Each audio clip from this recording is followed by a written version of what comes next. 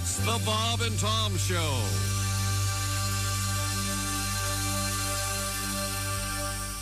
This is a song I wrote for a special person. All right. Each time I need a trusted friend, you're there.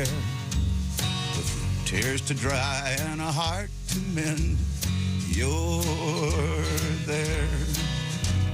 And when I'm down in misery and the whole world turns its back on me and I need some love and sympathy, you're there. Nice, isn't it? Oh, yes. And when I'm weary and tired of trying, honey, you're there. And anytime I need a shoulder to cry on, you're there. And sometimes when I come home with a heavy heart and weary bones and I need a little time alone, you're there.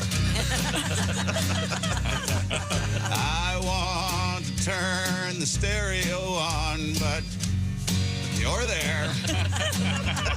I gotta get in to use the John, but you're there. And when I wake up lovingly and turn on my pillow, hoping to see Kim Bassinger smiling back at me, you're there. Oh, this is more of a good thing than I ever planned. How much damn togetherness can a one-man stand?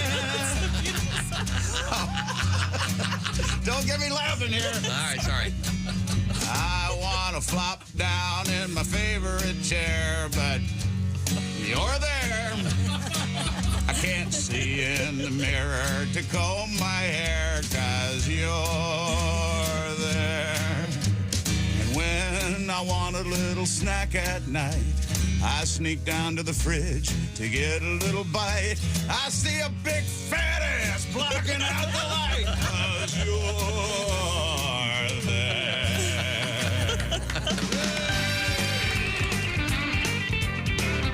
The fabulous Pat Daly. Good morning and welcome to the Bob and Tom Show. Very odd start. Very weird. I don't know.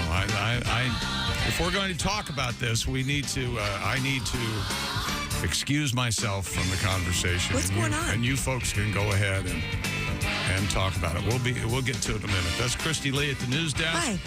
There's Pat Godwin. Hi, Chick. Hi. There's Josh Arnold. Hello. There's Tom Griswold. I'm Chick McGee. Here's Ace Cosby. Hello, Ace. How are you? What's troubling you? Ace, go ahead. Tell Tom what happened when you got out of your car this morning. Go ahead. I saw something moving near my rear tire and look over there, and I think it's like a crab or something. Of course you would think it was a crab. We have a lot of wildlife around here, but A crab? I thought so. Yeah, you know, in the seaport city we live in. Because I did understand that that there was a coyote sighted this morning. Yeah, in we the get a lot of parking weird sightings out here. Oh, yeah. But I mean, this morning, there was a coyote Yeah, this he ran morning. right in front of my Once car again, this morning. Kind of I'm startled sorry. me. I'm not participating. Okay, go ahead. Don't worry. Go ahead. But it was moving straight instead of, side to side. And its pinchers up. How big is this creature?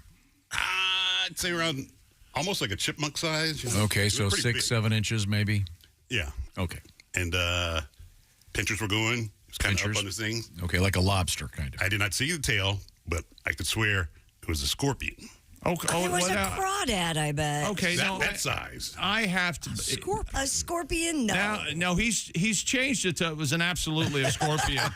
I'm pretty sure it was a scorpion. He's backed off. A bit of it. And I came in and I'm like, I got to get a picture of this because somebody's not going to believe it. Yeah, Historically. Well, and Josh, people have pets and sometimes they escape. They Oh, don't I see have what you're pet saying. scorpions. That's You possible. can. You can. There's a neighborhood here. We're about 100 yards from a creek that has all kinds of critters. But the way you describe- I have seen crawdads in there on the parking lot before. Oh, really? Okay. Yes. Yeah, so maybe, and they can get big. They can. But, yeah, who knows? Was it, what color? Could you tell? It was kind of translucent. Translucent. There you go. That's, yeah, I bet That's it was a a crawdad. crawdad. Yeah. Okay. See? Or an It was alien. there. After any kind of heavy rainfall, or birds will pick them up and drop them. Yeah, good point. Yeah, we had a lot of rain yesterday. Check local listings, but And my neighbor's dog got killed by a coyote 2 days Oh, my ago. God. Oh my gosh, Tom, that's awful. my God, Boy, did you know that was coming? He said it off the air. I didn't know he was going to say it on the air. that's Just telling you. But got, it's become frightening how off the air Tom has become on the air Tom, and he doesn't really care anymore. What kind of dog? a relatively small critter. Oh. Yeah, that's sweet, cute little dog. Yeah, sorry. Hey, listen, sometimes people can't handle the truth. So we had a coyote out in our parking lot. Yes, this and morning I said I would like to go out there and take on the coyote. I think I could Chick hold said my he own. thought he could take I it. mean, you'd I do could. better than a small Labradoodle. Because we've established that. There you go. Sorry, Aw. What was the little dog's name? my cop friend was warning me. Yeah, did he have do you know what the dead dog's name was? I'm not going to say what the dead dog's name was. Okay. But coming up, we have a Was it great. Muffin or something? ironically Roadrunner. We have a great story coming up about the way people talk to their dogs and their kids and their significant others and how similar they are, according to an interesting psychological study. And Josh, I know you don't have a dog. No. And you don't have any kids that you know of. Right. There may be a cute little guy running around South Korea where you were a teacher. What was the name of your girlfriend over there? Kum Soo or something? What was her name? Kum Soo. Yeah, Oh my that's right. gosh. Nam Hui. Nam Hui. I was Yes. close. Come see and come saw and come sue. Yeah. Wouldn't that be what a great thing that would be one day? There's a buzz at the front door of the radio station and someone comes through security and this lady comes up with this little lad. How long ago were you in South Korea? Oh, man. What was that, 2007, 2006? Oh, wow. Yeah. Nice 18-year-old son. Daddy's son. Well, unless she was able to puke up a baby. See. You might have to do a little math. See, Christy, what happened there? I get it. Yeah, I saw that. Yeah, or possibly a swab. But my larger point here is, you've had a dog at some point in your life. You've actually been. Yeah, grew up with them. Love dogs. Okay, yeah. good. Now, do you have a dog voice? I do, and it's the same as my cat voice. Would you mind? Sure. No, it's, well, my cat is a little, Gravy. What are you doing, Gravy girl? What are you doing? Are you up on the counter? That's very silly. Now, do you use the voice you use with Gravy once again as your kitty? Yeah. Do you use that voice with any of your lady friends? Why don't you take off your clothes? That is very silly to want to touch me there. What a lunatic that guy would be. Yeah, no, I do not use the same. Good Well, Lord. apparently some folk do. Okay. And Do have you you ever? remember that movie way back with Sandra Dee and Bobby Darin? I think it's called If a Man Answers or something. Oh, really? Where she was training her husband out of a dog training book. I didn't see that, but it sounds like a good premise and time to bring it back. Yeah, it was something. I remember seeing it. So he would sit and stay. And Basically. No. She would do that kind of thing. Excuse me, Dave, would you fetch me some dinner? We'll be discussing this. It's interesting. Do you have a dog voice, Christy? Yeah, probably. How do I talk to my I mean, dog? if your dog walks up to you and sits, do you say something? Oh, you're so good, baby. See? Yeah. Very good. I know, Chick, I know you have a dog voice. the big sweetie. Yes. Yes. Do-do-ba-do-boo. Yeah, Gooba-dooba-doo. my dog voice gets more reasonable. It'll be, do you want me to pet you? I know, this is your favorite thing, isn't it? I'm loving this. This is so nice. You are God. You have him say that a lot. Want me to make the lights go on? And they say, yes. And I'll say, then they'll say something like, could you do both ears? And I'll say, I am doing both ears. No, you're not. So they argue with me all the time.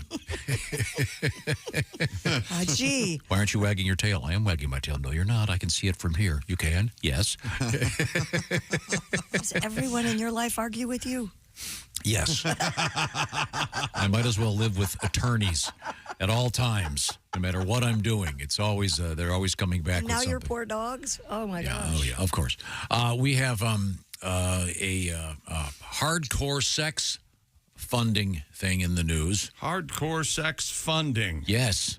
Hardcore, Like a version hardcore GoFunding sex. is Like hey, hardcore funding or hardcore sex? A hardcore sex project. I don't want to give too much away, but was being funded by very large English-speaking country. Wow. We'll get to that coming up. Any sports teasers this morning? Gardner Minshew lands in Las Vegas yesterday. We have part of his news conference. We'll talk about it.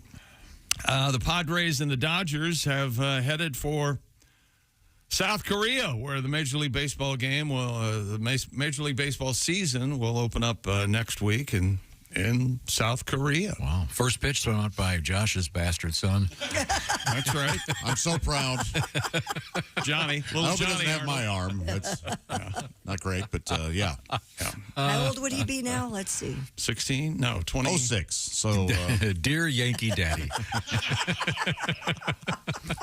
19? 18, 19. 18, 19. Yeah. Dear Yankee Daddy. See what I mean about his off-air, on-air? Just doesn't carry anymore. Christy and I happen Yes, to be friends with someone who this happened to. Oh, yeah. Got the knock on the door and was introduced to his child. Yeah. Hi, Dad. and they're all's well? More or less. Okay. More or less. It worked out, sort of. We have that coming up, among many other exciting things today, including great guest, comedian Ali Saddiq. Oh, I will be love here. him. And also an interesting, if you'd like to go move to Antarctica for a year, there's a gig that might be appealing to you. There's also, it comes with an odor. We'll find out about that when we get to it. But right now, let's talk about stability in life, stability with your body, and it begins, of course, with your feet. It sure does, and Orange Insoles knows it. If you have back pain, hip pain, knee pain, you know how much it affects your daily routine and how frustrating it is, especially when you go, wait a minute, why is this happening to me? Well, it could be because your foundation is off. If you work on your feet all day, you're putting stress on that body. You know that. What kind of support is currently in your shoes, though? Is it that lame thin liner that came with the shoes that offers about the same support as a slice of processed cheese? No.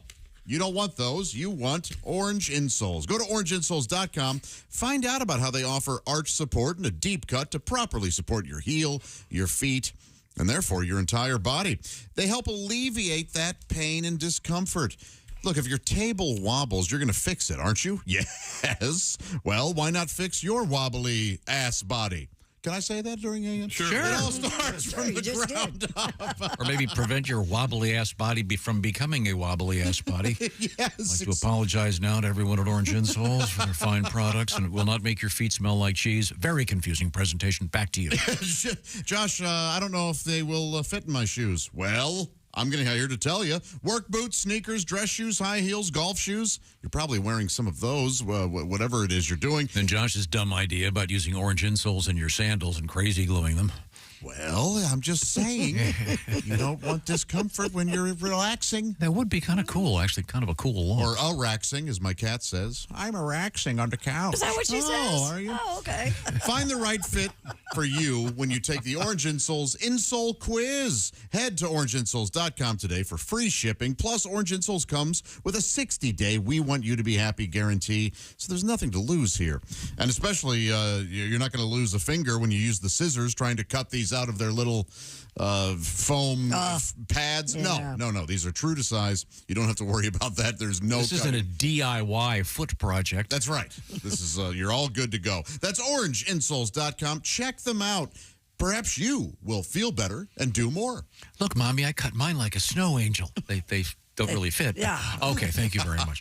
Now, also coming up, the worst idea for wedding photos. You'll see what that is. This is the Bob and Tom Show. Hi, this is Kostaki Economopoulos, and you're listening to Bob and Tom Radio. Hey, Kostaki, Mark Allison here with you on a Friday. It's March 15th, and we've got St. Patrick's Day coming up on.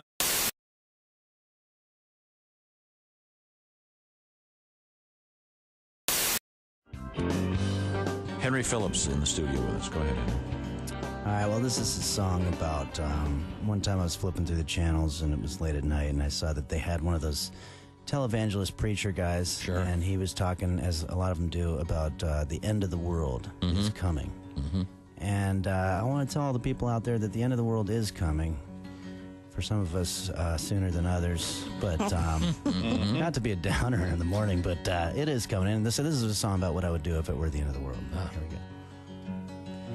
Well, I was flipping through the channels on my TV set last night, and then I came across some TV preacher guy, and he was talking about some prophecies, and I think I heard him say that tomorrow was the end of the world. So then I went into my kitchen and I reached for that top shelf, and I grabbed the finest whiskey I could find, 'cause there's no need to save the finer things for later anymore, since tomorrow is the end of the world. And then I got into my car and I drove down to a street corner, and I asked some guy where I could get some blow. And then I went up to the prettiest hooker I could find and asked if I could do a line off of her Hooters. Well, much to my surprise, she said she didn't have Hooters. And much to my surprise, I didn't care, 'cause there's no need for us to not be getting transsexual hookers anymore, since tomorrow is the end of the world. So have a smoke, shoot some smack, kick a kid in the face, steal somebody's groceries, 'cause there's no need to not be a grocery stealing little kid in the face, kicking, smack shooting, smoking, tranny hooker, getting all the other stuff I said earlier guy anymore, since tomorrow is the end of the world. But when I woke up this morning, I took a look around, and of course I saw that everything was fine. But I'm still gonna call and thank that televangelist preacher guy, because I had myself a really lovely time.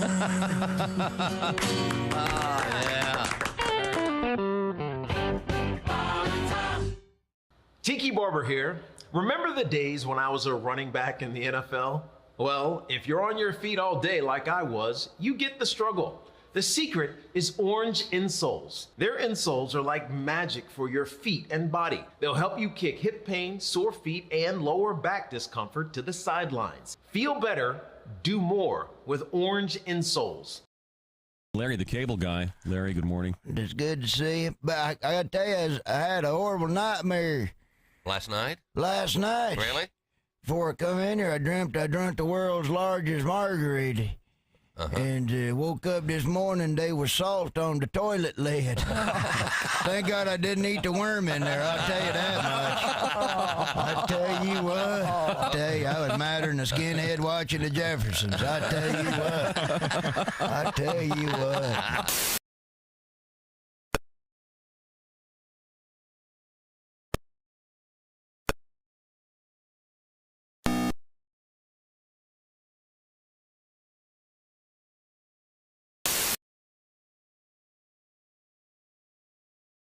My wife carries a gun. Oh, good point. Which makes PMS a whole different ball game at my house.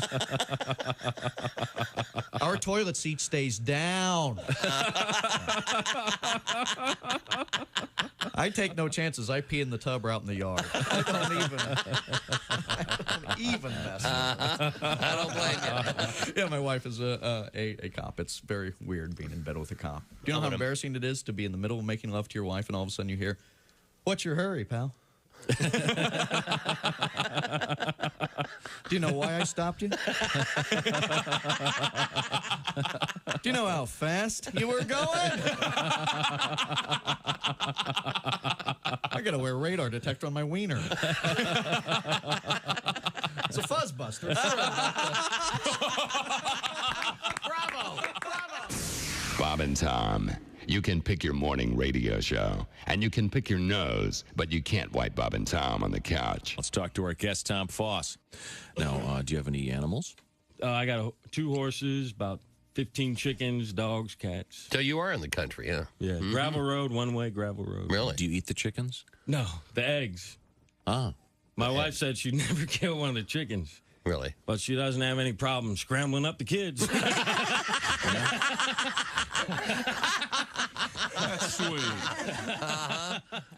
On November 15th, 1864, Major General William Tecumseh Sherman began his famous March to the Sea. Sherman led his troops from Atlanta, Georgia, to the ocean port of Savannah. As he was leaving, Sherman set the city on fire, gutting 40% of it. Atlanta wouldn't be burned this badly again until they gave their franchise tag to Michael Vick.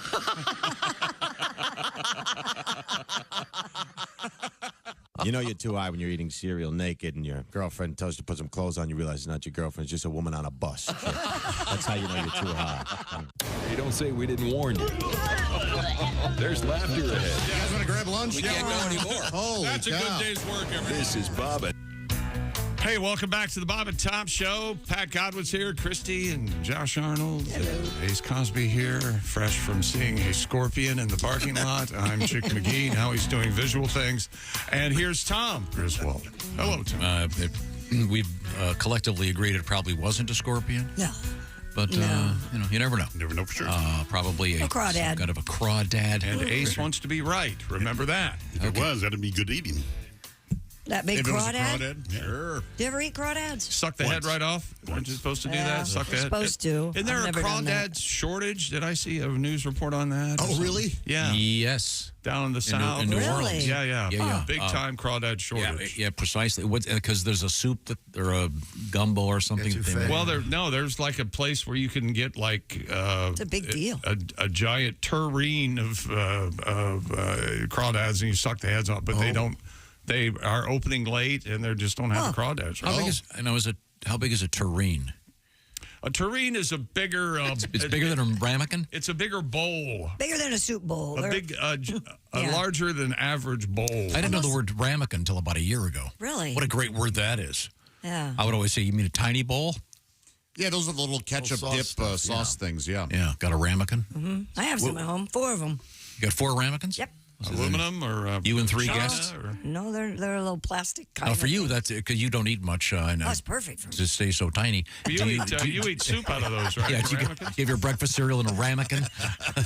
No, Take I one do of those, not. one of those little mini shredded wheats. Speaking of Only that- 2, please. Only one would fit in there. Speaking of that cereal, for some reason, Shaq got hungry last night at halftime of the Celtics Suns game on TNT, and when they were doing the halftime show, Shaq got out Apple Jacks, Sugar Pops, and another cereal that I couldn't identify. It was from one of those magical 8-pack cereal boxes you could get. Man, we never could afford those, but oh boy, I bet the kids who had those had the world by the ass. Let me tell you. And the problem with those was it's like Neapolitan ice cream. Yeah. If you got those multi-packs, you go, well, I've already eaten the Frosted Flakes. But I'm always and a all big, the good stuff, and then you get down to. Who's going to eat the muesliks? Right. I've always been a big cereal mixer. Me too. I like too. Raisin Bran and Honey Nut Cheerios. But anyway, Shaq poured all these in a big bowl and he got hungry. Wow. On the air? He's on the air. He's going to start eating, and then he didn't have any milk, so he poured his hot tea on the cereal. I know people that poured water on their cereal before. No. Apple Jacks, Sugar Pops, and I don't know what. Ooh, man. But the Apple Jacks in hot tea would I have, put me off. As you know, in the green room, this morning I've already had my combination cereals. What'd you have? I know This there's. morning I had grape nuts and cornflakes. Oh, okay. Mixed together. There's shredded wheat, grape nuts, cornflakes. Those are your big This three. brings me to one of my favorite off-the-air stories that I've ever been lucky enough to be when it was happening. Do you remember when Tom sent Mark out to get some sort of cereal? Do you remember this, John? I do. And what he came back with he went. Tom sent Mark to get shredded wheat like it was an emergency, okay? One morning, we're off the air. Tom says, I got to go. He's out of shredded wheat. I don't know what's going on. So he comes back with shredded wheat, and we're all standing in the green room. And Mark was fairly proud. And then he goes, Yeah. I'm back with shredded wheat. Yeah. And I go, oh, Tom has 2 boxes right there. You already had, there was 2 boxes on the shelf. Yeah, and Mark mumbles, idiot. It was glorious. I didn't realize that they'd been You didn't just look down? Yeah. Okay. I offered Kevin Nealon a box of shredded wheat to take with him. So he Did you sign it? I'm sure he was flattered. I have an unusual request. You're unusual, all right. Do you have your crazy saxophone? Do I? Yes. Yeah. Now, do you want to explain what this is? It's a guy playing a baritone sax through one of those giant traffic cones, and it changes the sound of the sax, makes it even cooler if that's possible. And I know you disagree with me. This reminds me of being at a traffic light and a guy pulls up, heavy marijuana smell, and you hear some hip hop, like a heavy bass riff, unintelligible and incredibly loud. The request involves you, Mr. McGee. I hope you can get into this. This is from Jerry. Any chance of seeing Chick's mesmerizing chair moonwalk to the sound of the crazy saxophone? Sure, why not? Why wouldn't I, huh? I'm here to please you, Tom. It's Jerry you're pleasing. Don't blame me. Actually, Josh and Christy are really getting the show. Yes, that was... Ace ain't getting much. I don't think I've ever done it this way. Okay. Oh, yeah. See, this is something you can do at work. Ambidextrous. You got to be at a Chair desk. dance moonwalk. You got to be at a desk so they can't see you. Uh-huh. And then you get in your chair and you slowly go back. It's a great gag. Silly. It's almost the other great gag is the one where you It's a great you're gag. walking downstairs behind a desk. That's I always like classic. that too. Yeah. is certainly a visual classic, which we're known for on this show. Some people are real good at that. Yeah, Very Going good. down the escalator. Yeah. Man. Ace, if you wanted to see that, how would you see that on this radio show? The Bob and Tom YouTube channel. The Bob and Tom YouTube channel. Well, that's nice. Hi, everybody on YouTube. Thank you very much. Now, we have a... That's Ace. Hey, Randy Moss reached out on Twitter yesterday. He saw the picture and said, hope you guys are well. How nice. Yeah. Thanks, 8-4. We appreciate it. Come see he's us in West something else. Virginia. Yeah. Yeah. He opened a crispy chicken place. Yes, I saw Yeah. that. Not too far from where we're going to be broadcasting. No kidding. Yeah. The details would include the date. Friday, April 5th, Charleston, West Virginia. We'll be at the Charleston Coliseum and Convention Center, 6 o'clock Eastern Daylight Time. Yeah, and make come a on point by. of that, will you? We'll have You're Doug- eating my soul away with every word that comes out of your mouth. Do you know that? with Duke Tomato and the Power Trio featuring the brass to mouth horn section, Judge. I guess it's time. That's a pretty good segue to see what's happening in the sporting What world. do we got here? The NFL is going to review whether the Falcons and the Eagles violated tampering policies during the legal tampering window. The Falcons agreed to a contract with Kirk Cousins, and apparently Kirk kind of outed himself during interviews. He'd been talking to a lot of people who work with the Falcons. That's a no-no, apparently. There's the illegal tampering window refers to if Josh is a player and I'm Josh's agent, the team can talk to me. They can't talk to Josh. I don't know why the NFL does this. I don't know why they make it a point, but it is a rule, and it will cost you draft choices. It has happened before. Wow. So we will see if that happens. And Shohei Ohtani and his wife have arrived in South Korea, or as I call it, SoCo. Yeah. With his Los Angeles Dodgers teammates ahead of their season-opening Major League Baseball games against the Padres next week, March 20th and 21st. Now, there had been much discussion at who Shohei had married, and it's at, what are you chuckling at? They said she was just a normal. No, she's a basketball player. normal. A normal. Did they say a normal, or is that what you just said? I counted the fingers, the toes. She's a normal. 2 boobs, 10 fingers. She normal, yes. I think her name's Marina Tanaka or something like that. She plays basketball. So she's like 5'11". Oh, no kidding. Shohei's like 6'4". And somebody tweeted this morning, oh, great, Shohei's kid's going to dunk. Perfect. That's just great. So, I thought that was kind of fun. Cool. So she was during some video that some of the sportscasters saw yesterday, they made a note of that his wife-to-be was walking 2 steps behind him. Oh, God. Oh, boy. I don't know that means anything. And I'm just saying. I heard an interview with a Japanese journalist who covers him. Apparently, his every move is covered in Japan. I don't think He's we can. the most famous person in Japan. I don't think we can comprehend how popular he is in Japan. Yeah, he can't do anything, considering how popular he is here. Yeah, which so is yeah, not really that. Kind of feel bad for him. Yeah. Not that big a deal. Let's see what else. We had a problem yesterday at the Indian Wells tennis tournament in Southern California, out there by Palm Springs, where the beautiful people are. Apparently, during a match between number 2, Carlos Escape from Alcaraz. Yeah. And number 6, Alexander Zverev. Alexander's missing, what do you call one? Vowels? A vowel in one. In his How do you name. spell his last name? Z. Right. V. Right. Yeah, you got trouble right away. EREV. Oh, Zverev. Zverev? That sounds good. That does sound good. Interestingly enough, it's pronounced Johnson. Oh, sort of like Mike Krzyzewski? Isn't that odd? Clearly not normal. They have gotten a lot of rain out there in the desert, believe it or not, recently. But the match was not delayed by rain. It was a massive invasion of bees. Overtook Stadium 1 yesterday. Alcaraz and Zverev. Johnson. Played just 2 games. Both men held serve, and Alcaraz got stung on the forehead. Oh, man. He was in the first point in Game 3 before all hell broke loose. The match was delayed like a half hour. The last time I got stung by a bee was in the face. Oh. Yeah. And you go, oh, yeah, this does hurt bad for like a minute. And then it kind of goes away. swells all up, though, doesn't it? I mean, it wasn't that. Yeah. You put meat tenderizer. You put meat tenderizer on it. I just seriously. You make a little paste out of meat tenderizer. Do you have to pull the stinger out? I didn't know. I mean, maybe I was supposed to. Nothing bad happened. What's that look for? And for some reason, the bees loved one of the camera at the tennis tournament. They all were. Good Lord. So something about the queen. I don't know the hierarchy of the bee world.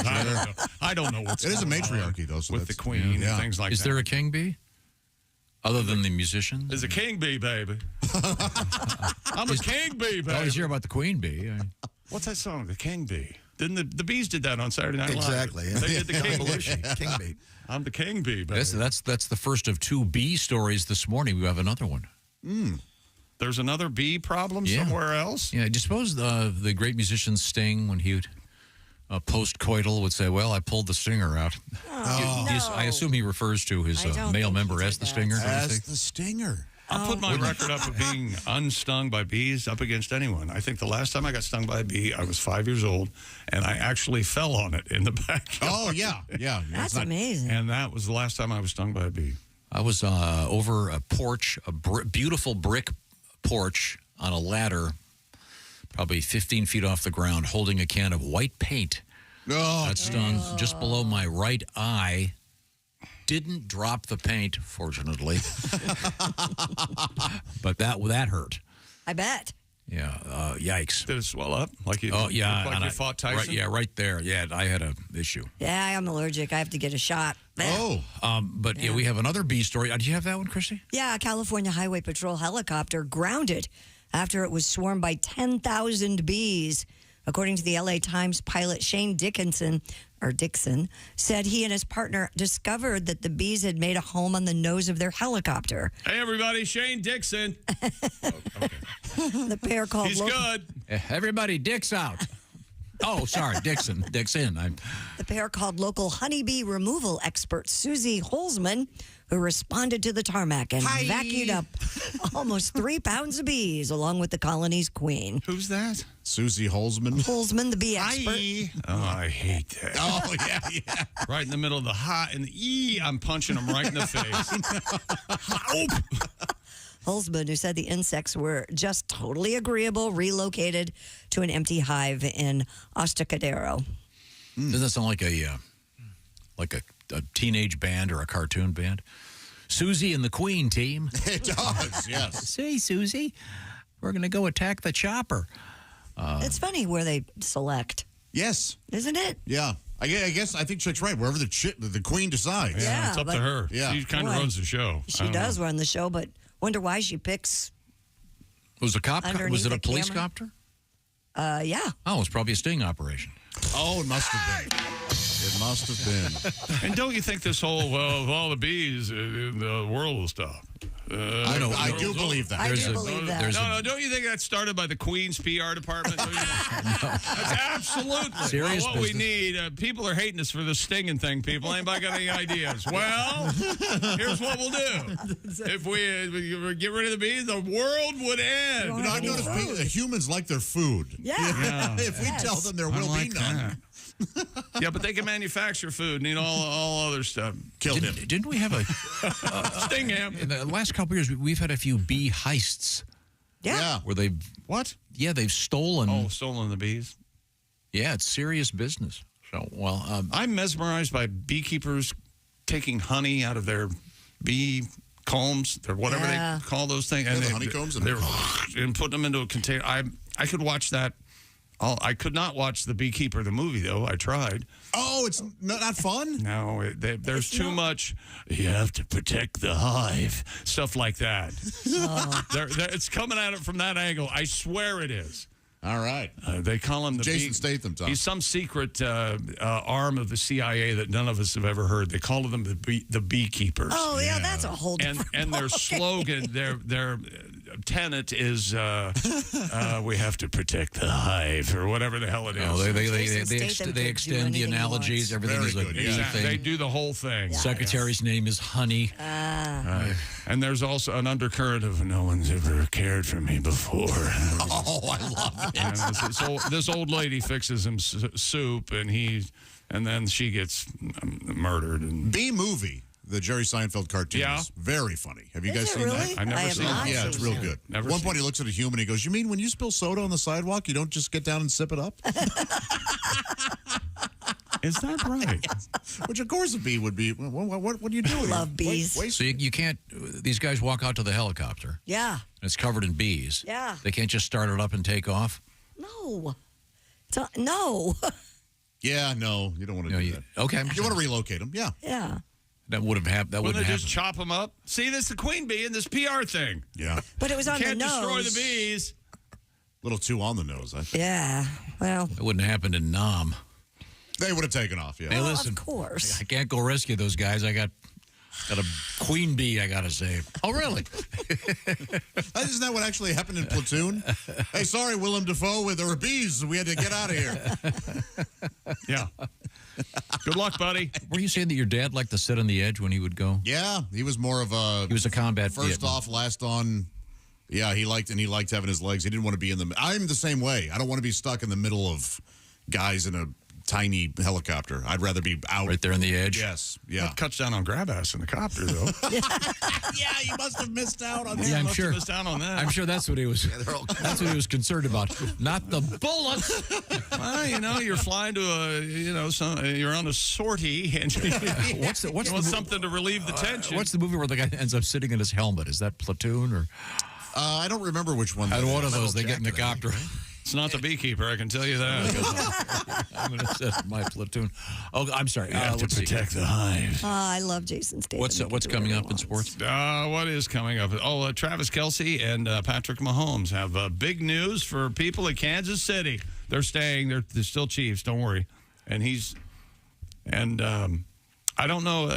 I've heard that Travis Kelce and Taylor are going to get married. That's what I've heard. Oh, yeah?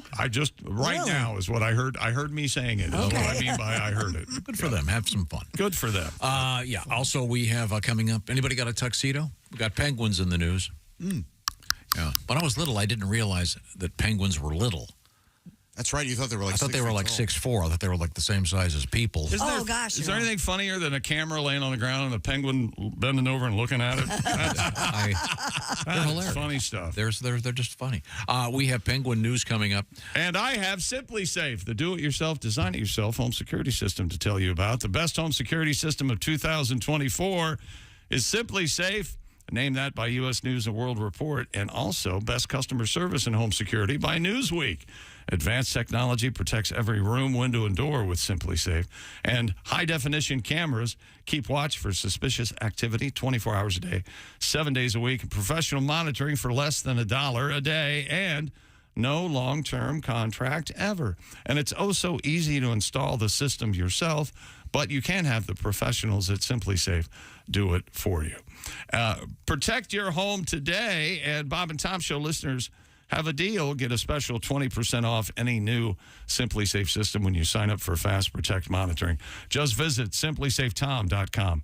That's simplysafetom.com. There's no safe like Simply Safe. Coming up, comedian Ali Saddiq will be joining us in the studio. Looking forward to seeing Ali. And I'll also tell you about some stuff we've got coming up in the great state of Ohio and the great state of West Virginia. This is the Bob and Tom Show. Become a Bob and Tom VIP and get your Bob and Tom.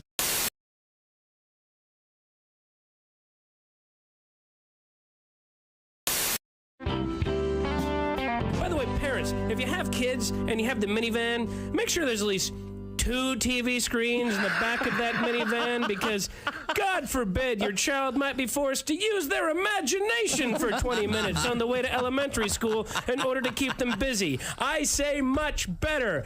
Every single moment be spoon-fed by the video god that runs their life. Gee, I wonder where ADD comes from. I can't possibly imagine. I mean, we kept the boy entertained 24 hours a day his entire childhood in front of a television with a remote control and a game console. All of a sudden, he can't pay attention.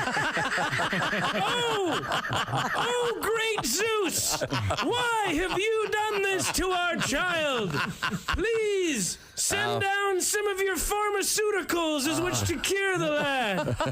Otherwise, we might be forced to spend time with him, and frankly, he's kind of an idiot. And while you're at it, send me something for my fibromyalgia and chronic fatigue syndrome and myriad of other ailments the medical community has convinced me that I have, because as an American, if I don't feel good 24 hours a day, well, there must be a pill I can pop into my face and change my brain chemistry to constantly feel better. Or maybe, and I'm just spitballing here, oh great one, maybe you're not supposed to feel good all the time. Maybe it's supposed to be a struggle to get out of bed every once in a while, and in doing that, it's how you become a better person. When you hurdle that part of your life, then you just create this incredible sense of entitlement, which is what I complain about the rest of the world having. Maybe this ADD thing is kind of overblown. Maybe it's supposed to be harder to read something than it is to watch it on TV, and we have these big, fat, drug-addicted kids that are basically embracing all the worst parts of Elvis Presley. We're not doing them any favors. Maybe, oh great one, the rest of the world isn't the problem. Maybe it's me. Yeah. By the way, that bit is entitled Parenting Advice from a Guy That's Never Had Kids.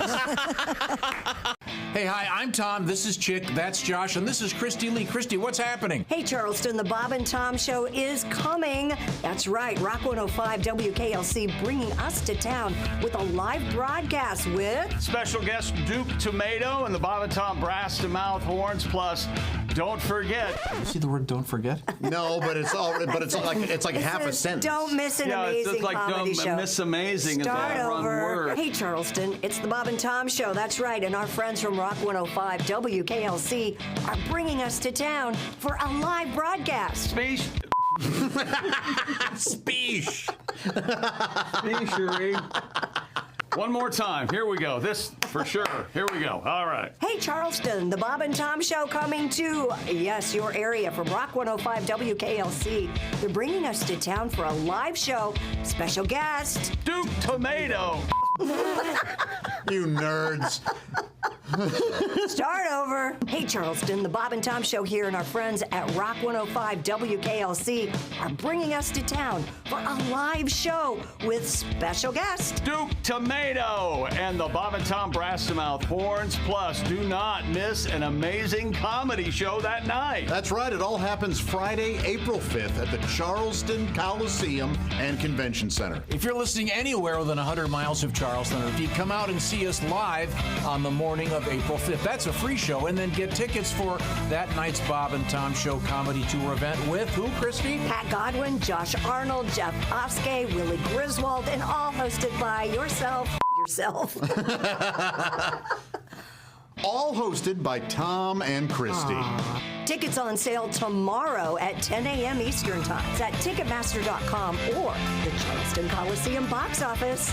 See you there!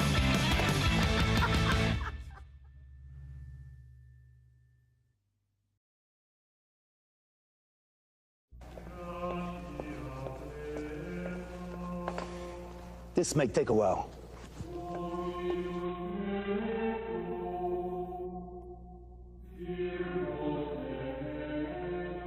Say, how'd it go, boss? He said he's heard worse. He says he's heard worse. He says he hears worse every morning.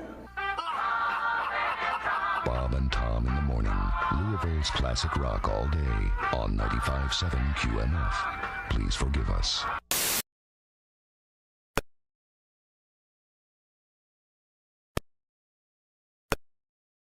Look like cops. You know how, someone gets pulled over, they have no registration, and you need 9 officers, and they all stand around with their arms crossed and self-important looking, no joy in their face. So what do you do during, because I can tell you love football I'll so bet much. on baseball because I think that's the only reason people watch it is because it's the only thing on in the summer. I hate the Yankees. That's the only reason I watch baseball is to hope the Yankees lose, and I guess that's probably a miserable. Just because they buy their team and their fans are so obnoxious. Like if you're gonna just be cheering in the stands, pick an underdog and have some character. If you have money on the game, it's different. That's like having stock in a company. Yeah. But if you're just gonna be a loudmouth, beer fueled ass bag in the stands, pick the underdog. Rooting for the Yankees is like going to a casino and cheering for the house. You're already supposed to win. You're standing behind the blackjack table going, oh, dealer busted your ass, bitch. Oh, that's my dealer. I got my dealer jersey on. Hi, this is Augie Smith, and you're listening to Bob and Tom Radio. And the airlines, they tell you all this psychological stuff to make you feel safe. Like every time you get on a plane, they talk about the flotation seat. And they explain it to you. Like if you go down, if you crash in the ocean, then this seat will float.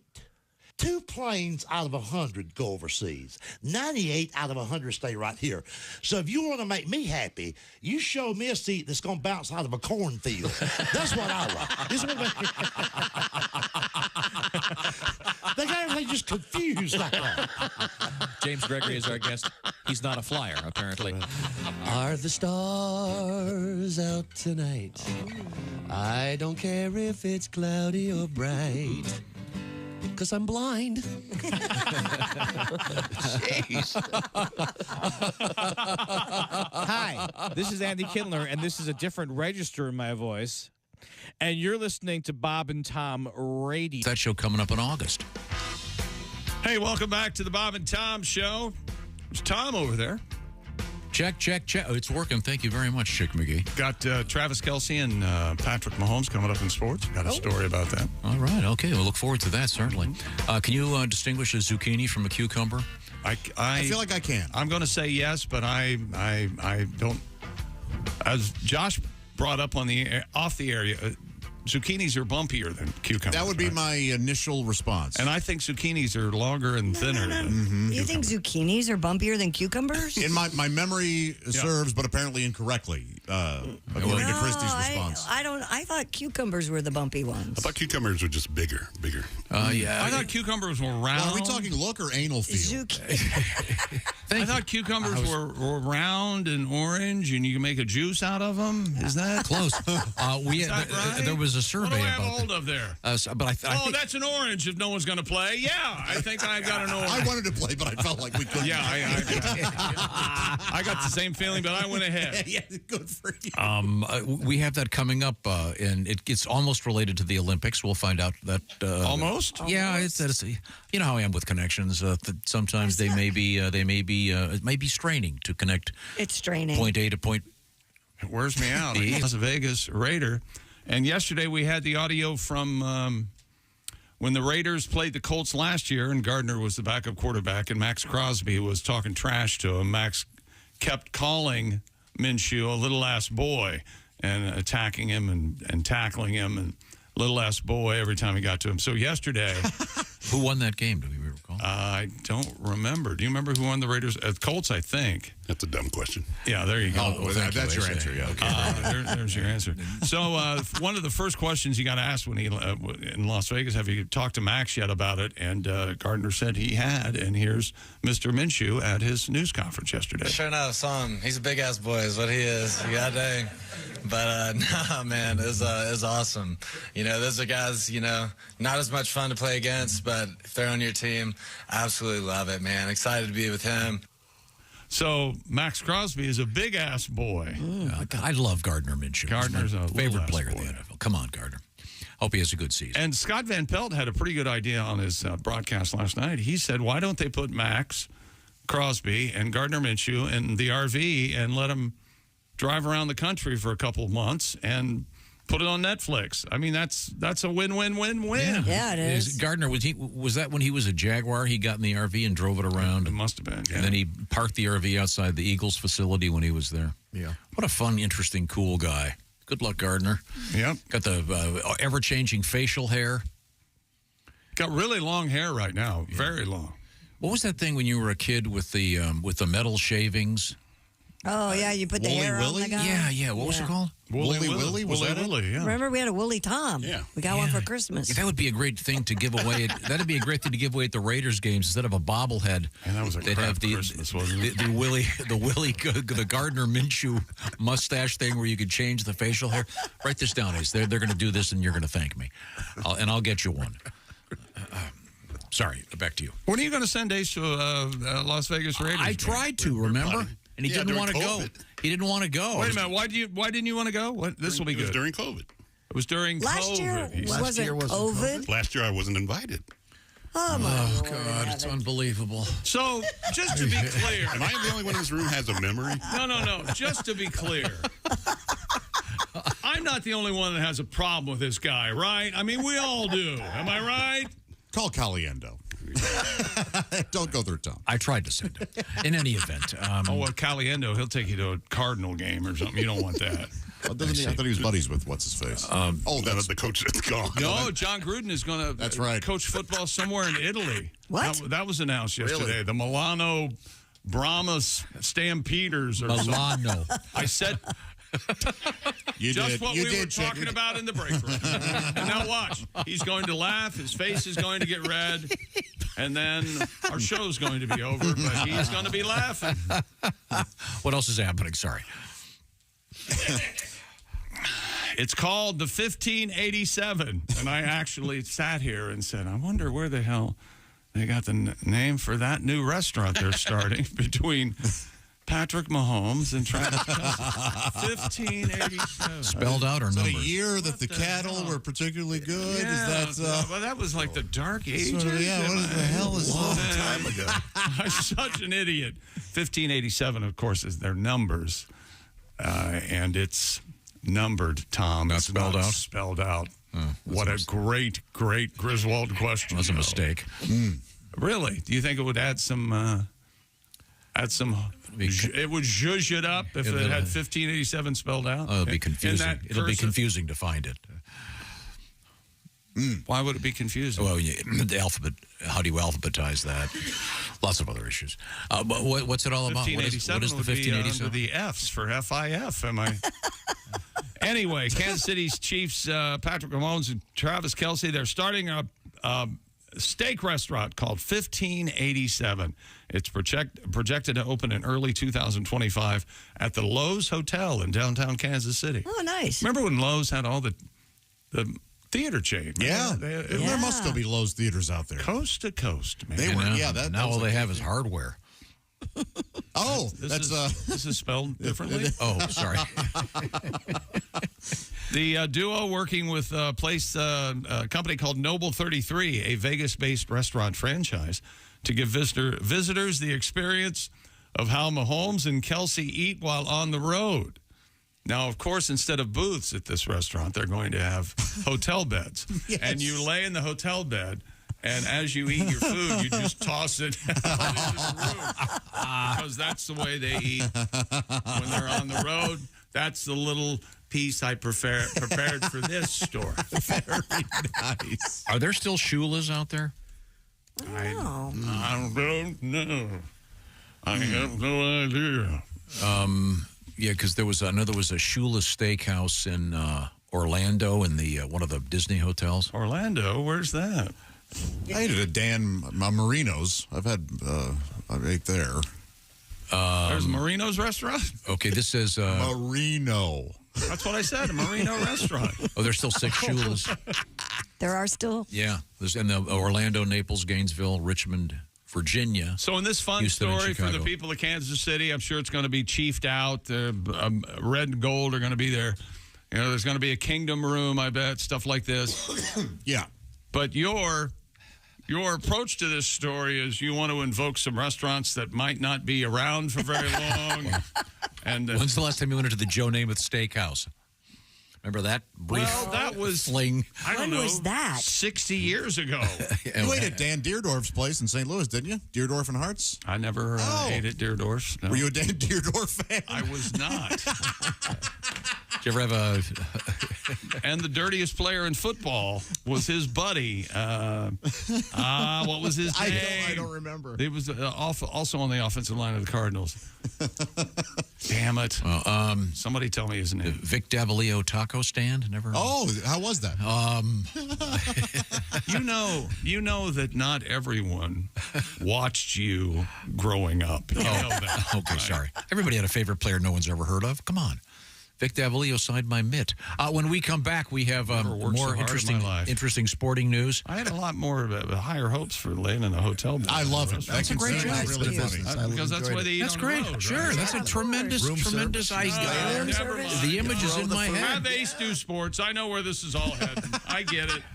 I'm a big boy. Just tell me. Just send me home. It's fine. Coming up, we have hardcore sex in the news. Yeah. And a story called Cat in a Vat of Toxic Waste. This is the Bob and Tom Show. This is the Bob and Tom Show. Text us at 888-262-8661. More Bob and Tom next.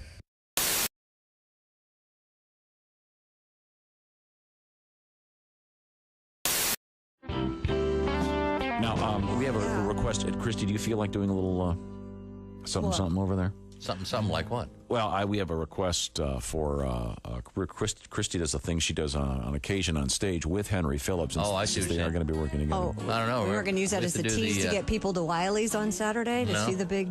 Well, the big show. The big that'd be nice, but duet. there are a lot of people who can't make it. Didn't we hear a new version of the? Wasn't it? Yeah. Did you guys ever? Yeah, we did get that. Oh, cool. We played that. Yeah. Well, why don't we? Can you do the original? Do you know? That's the more politically correct version. Mm-hmm. Have you ever guys tried this on the air here? Have we? Yeah, I think we have. I don't know. Gosh, Henry, it's been so long since I've seen you, and I just thought that would be great to kind of maybe sit here and talk about some things like the weather. Have you noticed how hot it's gotten? Oh my God, and the humidity. She's talking again. I have some friends that have shown really up bugging at me. the She's beach talking wearing the again. most ungodly outfits. So embarrassing. I look at my friend. I don't know what women are thinking. I think these she's days. psycho because she's talking and talking and talking and talking and talking and that's great, talking. but at least make sure your surgeon gets your nipples in the right place, because I hate it when they skew left. God, what is that all about?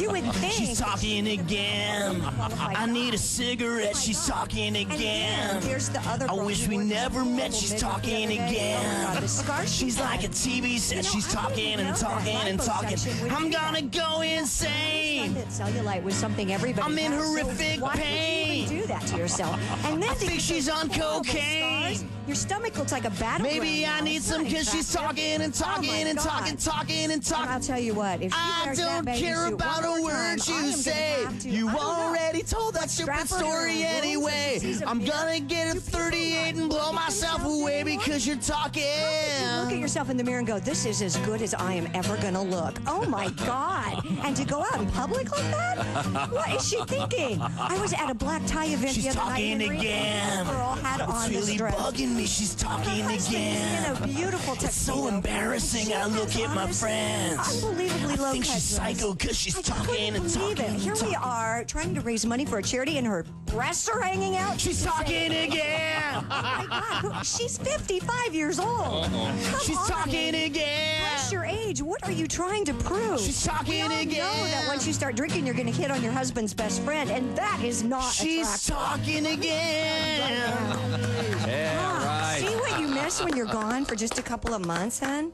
Wow. Christy Lee, along with Henry Phillips. I heard something about nipples the wrong way Yeah. and Have you breasts ever hanging seen out. that? Skewing the wrong way. Yeah. Sometimes they put them back, they're not exactly Okay, thank you. lined up. Yeah, it kind of looked like Marty Feldman nipples. Is that what they call it in the textbooks? I for think the so. plastic surgeon? Hey, it's Josh Arnold with a food recommendation for you. Gardner's Wisconsin cheese, their famous oven-baked cheese. It arrives pre-baked. You just heat it and eat it, grill it, skillet, or air fry it. Check out their new oven-baked cheese flavor, jalapeno. Ooey, gooey, spicy cheese. It's sure to tickle your taste buds with real jalapeno flavor and heat. Perfect for game day, parties, or any time. Excuse me, are you serious with this? I mean, why are you doing this? Me, the real me is right here. I could easily be doing this. We don't need you, man. Look, there's only room for one of us. That's Gardner's Wisconsin cheese, jalapeno flavored oven baked cheese. It's now available in Gardner's oven baked bundle package. So try all the great flavors. Receive free cold pack shipping and free cheese curds when you spend $59 or more at Gardner'sWisconsinCheese.com. Click the link below and tell them your pal Josh, me, the real Josh, from the Bob and Tom Show sent you.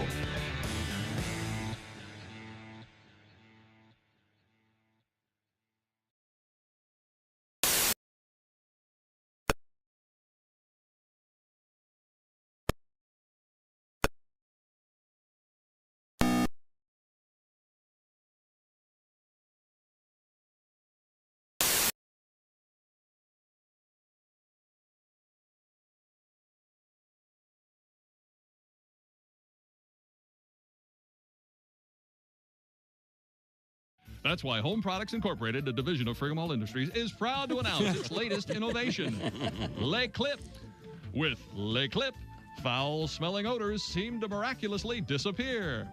Simply put Le Clip over your nose and the nose of visitors to your home and see what a difference it can make. Hiya, Mary. How you been? Wonderful, Janet. Hey, your house smells great. See how easy? If you pick up Le Clip today, and if you're not delighted with the results, we'll send your money back. Le Clip, by the same company that brought you Le Blindfold, the product that makes messy, cluttered homes look more neat and organized. Gosh, honey, the house has never looked better.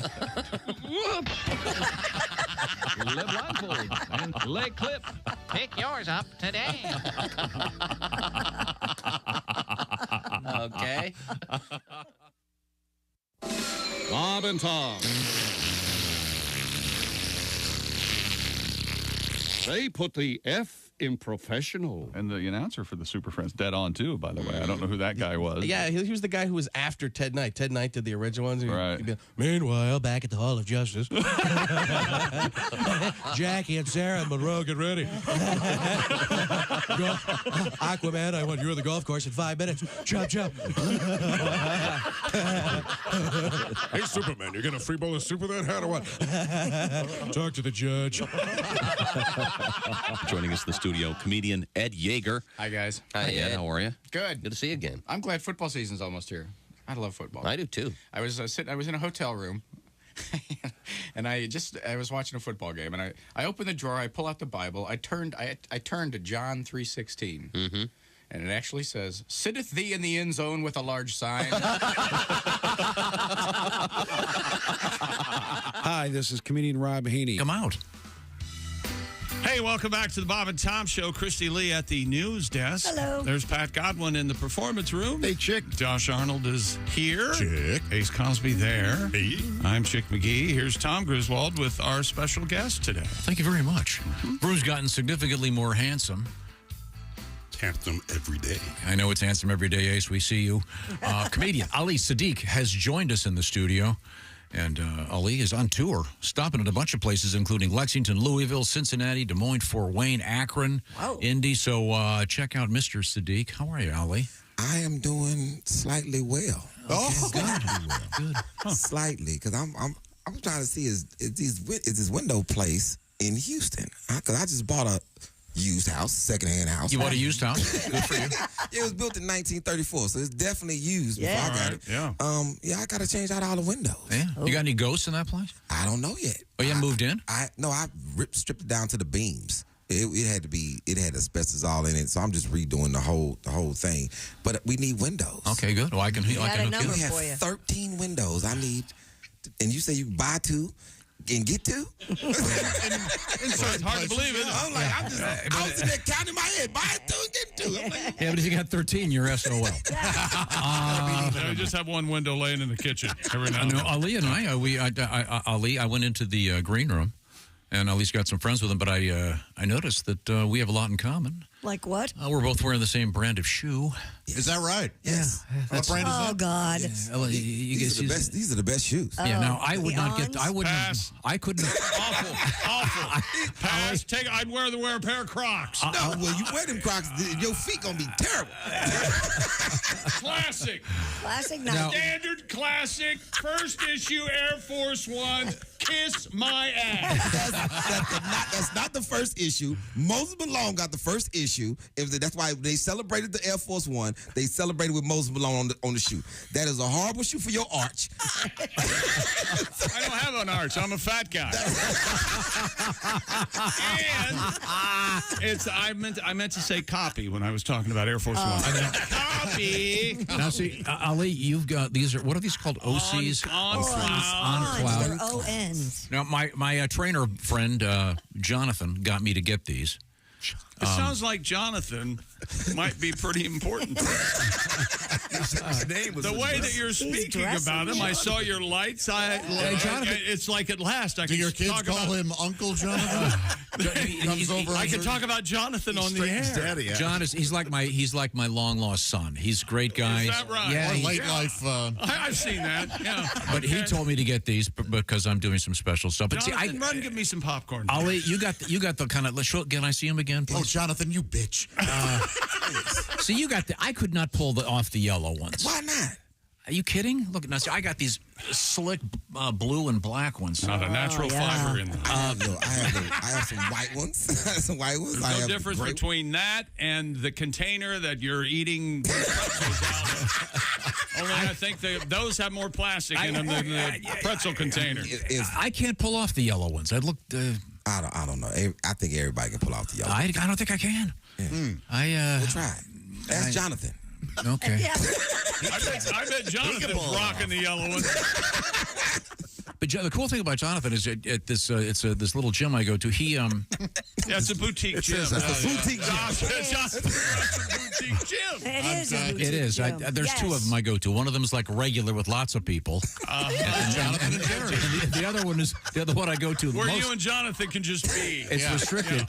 Yeah. No, but they. Trust me. There's usually only 2 or 3 other people, and there's one of the other trainers likes hardcore rap, which you might realize I don't even get it. A lot of cursing. I don't get it. Yeah, a lot of cursing. but sometimes they'll play classic rock, so I've got to train John what's happening here. No, it's okay. Jonathan. No, don't stand. He'll go, what's this? And I'll go, that's Cream with Eric Clapton. Oh, okay. His nipples get hard? Yeah. I like his beard. Ali Saddiq is our guest. Ali, are you a workout guy? Do you? Yes. You are? Okay, good. Just pull-ups, dips, box every day. Classics. I like dips. The classics. You like dips, Josh? I do like What's dips. your favorite like dip, ranch, Josh? Nice artichoke. French onion. Oh, I'm a 7-layer man. Oh, yeah. Yeah, that's 7-layer dip. So, Ali, when you're on the road, I know that I was just on the road a couple weeks ago, and the hotel had a great gym. These hotels, it's unbelievable. Now, when you go on the road, does Jonathan go with you? I knew Jonathan can help you work out when you're on the road.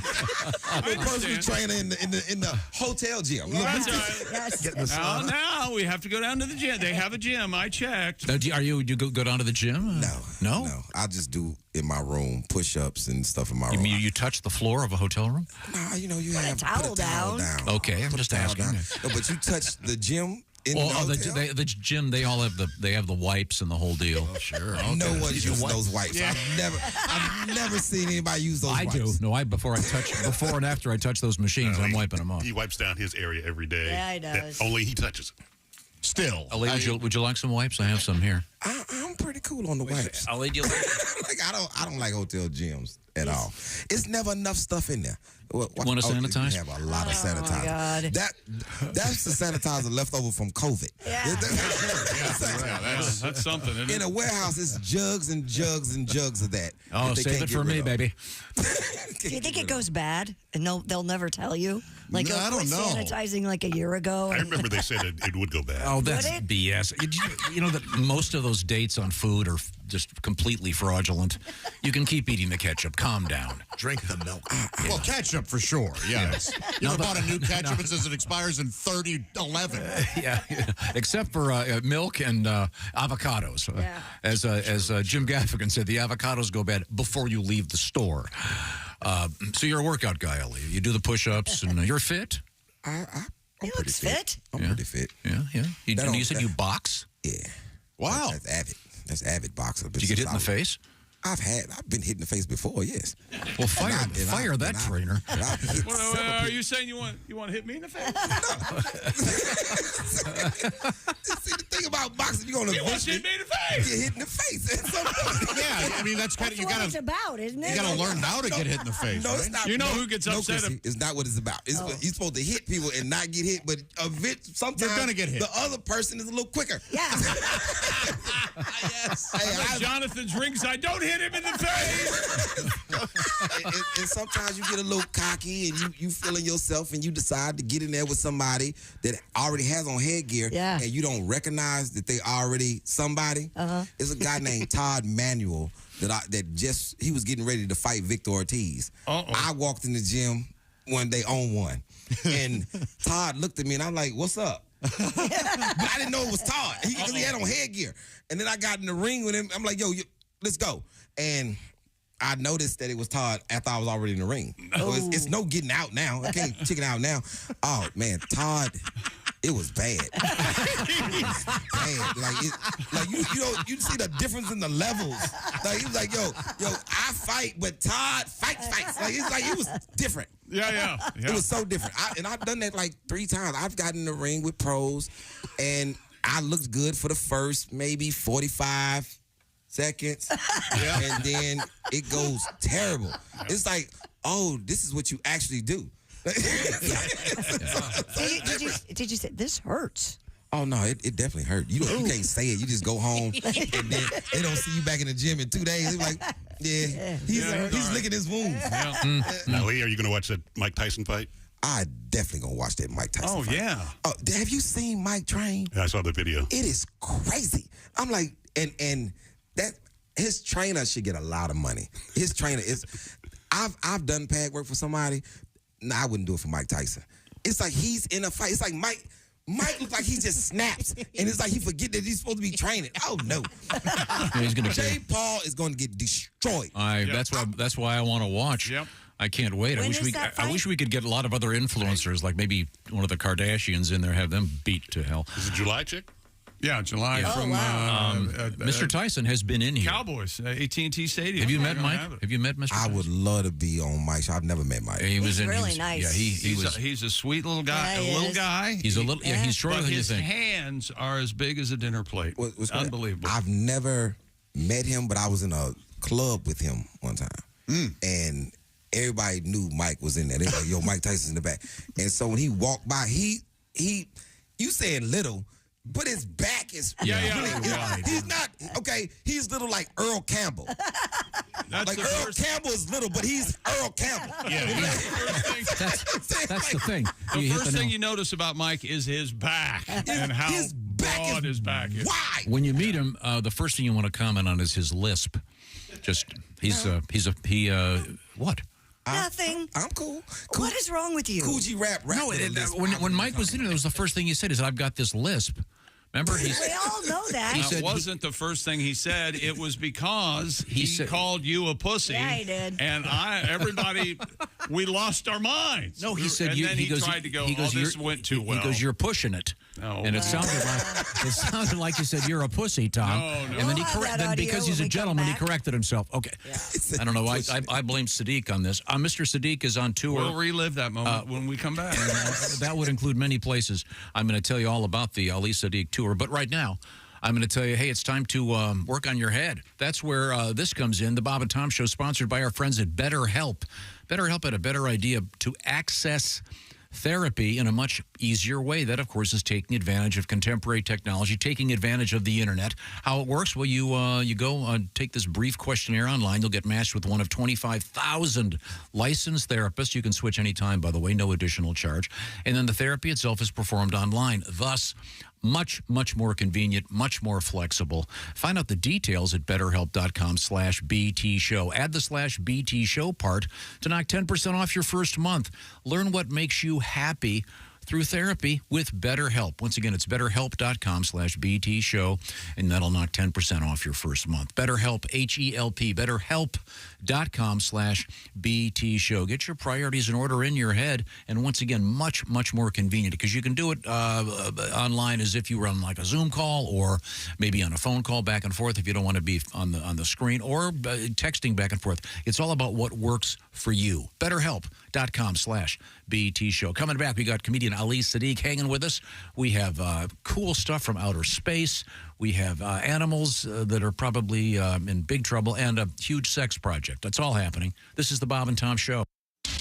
Bob and Tom, 24/7. Oh, yeah. It's a Friday, March 15th. Thanks for getting up and tuning in to us here on Bob and Tom Radio. Listening to the show, you can see the Bob and Tom Show on our YouTube channel anytime, even right now. Just go to YouTube and search the Bob and Tom Show. Another way to find out about what you're hearing is checking out our website, bobandtom.com. You can see what everyone looks like. There's videos you can click on to watch other portions of the show, guests we've had on this week, just all sorts of fun things, including the Bob and Tom Show puppets live at bobandtom.com. And you can always email us, bobandtom@bobandtom.com is our email address. We go through all the emails we get. We love to hear from our listeners. So if there's something you'd like to communicate with us, feel free. Send us an email, bobandtom@bobandtom.com. I'm Chick McGee with your Bob and Tom Sports Update. The NFL is reviewing whether the Atlanta Falcons and Philadelphia Eagles violated tampering policies during the legal tampering window, a league spokesman said yesterday. The Falcons signed Kirk Cousins. The Eagles signed Saquon Barkley. Teams are permitted to talk directly with agents during the 52-hour negotiating window, but can't speak to the player unless he has no agent and represents himself. Major League Baseball.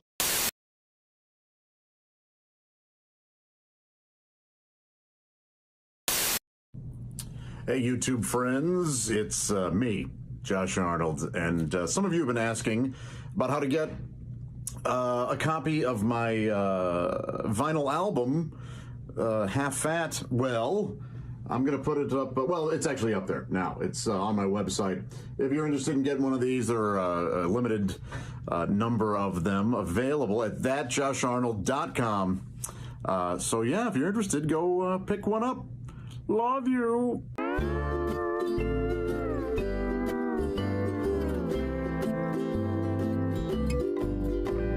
I play my ukulele like I'm playing with my baby. I finger and I pluck her. I love to play an island song. So won't you play along? My Honolulu baby likes to play my ukulele. She strums it and she hums it. She loves to sing an island song. So won't you sing along? Ukulele baby, you can play me, you can lay me, satisfy me in Hawaii. Ukulele lady, you can lay me. My ukulele baby. Ukulele baby, licky licky on my wiki. Wanna lay you in Waimea. Ukulele lady, you can lay me. My ukulele baby.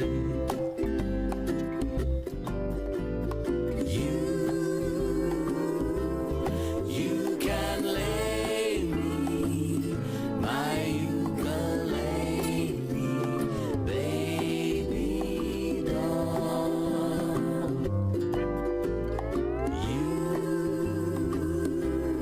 You can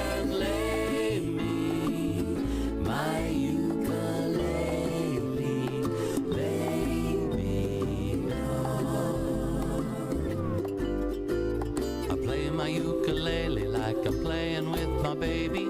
I twang her and I bang her. I love to play an island song. So won't you play along? My Honolulu baby likes to play my ukulele. She picks it and she licks it. She loves to sing an island song. So won't you sing along?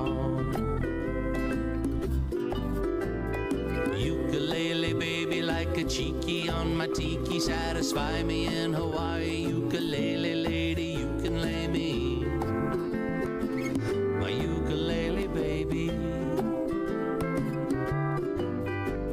Ukulele baby, rub your knocker with sunblock. I wanna lay you in Waimea. Ukulele lady, you can lay me. My ukulele baby.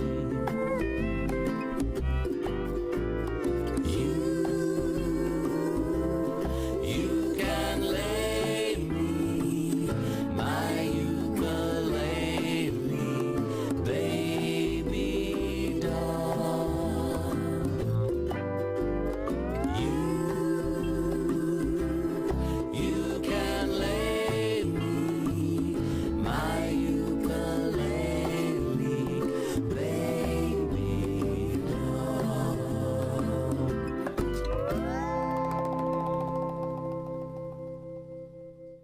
Lounging on the divan with a highball.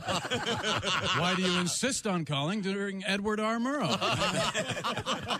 I'm serious. Come on. So I'm working on it. My wife said you learn a lot about yourself if you keep a diary. And that is so true. I've learned my life is brimming over with really boring activities. And now one more, writing in my diary. Thanks, honey. Yeah. This is Jimmy Pardo. You are listening to... Come back to the Bob and Tom Show. We have a special guest today. Here's Tom to tell us more. Well, hello. Hello. How are you? You can tell... radio Do on we the air. catch you off guard? Yeah. We're... I don't know where that came from, but we're back now. And, our guest, Mr. Ali Saddiq, we are brothers in feet. Oh, my Lord. We have the same kind of shoes on. He has the more flamboyant yellow. I have the reserved black. What is the brightest color in your wardrobe? it's like a light khaki, like a tan.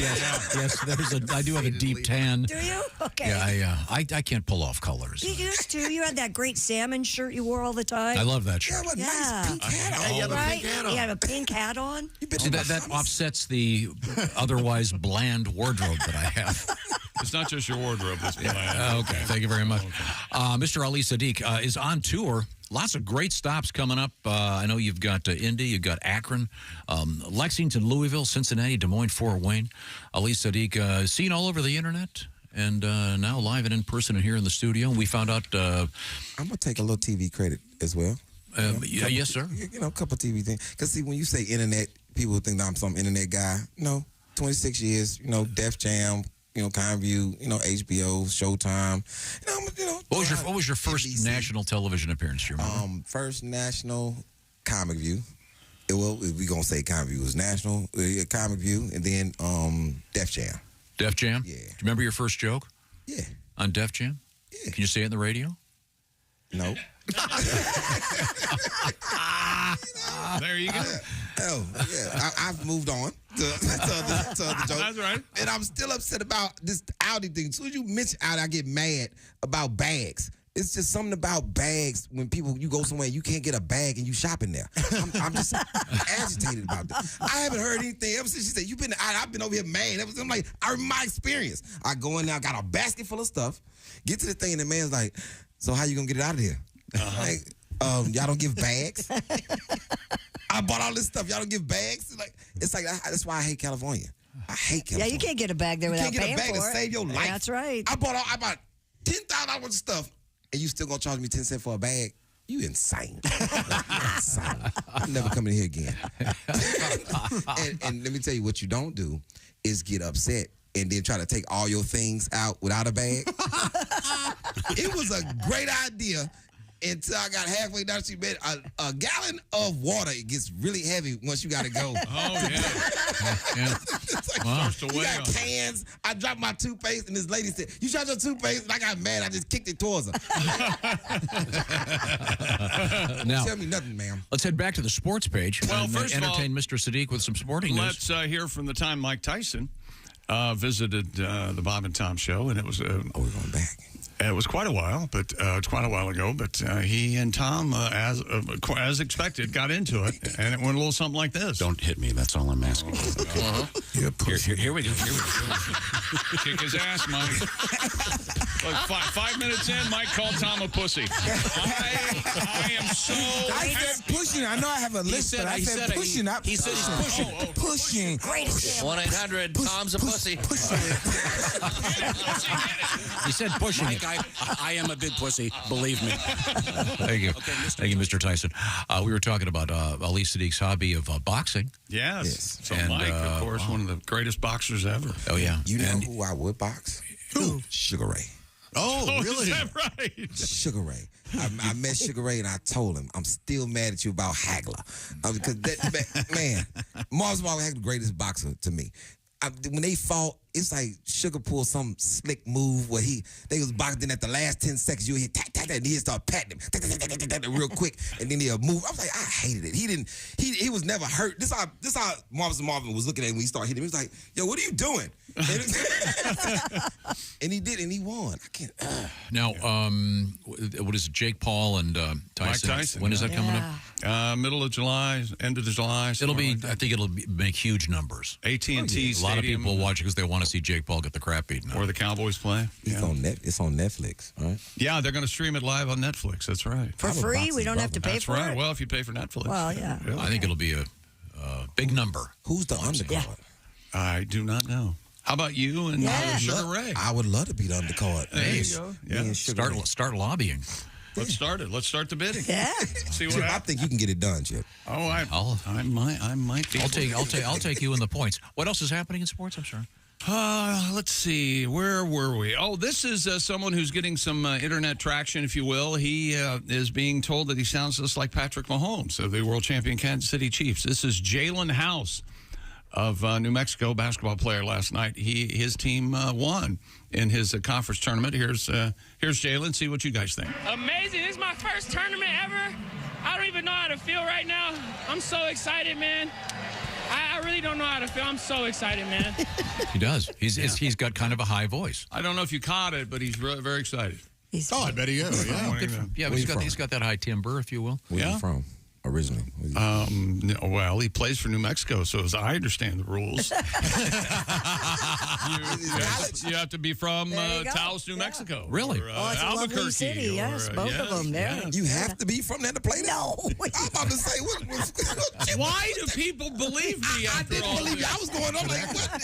Is it a new rule? You just have that aura. Everyone believes Ali, this you. is the opposite of ESPN. I just want to let you know. God, yeah. Yeah, there's nothing that we do that Goodness is gracious. serious. Have you heard of Xavier Leggett, Ali? He's a wide receiver. He was in the NFL Combine. He turned heads, as they say. He ran a 4.3 40. He's like 6'2", 225. Reminds a lot of people of Randy Moss, right down to his accent. Okay. And the way he speaks, he's from Mullins, South Carolina. This is his voice. Here we go. Oh, man, I say the deep ball, man. But I really feel like any way that I get the ball in my hand, I can get it to that end zone. That is beautiful. I think it's kind of a Forrest Gump-ish. The deep ball. Yeah. No, I'm not making fun of the guy. I think it's beautiful. It is beautiful. Ali, your thoughts? You've taken off your glasses. Yo, this sound like everybody that will knock you out. Like everybody who I've even seen knock somebody out sound just like that. What I'm trying to say. I'm like, oh, no. Fight's over. Fight's over. Now, Ali, where did you grow up? Houston, Texas. Okay. And you, of course, had to play for the University of Houston.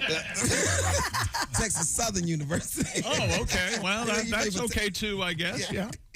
We have a lot of colleges inside of Houston. Houston's number one right now. You got to be number one. What, Jamal Shed or what's his I don't know the name? team. I just know it's U of H. You know, you just root it because that's not my team. So it's like, what's your team? Who's your team? I don't have no college basketball team. Oh, okay. You know, he's not a college basketball team. I'm going to go Texas Southern. I'm going to support Texas Southern. That's the yard. Okay. And U of H, I'm going to support that because the lady of the house went there.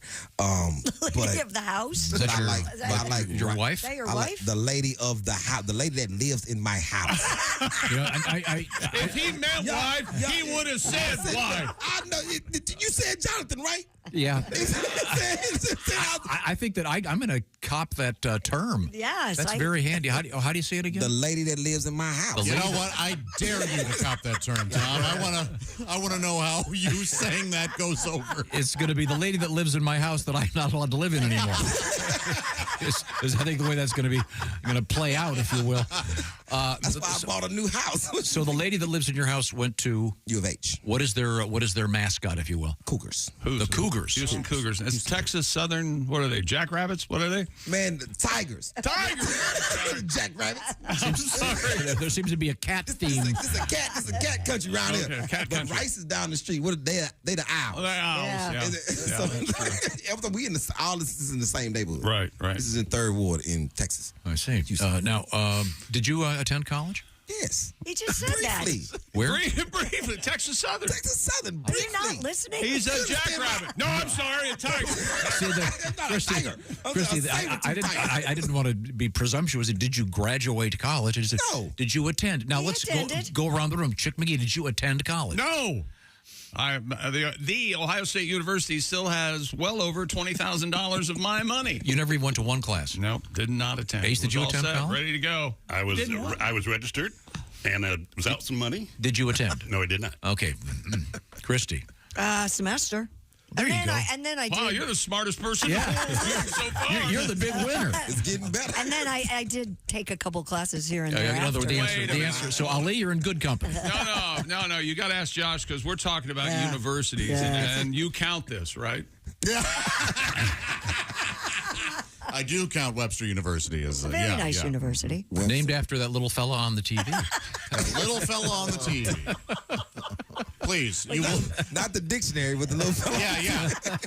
I will not have you besmirch our dean, Emmanuel Lewis.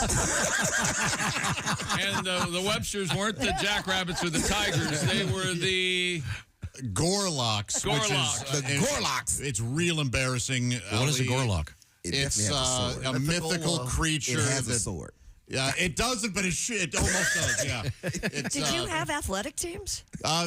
Women's volleyball was very good. Okay. I didn't mean that. I wasn't being. No, it was a liberal arts school. It wasn't.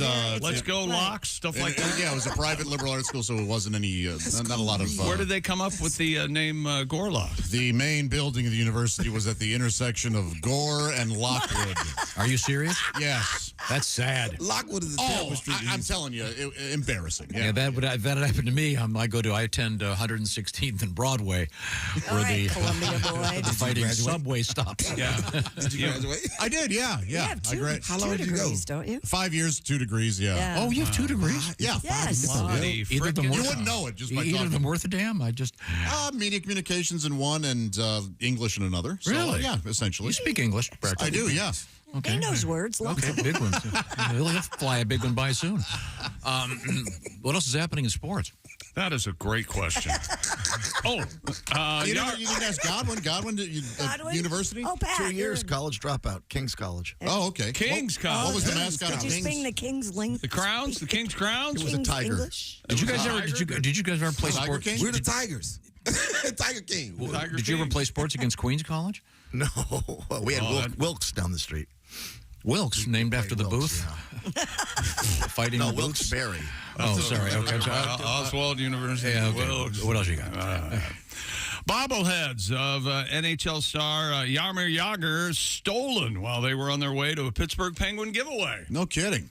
The team had intended to give the bobbleheads away to fans during last night's home game against the San Jose Sharks. Instead, the club will give fans a voucher that will allow them. Oh, boy.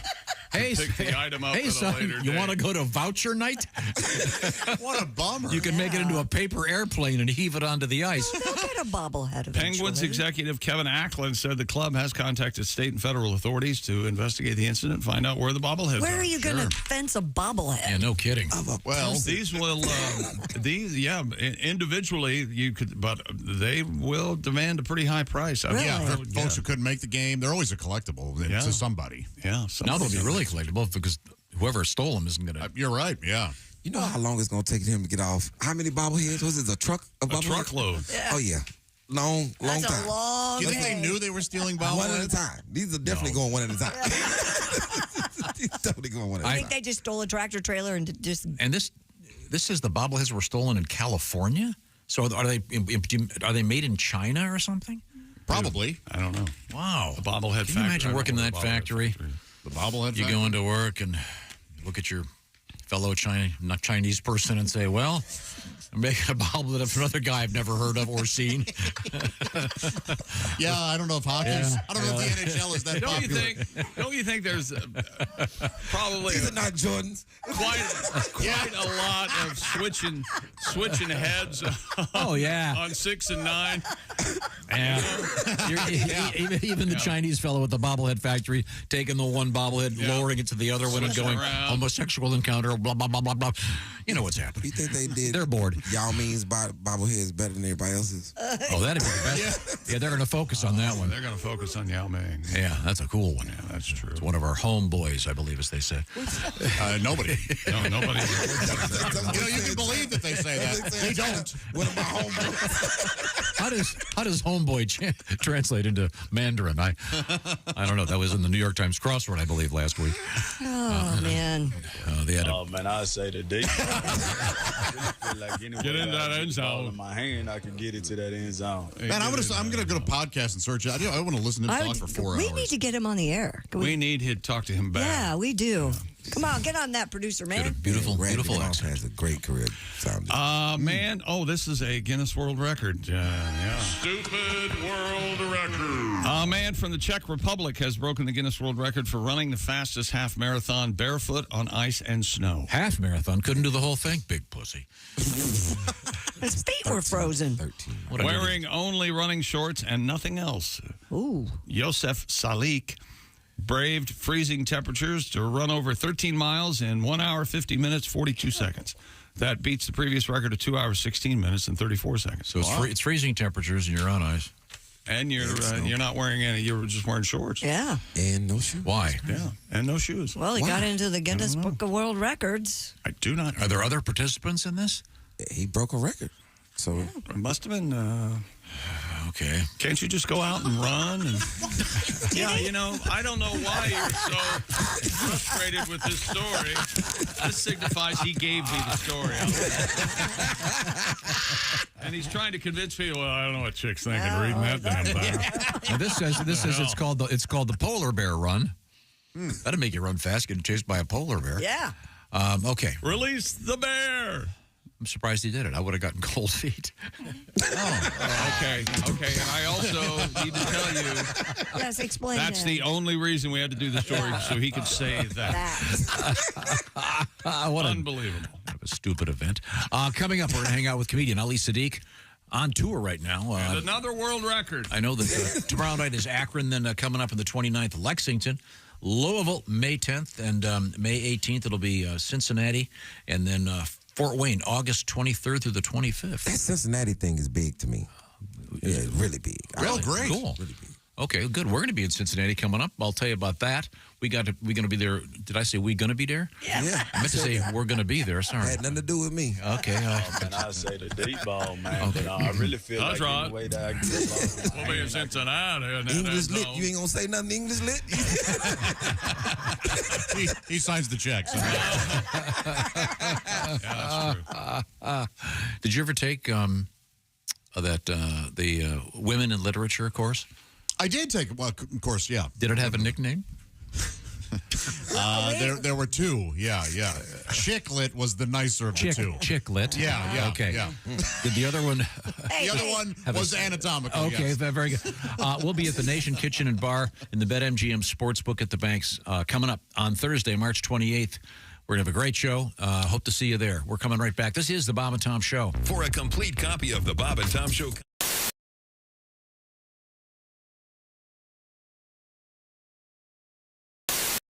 Hey, it's Josh Arnold with a food recommendation for you.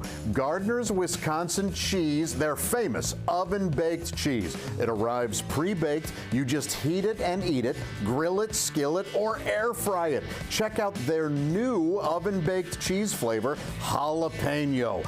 Ooey, gooey, spicy cheese. It's sure to tickle your taste buds with real jalapeno flavor and heat. Perfect for game day, parties, or any time. Excuse me, are you serious with this? I mean, why are you doing this? Me, the real me is right here. I could easily be doing this. We don't need you, man. Look, there's only room for one of us. That's Gardner's Wisconsin cheese, jalapeno flavored oven baked cheese. It's now available in Gardner's oven baked bundle package, so try all the great flavors. Receive free cold pack shipping and free cheese curds when you spend $59 or more at Gardner'sWisconsinCheese.com. Click the link below and tell them your pal Josh, me, the real Josh, from the Bob and Tom Show sent you.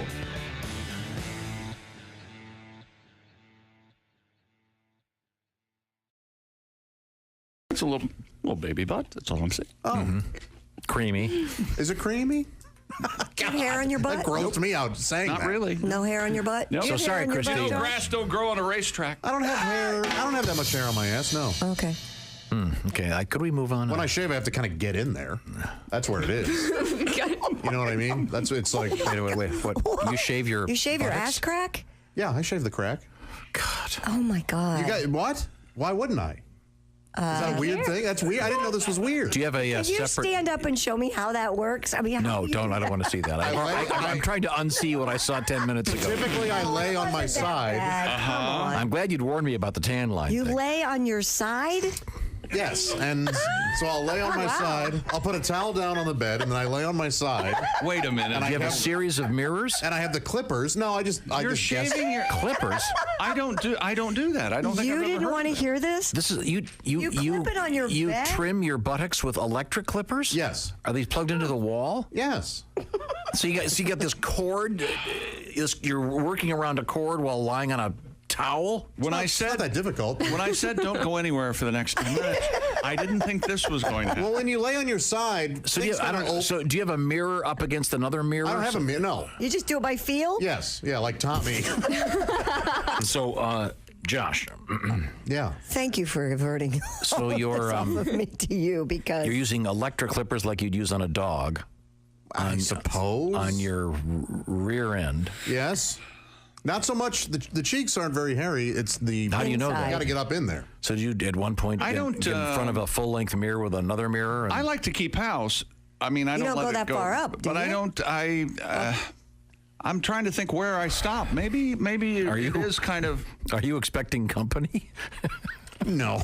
Well, maybe You never sometime. expect company. you want to be ready for it. You keep your house clean, don't you? In case you have a pop in? No. Oh, my real house, yes. So, are these clippers then? Are these? You don't use the same one on your beard, I assume. That's correct. You have That's correct. There's a separate. You mark them with like red tape on No, the cord. I just know which is different. Like, You know what? I use the same trimmer everywhere on my beard. Really? It's a trimmer. Yeah. But you're rinse not. it. But you're not back there, near the oil derrick. Well, according to The dirt button. the old devil's onion ring. Is that you know what the you're thinking? It's really, when I say dirt get up in starfish. there, it's not really up. I mean, it's the gluteal cleft, I guess, is what you would call it. You're in the area there. Yeah, sure, it's in the Electric area. trimmer. Yeah, but I usually do it post Shower when you can get electrocuted? Sometimes there's Jeff, you don't think I towel? Do you have those plugs? What are they? GFI, whatever the hell they are. Of course he does. So in case you're still a little bit of moisture back there. I never considered that this might be weird, uncommon. Yeah. I gotta say, I don't think I've ever heard anybody talk about that. I'm sure people do it. They're just smart enough not to say it out loud. On a radio show. It doesn't bother. Waiter, could I have a shrimp cocktail? And I'll get back to my discussion of shaving my ass crack with my date. I don't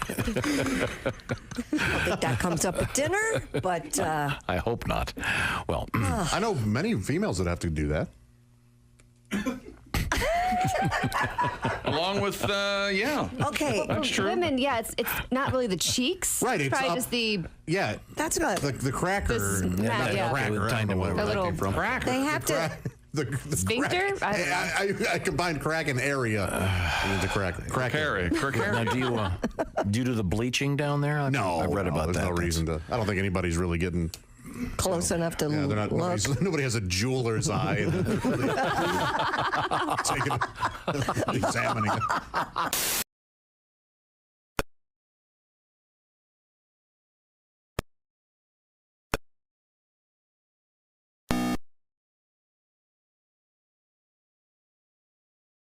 On leaking sphincter.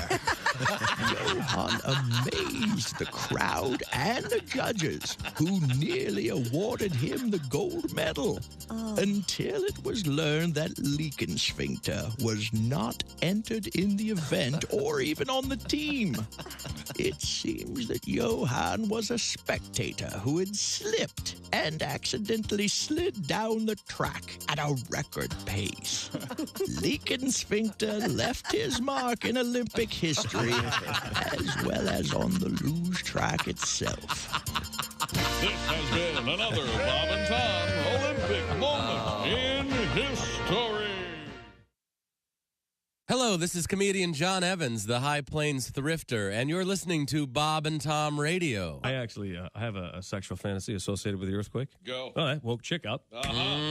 In my fantasy, I'm making love to this woman. Yeah. And then all of a sudden, she feels the earth move beneath her. Ah, yes. And then she rolls over on top of me and shields me from debris.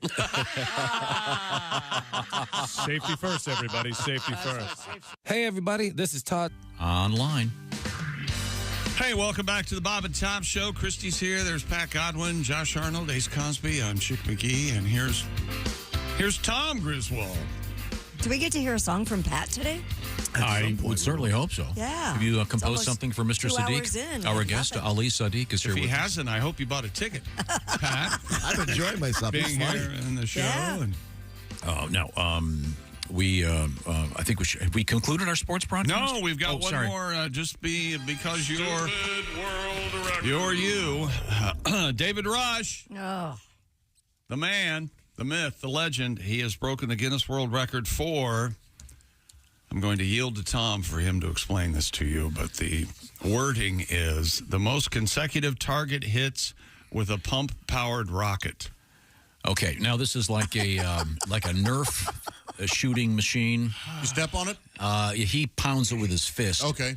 And he's, of course, an MIT graduate. And there's a great video of this. Is he an MIT graduate? Where he talks about not... Has MIT called to get anything back? Studying rocketry. He's...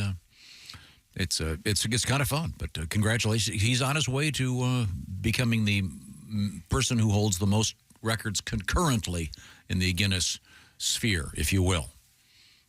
He has a bunch of... So does he sit down with the book and go, all right, we can tackle this one and this That's the one and this thing. one? Choosing the records. That's choosing the records. Because the number to beat was 9 rockets.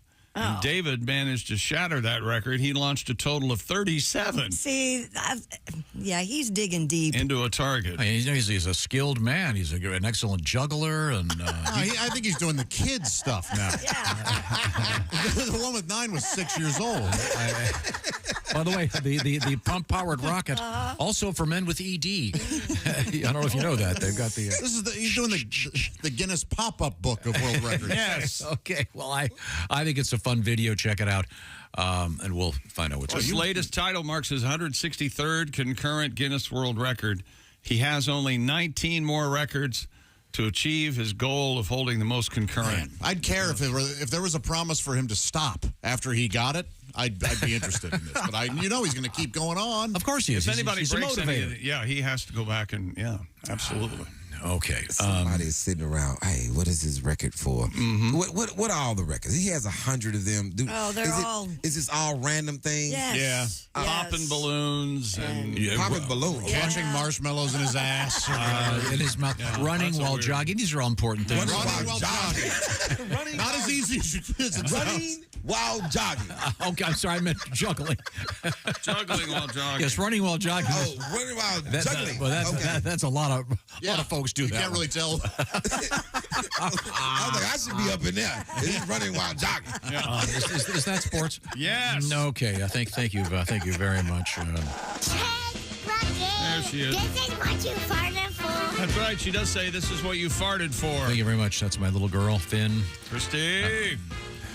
The so-called hardcore sex project has been called off. Scotland's cultural funding body cut support for the art project involving hardcore sex. According to the BBC, the project was awarded more than... Ace and Ali. BBC is the British Broadcasting Company. I want to make that very clear. This is so embarrassing. Right. The project was awarded more than $107,000 through the public organization known as Creative Scotland. The 45-minute art installation planned to pay people about $400 a day to take part in sex acts. Really? Oh, yeah, the project. I mean, for real. It was like people were being paid to do it in public. The project website said it would take audiences on a, quote, magical erotic journey through a distinctive Scottish landscape and described it as ending with a secret cave sex party. Yeah, no wonder they're cutting funding for this. This isn't anything. I'm not even going to say it. I mentioned Puffy funded. Sex cave. He's like, what?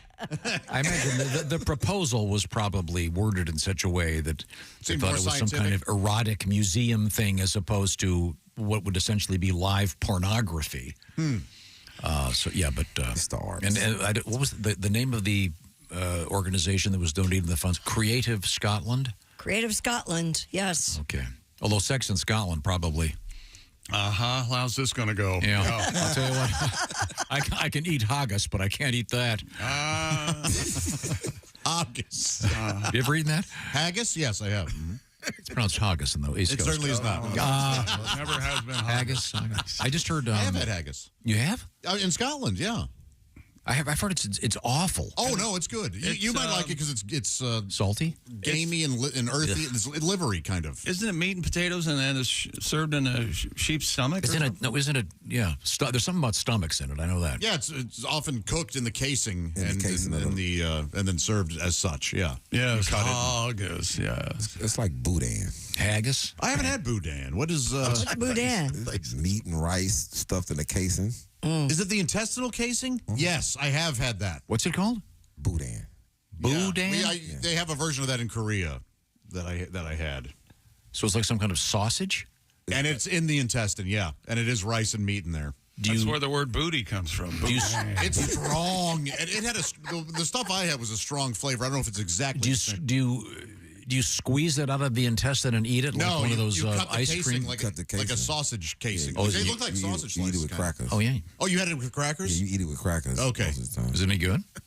Did you eat it with... It's yes, Josh. Yes, Josh? Yeah, you liked it? I loved it. Okay, yeah. What about the mud vein?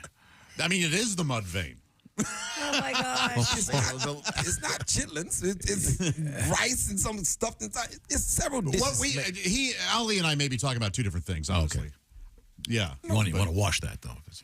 You clean out the. You wash it before you. I don't want to. Yes, it's the same. I don't want to poop shoot. Okay, all right. I don't want to poop shoot nacho. In any event, he likes poop. The sex thing in Scotland is not happening. Not happening. It's not an art You show. sound sad about it. Were you going? No. Right. No, thanks. I'm cool. Mr. Missionary, he's not going. Okay, Christy, what else you got? Well, coming up, we have Do You Sleep Better Without Your Partner? Yes. We have we have a lady in Italy that was pulled over with an expired driver's license. She was 103. Oh, jeez. When did we go out? Oh, okay. We'll find out what she did. Also, where we have an interesting thing about how married couples talk to each other the same way they talk to their pets. Yep. We'll find out about that. We'll see how that works for Mr. Saddiq. We're hanging out with comedian Ali Saddiq. This is the Bob and Tom Show. Thanks for listening to the Bob and Tom Show this morning. The show is also out there for you on our YouTube.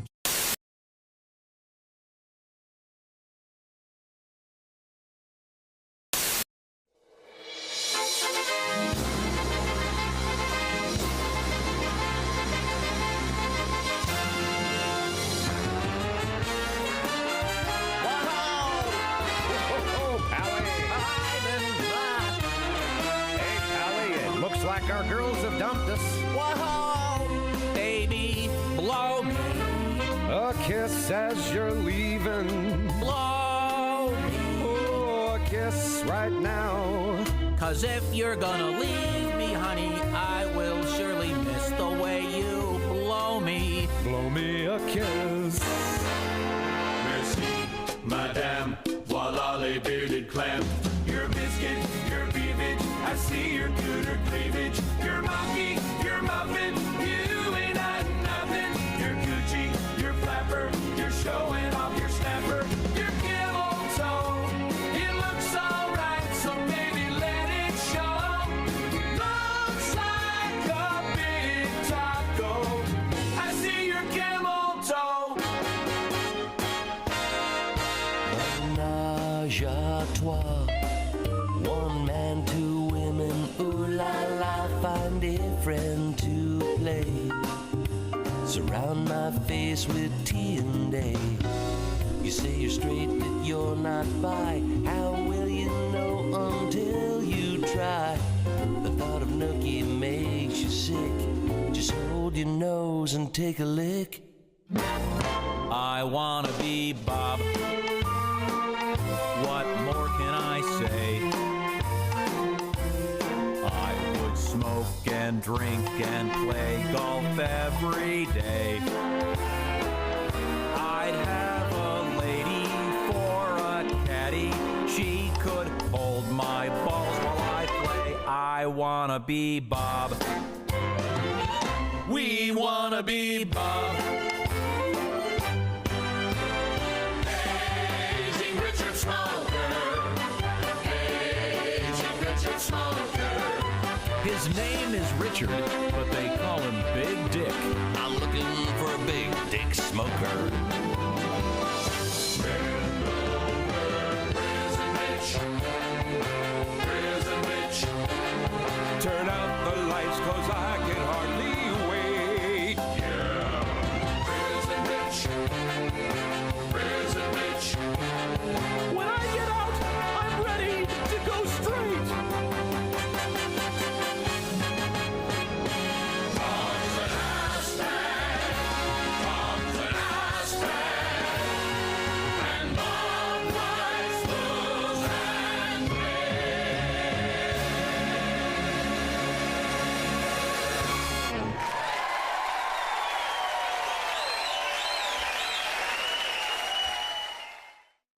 Hey, hi, I'm Tom. This is Chick. That's Josh. And this is Christy Lee. Christy, what's happening? Hey, Charleston, the Bob and Tom Show here, and our friends at Rock 105 WKLC are bringing us to town for a live show with special guest Duke Tomato and the Bob and Tom Brassmouth Horns. Plus, do not miss an amazing comedy show that night. That's right. It all happens Friday, April 5th at the Charleston Coliseum and Convention Center. If you're listening anywhere within 100 miles of Charleston or D, come out and see us live on the morning of April 5th. That's a free show. And then get tickets for that night's Bob and Tom Show comedy tour event with who, Christy? Pat Godwin, Josh Arnold, Jeff Oskay, Willie Griswold. All hosted by Tom and Christy.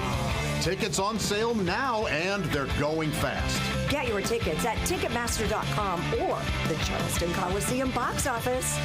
See you there!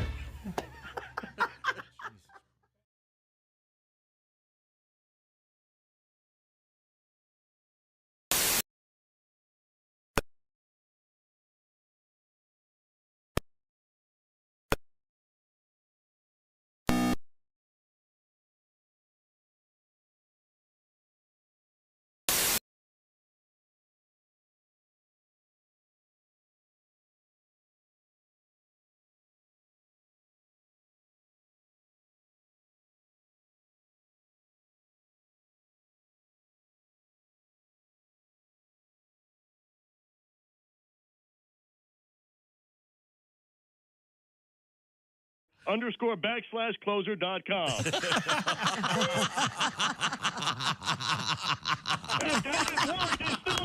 He's still talking. Is he talking? Yeah, he's still chatting me up. Oh, God.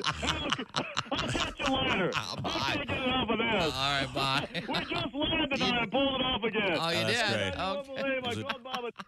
Morning laughter just might be the best medicine. I can hear you, oh no. You're talking out your ass again. Bob and Tom Radio, 24/7. Hunting is huge in Michigan. I don't want to upset any hunters because generally they're very well armed. But I am not a hunter. I don't get the deer hunting thing. I don't understand it. Mainly for this reason. I think it's unfair. The deer hunting season coincides with the deer mating season. Everyone know that? The deer just trying to hook up. Yeah. You know, that's not fair. I mean, picture yourself. You're at a bar. It's late at night. Last call. You're sitting there. Somebody sneaks up behind you dressed as a chair. Right. Shoot you in the head. That's not fair. It's not fair at all. It's an old Eskimo trick of how to catch a polar bear. Now, what you do is you go cut a hole in the ice, right? And then you take little peas and you place them strategically 4 inches apart all the way around the hole, right? And a polar bear will crawl up and he'll look at it in very much curiosity as what is going on there. Now, when he bends over to take a pee, you kick him in the ice hole. Lord Coretta's a fine young comedian. Are you a health guy? You run, you look very slender. And I'm not a big health guy, although I'm healthy. I just had a complete physical, and unfortunately I'm at that age where you get the real intense physical. No, yeah. You know, I hope I'm not sharing too much, but the doctor actually stuck a camera in my rectum. It wasn't part of any procedure. He just suspected that his nurse was stealing from him. RiCare.com. Welcome back to the Bob and Tom Show. Christy Lee at the news desk. Hello. Pat Godwin in the performance room. Hello. There's Josh Arnold. Hi there. Ace Cosby's over there. Howdy. I'm Chick McGee. Here's Tom Griswold with our very special guest. He is comedian Ali Saddiq. Ali, now you mentioned that you have a woman that lives in your house. Yes. Is that correct? Is that how you worded it? There's the woman that lives in my house, yes. Yes. I think he said lady. Oh, the lady. Yes. Better. Yes. I'm going to start using that. The lady that lives in my house. And does she give you tips on, say, fashion or facial hair or that sort of thing? All the time. Really? All the time. Does she like your current, how would you describe the facial hair you have going here? It's a beard. It's a beard? Okay. I don't care how much patchwork it is. It's a beard. I don't care if it look like the Fiji Islands. My beard look like the Philippines on one side, but it's not connected. Do you shave at all, or no? If I shave, I'd never grow this back. Listen. This is 7 strong years of strong, moisturizing, massaging my face, everything. It looks like the Fiji Islands. Didn't you hear that? Mr. Saddiq, he just comes here for the compliments. Ali's going to be doing a bunch of great shows, including, this is cool, you're going to be at the Taft Theater. Yes. In Cincinnati, Ohio, May 18th for a great show that evening. That's the fattest theater that they have. At the Taft. Okay. A little presidential. Every now and then I'll do it for me. It's fine. Yes, do Go they in have the parking lot. How about that? Do they have special seats for the fat folks? Maybe. In honor of President Taft? Yeah. Okay, very good. Now, let's check in with some news with Christy Lee. Well, researchers say married couples communicate using the same techniques they use on babies and dogs. The study examined married people who had a dog and a baby, analyzed the way adults talk to their spouse, their child, and their pet individually.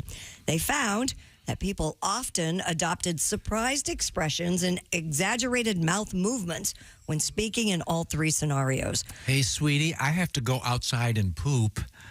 No, this is ridiculous. You don't talk to your girlfriend or your wife like a dog. The lady in your I've house? never called my dog a cheating skank.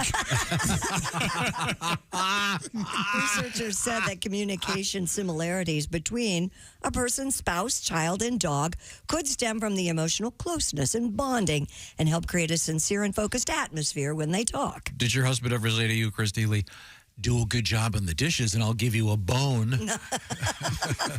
Answer him. Wouldn't that be about the last thing he'd ever say in your house? Yeah. I mean, in your house. Our house. Yes. Have you gotten used to that? No. No, God, no. We should point out to Mr. Saddiq, Christy Lee is a newlywed. Yes. And her husband moved into what was her house. Mm-hmm. Is he okay with that now? Yeah, I mean, we're actually cohabitating is going a lot better than I expected. And is he calling it our house? I wonder what he would say. Ask that same question. We were married for 8 months before he moved in.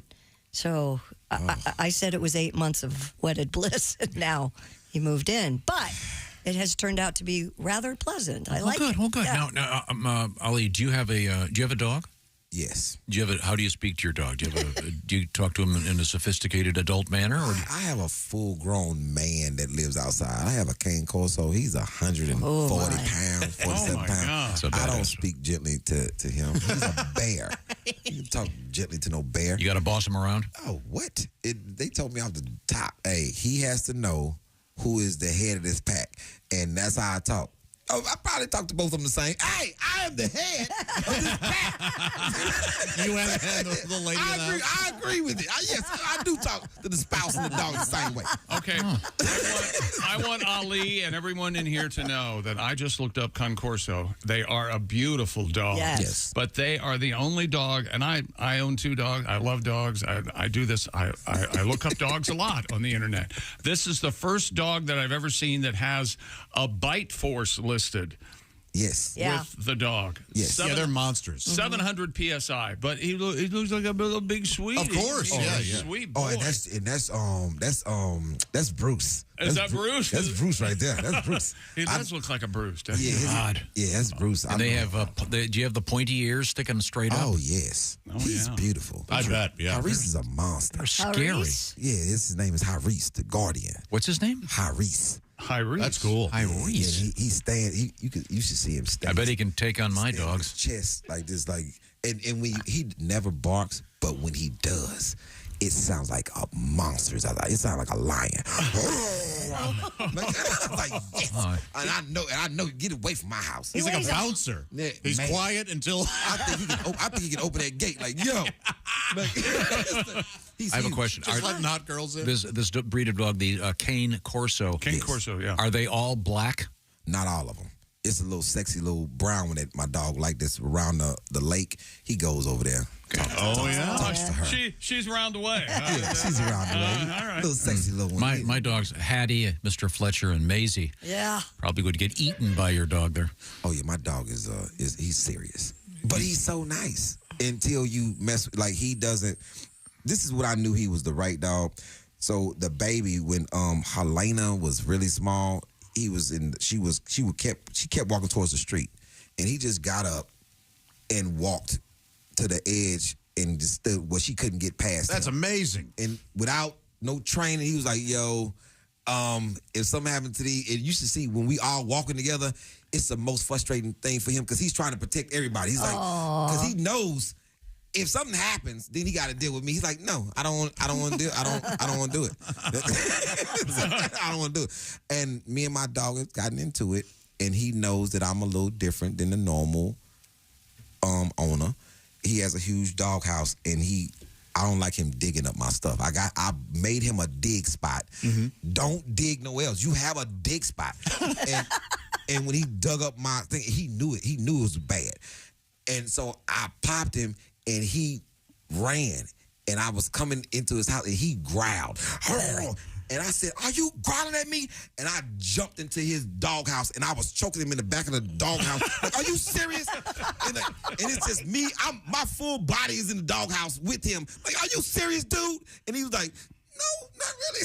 Like, yo, I'm not good. I wish he would bite me. I'll bite him back. Like, it's gonna be on here. I feed you. Like, I'm not playing with you. How big is this dog house? No, Christy, do you talk to your man like you talk to your dog? No.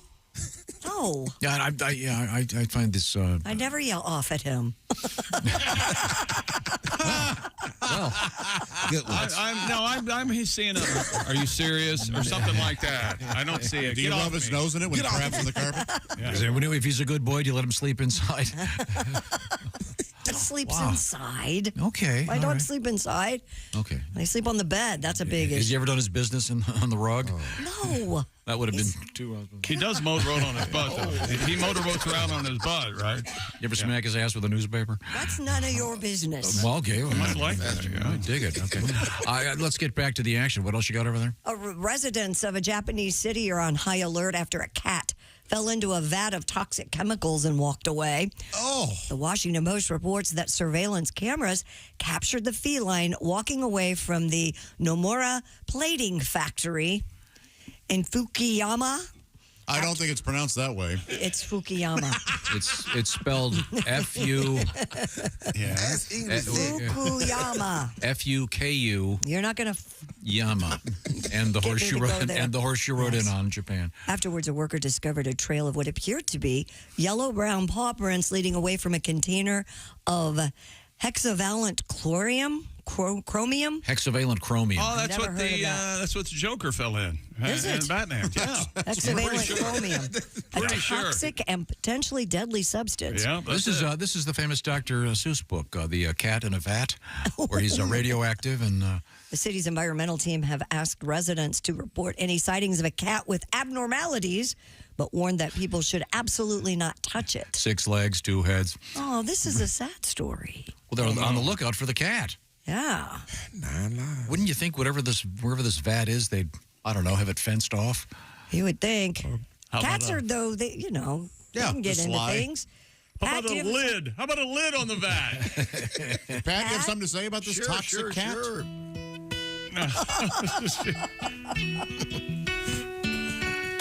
The cat's walking around just the other day. Came to Fukuyama as a cute little stray. Saw a big old vat. Thought it could be food. Maybe it's milk or a big hearty stew. Well, cat found out quick it was chromium-6. That stuff from Aaron Brockovich. Oh. Well, that poison will kill you quick. And the cat's in the vat with the chemicals. A toxic blue, it wasn't drinkable. Don't pet the cat's fur or skin. She's a Roman carcinogen, man. A Roman carcinogen. Big ending. Oh, thank you very much, Pat. That was so touching. Now, what's coming up, Christy? Coming up, we will talk about sleeping habits with your partner. We have a guy who, if he did this on my wedding day, but apparently he donned something very special for his wedding day photos. And penguins in the news, if you would like to live in Antarctica. That'd be cool. Really? No. It'd be cool, all right. It'd be cold. Yeah, we'll find out the details on all those things. But right now, we have to find out about Josh and his feet. Well, sure. Maybe we can talk about your feet. Are you experiencing back pain, hip pain, or knee pain? It may be because your foundation is off. OrangeInsoles.com is the place to go. You know how much that pain and discomfort can affect your daily routine. Super frustrating. If you work on your feet all day, well, what you're doing is putting stress on your body. What kind of support is currently in your shoes? That's what I want to know. Is it that thin, lame, nothing liner that offers zero support?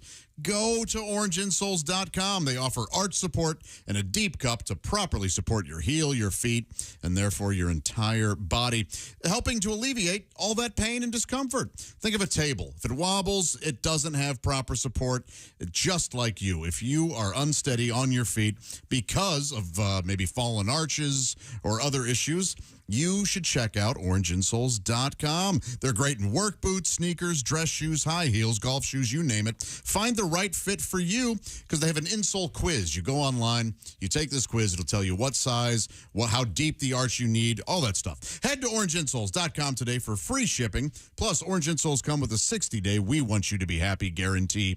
No cutting required, too. Those lesser brands, they come to you, you actually have to cut them out of a sheet. No, these are true to size. That's OrangeInsoles.com. Feel better, do more. Thank you very much. Now, I want to remind everybody that we're going to be doing our thing in Charleston, West Virginia. Special edition of this show from Rock 105. It'll be taking place Friday, April 5th. While I'm at it, Thursday, March 28th, special show coming to you as the Reds open up the baseball season. We'll be at Nation Kitchen and Bar on the BetMGM Sportsbook at the Banks. Details coming up. This is the Bob and Tom Show. You don't say we...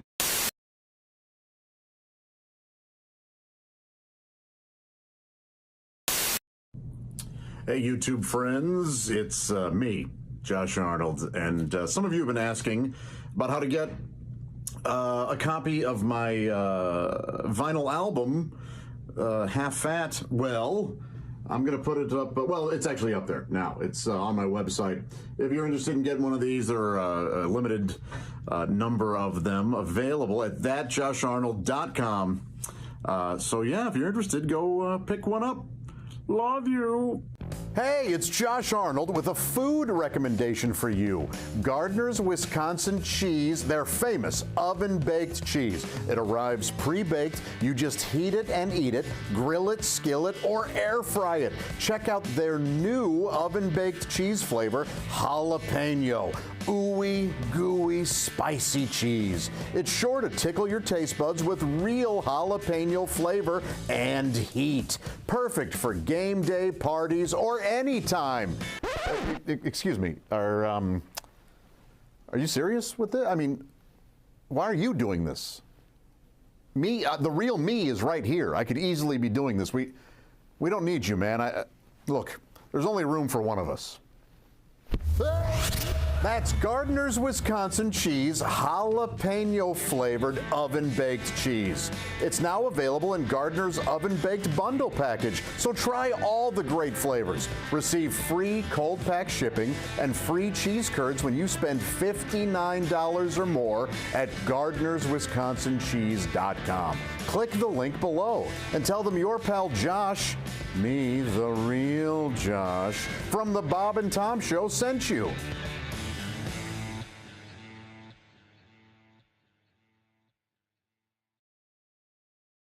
You're listening to World Champion Radio with Judah Friedlander, the world champion. Next caller, you're on. Come in, it's Donnie Baker. Is this Judah? Yeah, I just said it's Judah, the world champion. What's up, Donnie? I'm a big fan of yours. I've read your book. I still got your posters. Hey, I just want basically your blessing or certification. You probably know, I've called you before, my progress in the martial arts, the fact remains I'm ready to be a world champion. Now, I've had, 2 off-duty reserve cops say I've got the goods, but since I've been on probation, Judith, I've basically struggled getting certified, and I wanted basically your blessing. And you're not my official sensei, but the fact remains, I basically think I've got to interrupt you first. Donnie, I've got to interrupt you for a second. I can tell you're already a little scared talking to me by the speed of your voice, okay? If you want to get better at karate, you're going to have to get better vocal tone, okay? The voice that you're using right now and the speed at which you're talking is telling me that you're scared. I understand that. That's because I you're stuttering now. You're stuttering now. Verbs good. Listen, the fact remains, I can scissor kick a hornet's nest now and destroy the whole colony without hurting the queen. Well, that's good. I mean, my book taught you that, so that's good. I mean, you've obviously studied my book, and that's a good start. And I know I'm basically, and you don't know this, and I've not told you this before, and I don't want your sympathy, and I'm not a cripple, but I have had Tommy John surgery on both knees, and I'm sorry. I've actually never had surgery. I've never needed it, so I can't relate to your problem. No offense. But no, I'm not offended. But see, I ain't lucky like you. Your name's Judah. You were born for this. If my name was Taekwondo Baker, I'd have the same luck. But you've kind of had a golden spoon in the martial arts. No offense, but Judah, Freelanders, duh. No wonder why you're so good at it. If I've studied switchblades, I've had to work my way up. Yeah, well, see, that's one of your problems right there is you started your training using weapons, okay? And if you want to be a really good fighter, you have to learn to fight without weapons. So I need you to get rid of all your weapons, all your switchblades, all your butter knives, okay? And start from the beginning. You got to use your body. I'll take your advice, but see, this is hard. I've always been, you're talking. Hey, I'm not saying it's easy. Becoming the world champ's not easy, Donnie. Okay. I know, Jude. Well, listen, can I call you back when things get better? Yeah, I hope things do get better for you. How many sit-ups are you going to do today? You know what?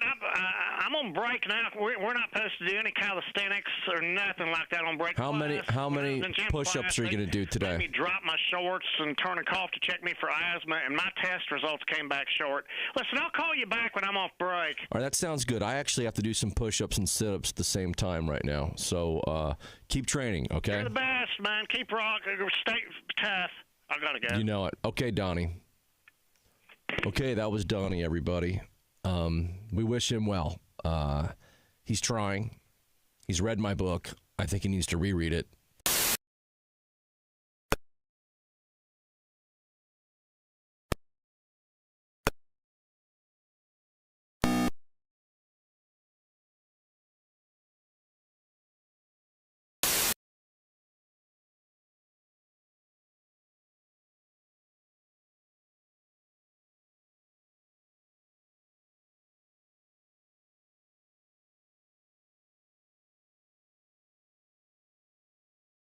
A poop. It will be sterile, but it's still poop. You can pick your morning radio show. Hey, welcome back to the Bob and Tom Show. Good morning, Tom. We've got a great guest in the where in the studio this morning. Oh, I'm so sorry. He's right there. He is a comedian, Ali Saddiq. That's right. He's on a tour, and I was just noticing some of your stops. You're going to be at the legendary Taft Theater in Cincinnati on May 18th. Yes. Also, the legendary Goodyear Theater, Akron, Ohio, tomorrow night. Man, I Got a Story to Tell tour is shaping up to be pretty good, man. We started in December. We've been rolling. I thought I wanted to give up because, you know, theater touring is harder than club touring. Why? Because in 48 hours, I'm going to be in maybe 2 different cities, 48 hours, then home, up and down flights, back home. When you get to a club, you can come and sit there for 3 days and hang out in the city and soak up the city. Yeah, you don't get to see your dog. You don't get to see that lady that lives in your house. Oh, that's a beautiful part of being there for 3 days. Now, the tour is called the Ali Saddiq I've Got a Story to Tell tour. Yes. Do you review your entire life? No, not at all. It's just stories about... Is it like your life story? No, you got to watch I have Domino Effect 1, 2, and now 3. 3 just came out, and 4 will be out in April.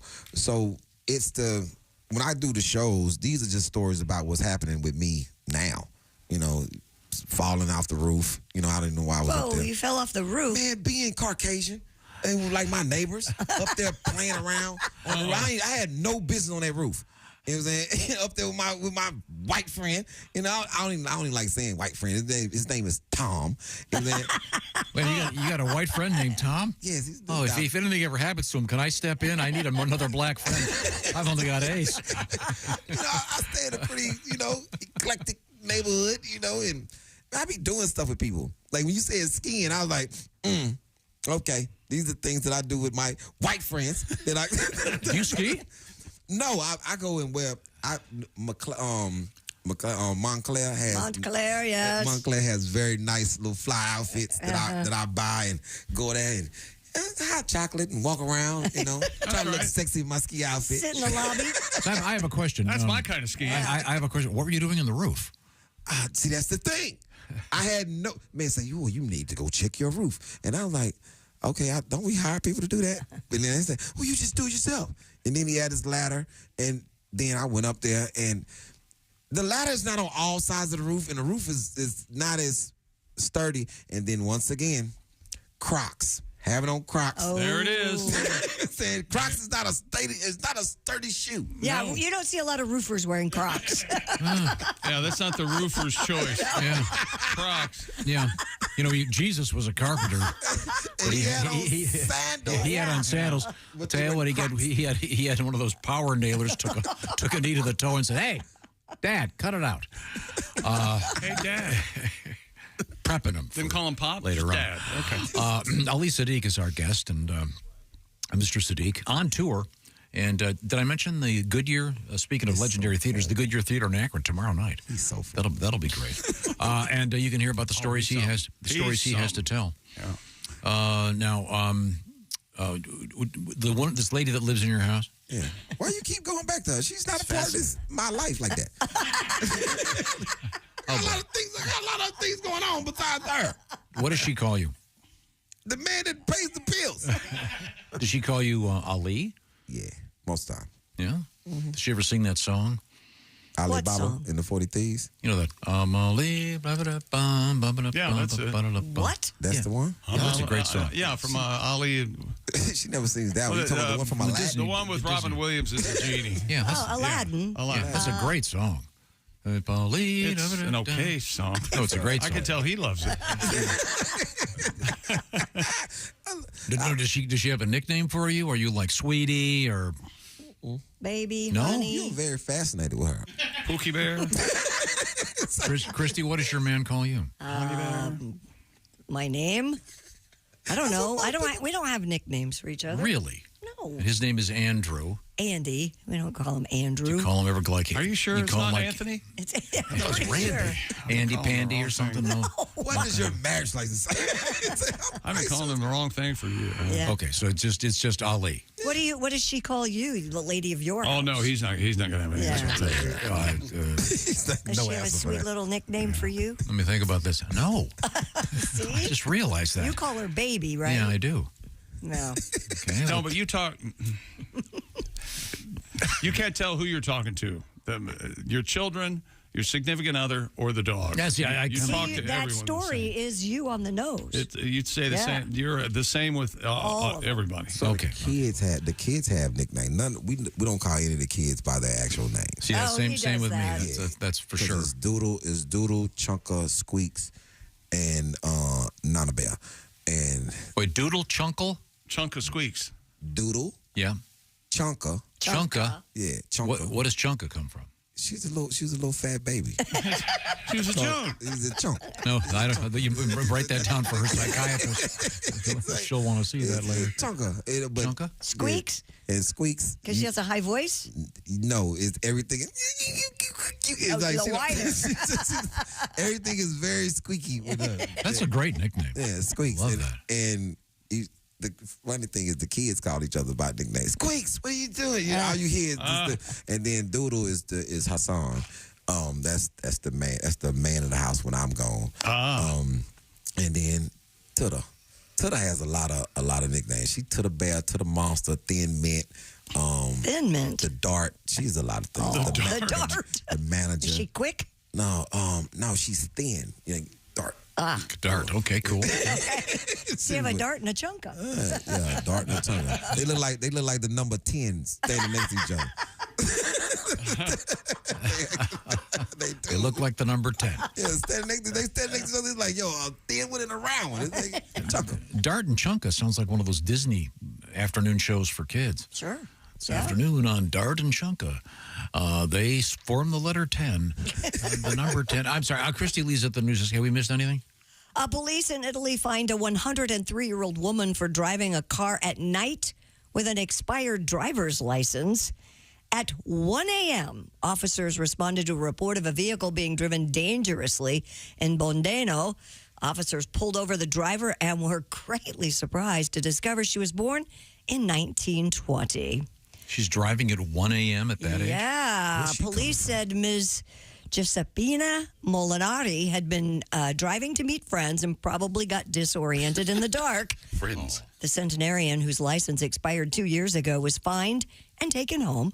The setback did not appear to deter Ms. Molinari, who told the local newspaper, "I will buy myself a Vespa scooter." Really? Yeah. You must not need a driver's license for a Vespa. I would think you would. I think that Vespa's fast. Yeah, they can be. Dangerous. 103 at 1 in the morning on a little scooter. Where's she coming from? Some gentleman caller? The early bird special at 1 a.m. Yeah, that's really early. She's Needing so her friends, or needing her friends and what in the morning? Yeah. Maybe she may be a little 97, 100, 102. Her license signed by Mussolini. The lady, she's old. Old. She's an old lady. She's been around read for. the story and find out that she was the youngest one coming from this gathering. Oh, let's see now. I'm looking at some of these dates for Mr. Saddiq.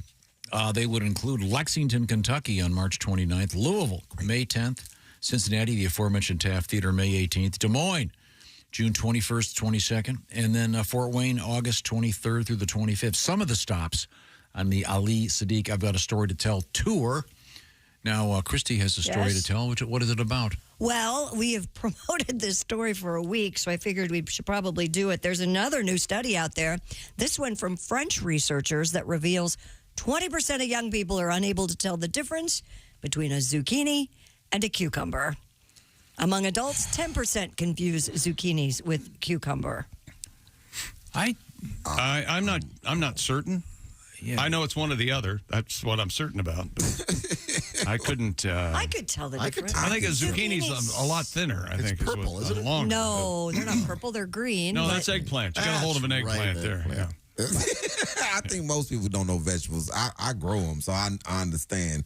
But it's several different types of cucumbers. Yes. You know, and the English cucumber and a zucchini, I could see where you would get a little confused. But, what kind of even the base is different though. See, there's a zucchini on the top and then a cucumber on the bottom.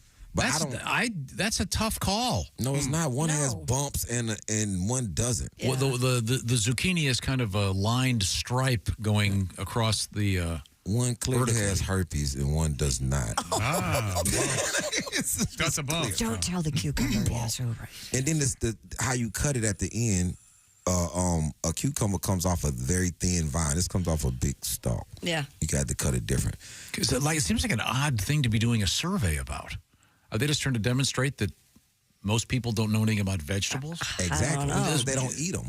Oh, this was in France. Yeah, in France. Oh, they should have done a study. I bet people can look at cigarettes and tell you what brand they are. Oh, there we go. Did you ever smoke, Ali? What? Did you ever smoke cigarettes? No. No? Don't like the scent. Yeah, okay. And I think I've pulled on a cigarette before. I haven't smoked a whole one. And that was a Camel. And that was the maintenance man at these apartments that we lived in, Pelican Point.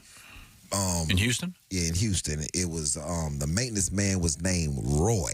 And he was a real cool black guy, had a little afro, and all the kids would love Roy. And he was like, yo, because he smoked Camels with no butt on the end. No filter. And he was like, you want to pull it? Go ahead. And that was the first and last. I never had my mom smoked Benson Hedges menthols in the box. I used to have to go buy Benson and Hedges? Benson Hedges menthols in the box.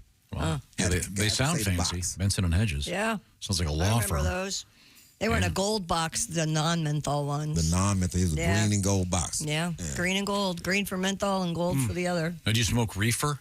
Have I ever smoked reefer? No, do you on a general? No, I have smoked reefer. Do you refer to it as reefer or? No, I haven't referred to it ever as reefer. My uncles refer to it as reefer,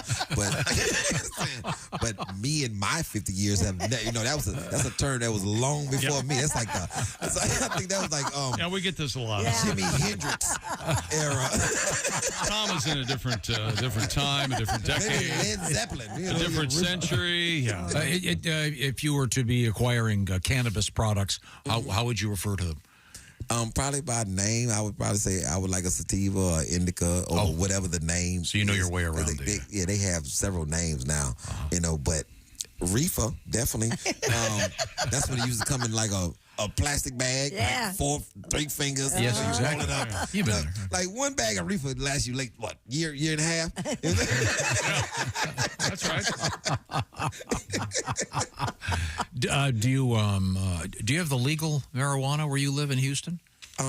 Yes. You do? Oh, that's let me say, I don't know what they're doing. It hasn't been passed yet, but you can have 4 ounces on you, but it's not a lot of stores in Houston.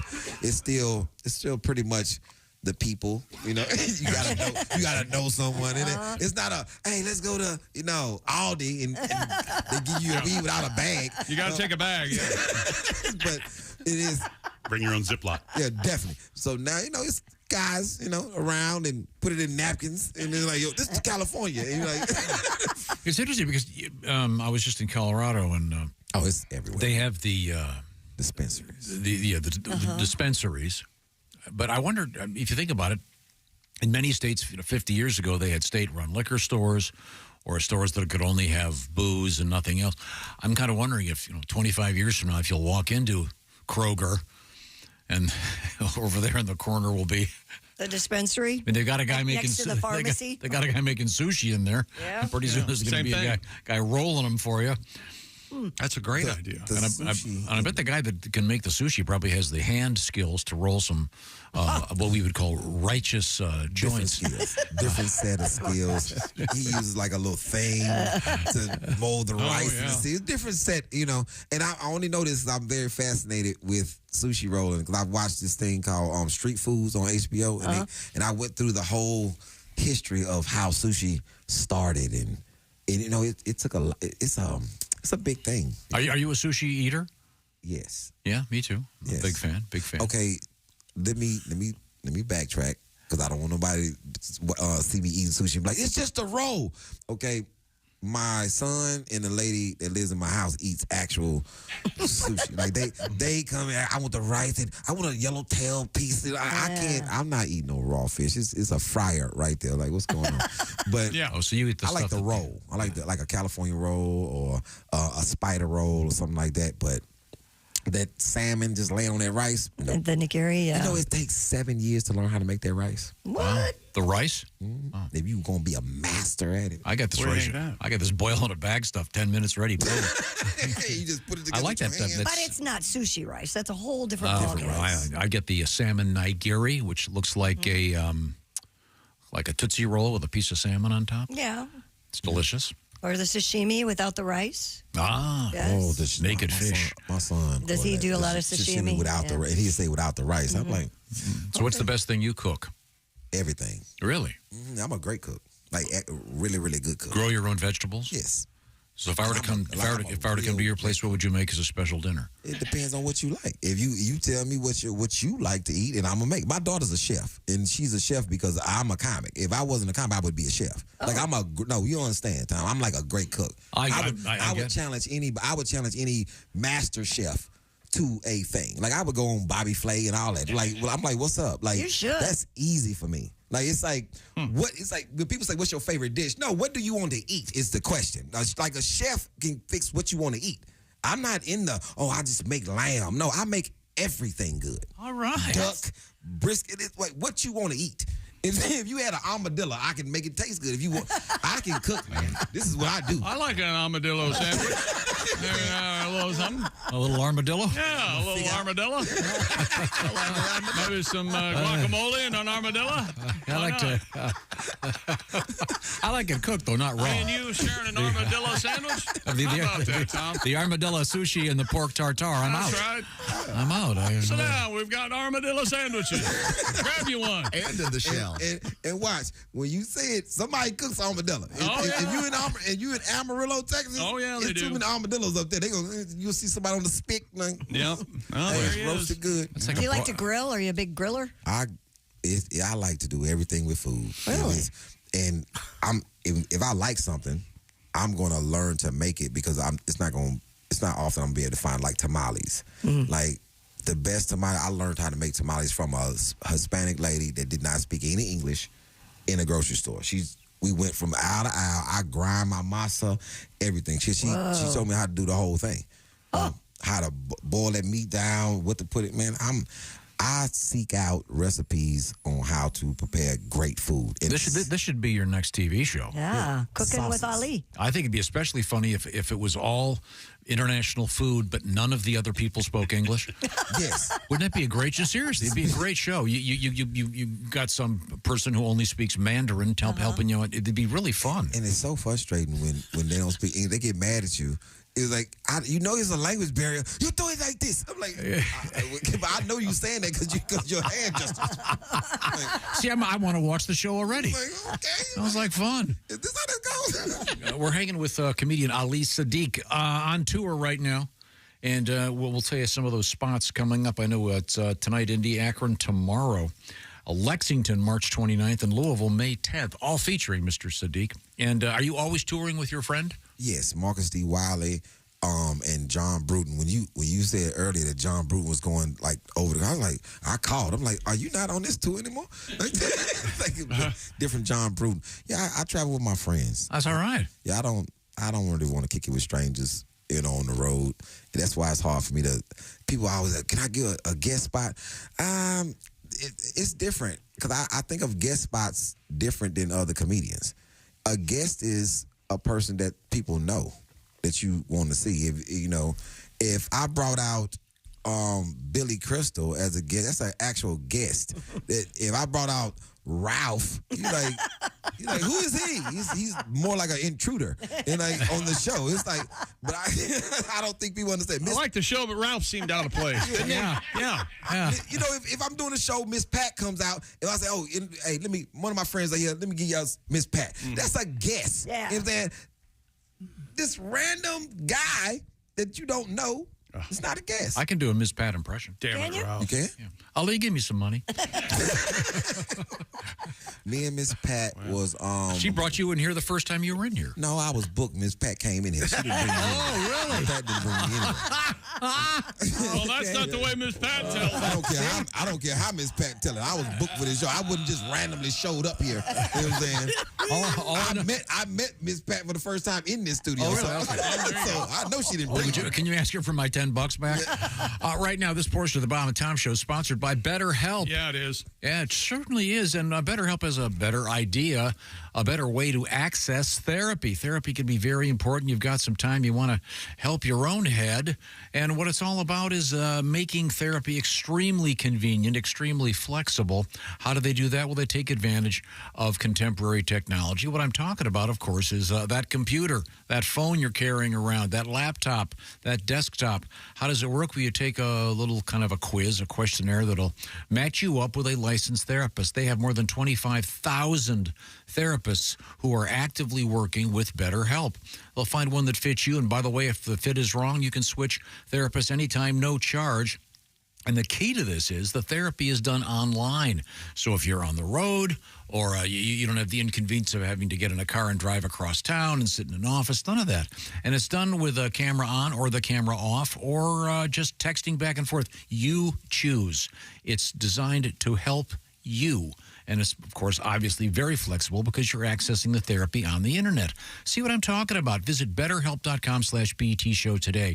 The /BT show part will knock 10% off your first month and learn what makes you happy through therapy with BetterHelp. It's BetterHelp, H-E-L-P, betterhelp.com/BT show. Coming right back, we're hanging out with comedian Ali Saddiq. We've got interesting stories coming up from the world of sleeping. And do you sleep alone? Do you sleep with that partner of yours or separate buildings, separate houses, separate beds? This is the Bob and Tom Show. Got something to say? Send us an email, bobandtom@bobandtom.com. This is...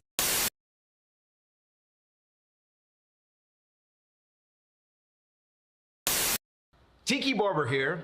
Remember the days when I was a running back in the NFL? Well, if you're on your feet all day like I was, you get the struggle. The secret is orange insoles. Their insoles are like magic for your feet and body. They'll help you kick hip pain, sore feet, and lower back discomfort to the sidelines. Feel better, do more with orange insoles. Hey, hi, I'm Tom. This is Chick. That's Josh. And this is Christy Lee. Christy, what's happening? Hey, Charleston, the Bob and Tom Show is coming. That's right. Rock 105 WKLC bringing us to town with a live broadcast with special guest Duke Tomato and the Bob and Tom Brass to Mouth Horns. Plus, don't forget. See the word "don't forget"? No, but it's like half a sentence. Don't miss an amazing it's like comedy don't show. Miss amazing. Start is that over. word. Hey, Charleston, it's the Bob and Tom Show. That's right. And our friends from Rock 105 WKLC are bringing us to town for a live broadcast. Speech.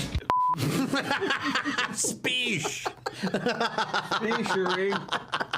One more time. Here we go. This for sure. Here we go. All right. Hey, Charleston, the Bob and Tom Show coming to, yes, your area from Rock 105 WKLC. They're bringing us to town for a live show. Special guest, Duke Tomato. You nerds. Start over. Hey, Charleston, the Bob and Tom Show here and our friends at Rock 105 WKLC are bringing us to town for a live show with special guest Duke Tomato and the Bob and Tom Brass to Mouth Horns. Plus, do not miss an amazing comedy show that night. That's right. It all happens Friday, April 5th at the Charleston Coliseum and Convention Center. If you're listening anywhere within 100 miles of Charleston, or if you come out and see us live on the morning morning of April 5th. That's a free show. And then get tickets for that night's Bob and Tom Show comedy tour event with who, Christy? Pat Godwin, Josh Arnold, Jeff Oskay, Willie Griswold, and all hosted by yourself. All hosted by Tom and Christy. Tickets on sale tomorrow at 10 a.m. Eastern Time. It's at Ticketmaster.com or the Charleston Coliseum box office. See you there!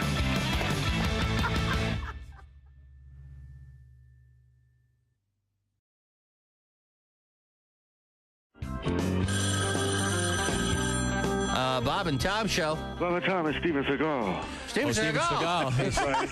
Hey, Steven, how did you make your living, Steven? You know, I made my living in the movie. Oh, okay. Yeah. For the last 20 years, I've been a cop. Uh-huh. I understand Christy Lee is having some second thoughts about moving. No, she already moved. A lot of people don't know, but for 5 of the last 20 years, I've also been a real estate broker. Really? We had no idea. I love open houses, man. Oh. Sunday, I show up. Yeah. Meet the owners and say, "You get out the car! You get on the ground!" Yeah, it's crazy what happened. Steven Seagal! Yeah. You Steven Seagal! Yeah, I get that a lot, man. And then you Steven Seagal! Yeah.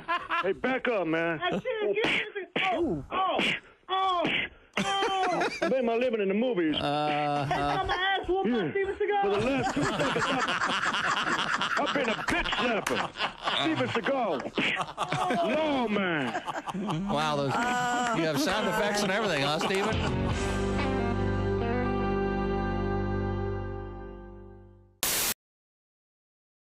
Jackets, and the Bruins beat Montreal in overtime. I'm Chick McGee, and that's your Bob and Tom Sports Update.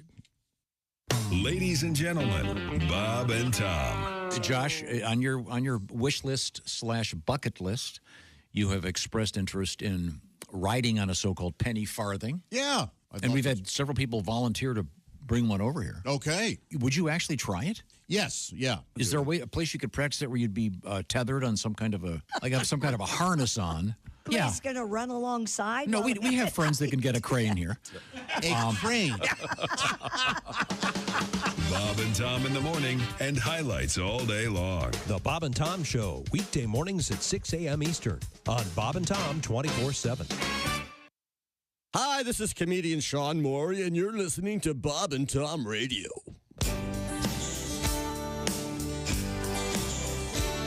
I'm sick of being sick. I've been in my bed all week. I feel like dick. I'm sick of my TV. Now I'm hooked on all the soaps on ABC. I try to read a magazine or hear the radio or watch the Bad News Bears again on HBO. I'm sick of being home, 'cause you think of stupid things when you're alone.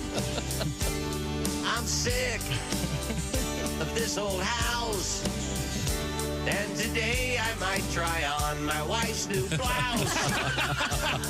I saw 2 women fight like cats on Jerry Springer's show because their mom was sleeping with their older brother Joe.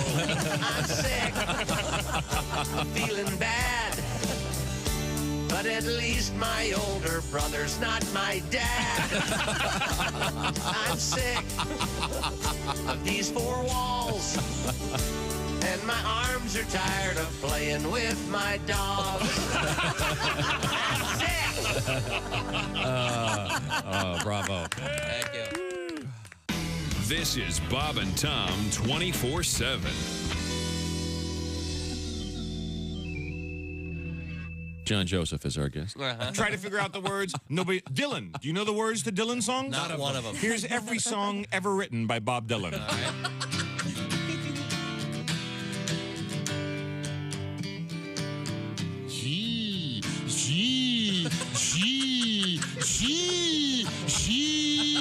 Did I get them all? Did I miss any? Hey, you got him. Holy mackerel, Andy. Is that really his voice? I think it is. Come on. You think when Bob Dylan was in kindergarten class, he was saying stuff like, he took my glue? Hey, it's comedian Roy Wood. Tonight at Clues. Welcome back to the Bob and Tom Show. Tom Griswold, good morning. You have a special presentation for our guest? I do. Once again, welcome back to the program. That's Christy Lee over there. I can see her from through the glass. It's Mr. Pat Godwin. Hey, Tom. Let's see. I'm Tom. I know that one. And there's Ace Cosby over there, our engineer, and Mr. Chick McGee at the sports desk, and Ali Saddiq, distinguished comedian, currently on tour. Don't forget that stop in Savannah. That's coming up Saturday night, April 6th. Lots of great stops for Ali, including Lexington, Louisville, Cincinnati, Des Moines, Fort Wayne. But Ali, you probably don't realize this, but I'll give you an example. Okay. Even at the peak of his career, Tiger Woods. Even at the peak of his career, Tiger Woods would take golf lessons with a swing coach.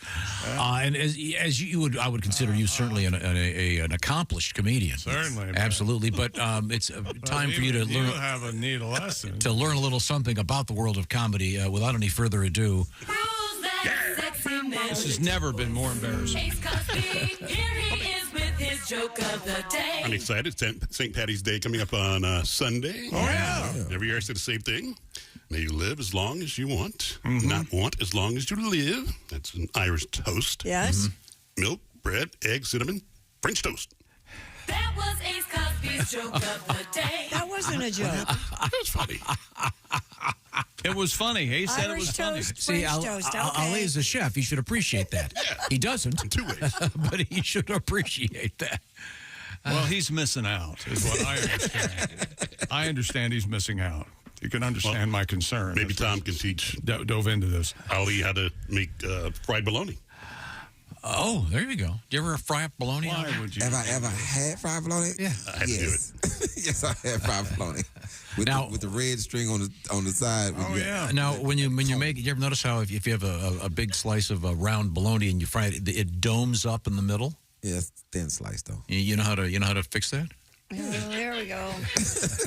Pretend it was a clock. Pretend your piece of bologna was a clock, and make a small slit. Sorry, Christy. At noon, 3, 6, and 9, and it will thus not bubble in the middle. Little tip for you, little physics lesson at the same time. Aren't you glad you stopped by? But you want the bubble. You go because you want the burn. You want the string to burn. On the edges to burn. No, you don't. You have it your way, I'll have it my way. All right. Now, we have Christy Lee at the news desk. Have we missed anything? Sure. A recent survey reveals more couples might be leaning towards undergoing a so-called sleep divorce. The poll of 2,000 Americans find 50% in relationships say they sleep better without their partner. 80% admitted that their partner's sleeping habits consistently wake them up during the night, while half respondents admitted to sleeping better without their partner. 70% still share a bed with their partner. No, slow down here. So half would sleep better without their partner. Yeah, but of that half, 70% of those still sleep with their partner. Okay, so it's worth the annoyance. Yes. So nobody's doing the I Love Lucy thing. Well, 20% sleep in different rooms. So, yeah. What's just different beds? Same room, different beds. So if I want to get some, I can come over, grab some, and then go back to my bed. Yeah, there you go. I can come mess your bed up and then jump back in mine. Is that how it works at your place? That's how it works. Really? That's how it works. Your side, because the bed is huge. I come on your side, then I get out and I go take a shower and I come back and lay back on my side. Did you take a shower before or after? Both. Both? Okay, just checking. I mean, like right after? Not right after. That's like she would be a lady of the evening. But I showered right after. Y'all gonna get this filth off of me. So I mean, how much time do you give it so you don't embarrass her? You lay there for a little bit. Well, cuddling, come on. That's right. Then your arm, you wait till your arm go numb, and then that's when you get up. Because women. Do you shower afterward, Christy? No. Does Andrew? No, we sleep. You go to sleep. Yeah, shower in the morning.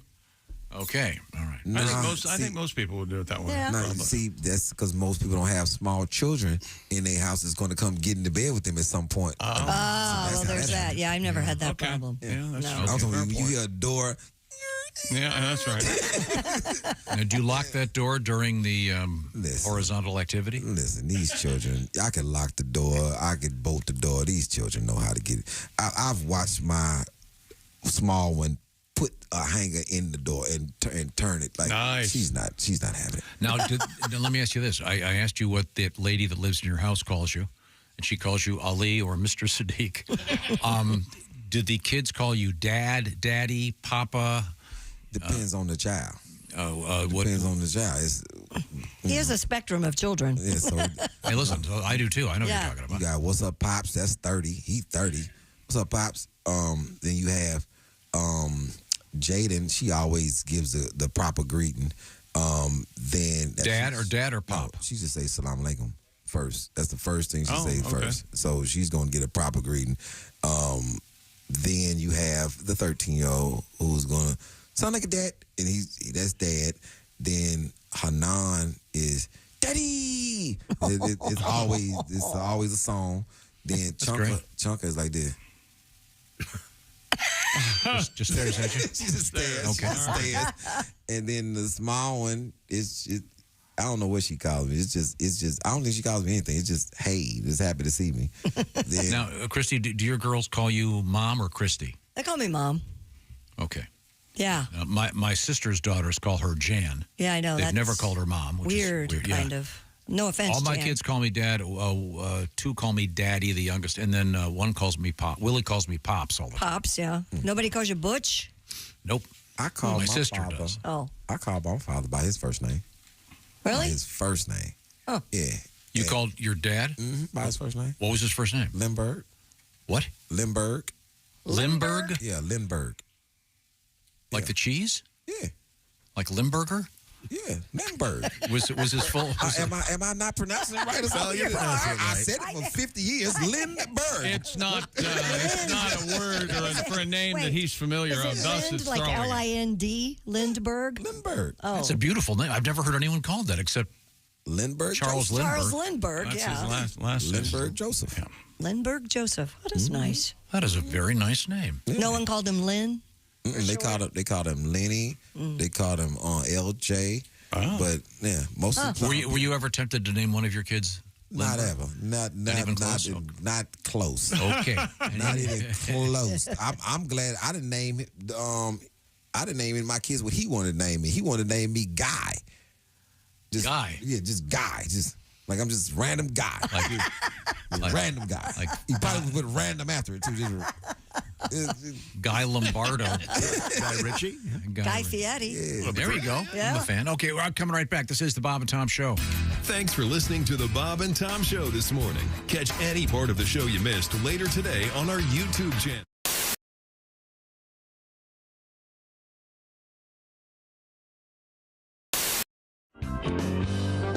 A Swedish sexual rights group unilaterally proclaimed a new English term for what it considers one of the most misunderstood parts of the female anatomy. Who's this group? I'm sorry. A Swedish sexual rights group. Okay. They want to change the name of the hymen to the vaginal corona. The vaginal corona? Corona. So does that mean it's still Isn't there? that corona? If there's a lime in it? What? Corona. Corona, right? What is Corona? Isn't that already taken? Vaginal corona? No, isn't corona already used in anatomy? Well, not vaginal corona. Not You vaginally. can add the names. But vaginal corona. Who was upset about the word hymen? The group hoped the new term would displace the traditional Swedish word for hymen, which is too long and too weird for me to pronounce, which translates literally as virginity membrane and led to misconceptions about female sexuality. It's the you pronounce that the Phenortner. The Phenortner? The Phenortner. Actually, I think it's the plug-in vagin. The Phenortner. The plug-in vagin. The plug-in vagin. See Come why- on. Go with the See corona. why I sat on this story for 2 hours? Come I on was a little now. worried about Hyman's classic, like Yankees. You're not going to get rid of that. But it was... So this is just the Swedish. They don't want to change the English term.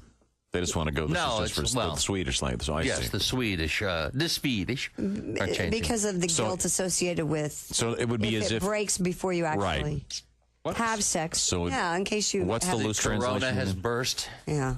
Mm-hmm. Oh, really? And What do you mean, how could that? I'm confused. So And what's that the could new always what's the happen new Swedish word? Vaginal corona. But that's English. I don't know what the Swedish word is. They're the ones changing it. I know, but it's hard to pronounce, I guess. Durkin. Don't the Swedes with Tiger? Don't they have enough trouble right now? No, Shouldn't they just be quiet about stuff for a little while? Yeah, but it's sex over there. It is, isn't it? Well, yeah. They are way ahead of us sexually. I can't argue with that. Well, I can't wait to see the commercials. Yeah. If you get the Corona, they got the one right now where the limes are being. They're playing the finger flip football. Finger flip football with limes. Oh yeah. Yeah. You can also have the imagine other if all one of a where sudden there's a there's hymen involved in that. The guy's skipping rocks and then he skips his phone. Do you see the one where the woman and the man are sitting there in the lounge chairs looking out at the ocean, and the girl walks by, and the guy spends a little bit too much time looking at her? Yeah. And she squirts squeezes him. the line. He waits way too long to react. He jumps late. It's because they're acting. Yeah, that's a bad job. And, the actor it's just a bad job. Used to having things squirted in his face. Yeah, that's true. And the last thing that actor's interested in is a woman walking by in a bikini. That's probably. That's where the acting They're all. Yeah. Let me get that phone call. Bob and Tom Show. Hey, man, it's Donnie Baker. Hey, Donnie. Oh, hi, Donnie. I think I've solved this puzzle while they're changing Hyma to Coronas. Yeah? Well, because everybody knows in fourth grade, English class, you learn about hymens. I mean, certain words are hymenated. Super Bowl, low pitch, doghouse, No, squirt gun. Donnie, that's hyphen. Hyphen. It's all hymenated. Punt, pass, and kick, all of them. Punt, pass, and kick. Okay, those are hyphens. Okay, we'll find out more about Vaginal corona. hymen talk. We'll come back. I'm very confused when we return. Know it all.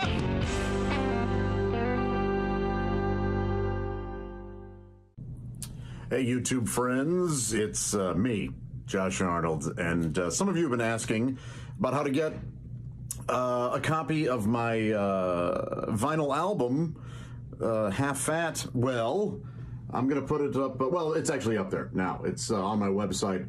If you're interested in getting one of these, there are a limited number of them available at thatjosharnold.com. So, yeah, if you're interested, go pick one up. Love you.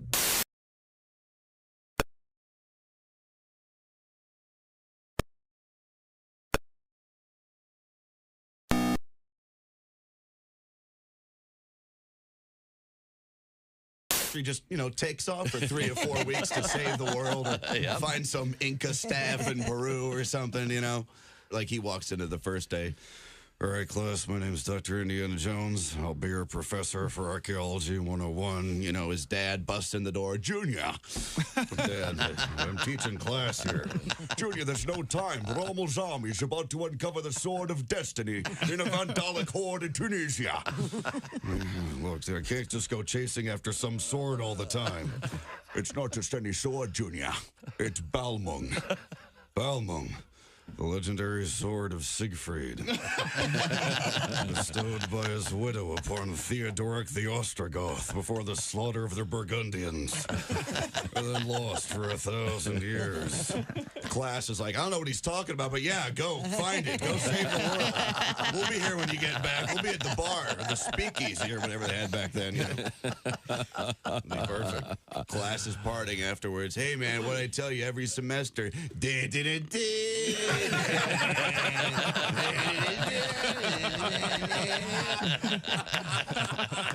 Hi, this is Ross Bennett, and you're listening to Bob and Tom Radio. And I can't believe that a lot of you guys aren't in Tampa this weekend. It's the first porn camp.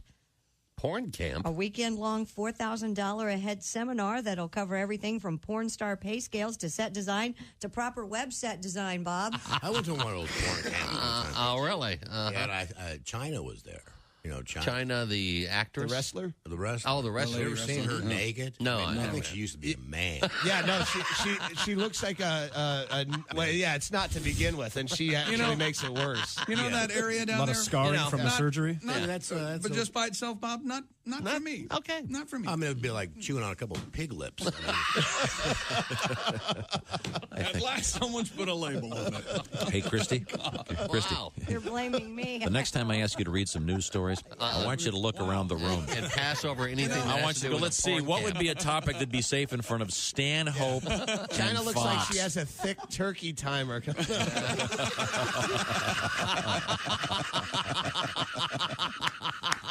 Hey, she's done. Bob and Tom 24/7. It's not on air. It's online. Bob and Tom. Fine. Hey, welcome back to the Bob and Tom Show. Christy Lee at the news desk. Hey. There's Pat Godwin. Hey, chick. He's over there in the performance room. Josh Arnold is here. There's Ace Cosby. I'm Chick McGee. And here's Tom Griswold with our special guest. Thank you very much. We're hanging out with comedian Ali Saddiq. Mr. Saddiq on tour. Let's see, tomorrow night it's at the Akron at the famous Goodyear Theater. Coming up, Lexington on the 29th. May 10th, it'll be Louisville. Did I mention April 6th? Savannah. Cincinnati, May 18th at the legendary Taft Theater, where all the seats are large enough to accommodate former President Real Taft. fat theater. Yeah, that's right. Des Moines coming up June 21st and 22nd, and then Fort Wayne, August 23rd and 25th. Mr. Ali Saddiq has joined us in the studio. Ali, it's always a pleasure to see you. Thank you very much for joining us. Thank you for having me. We're going to check in with some more news.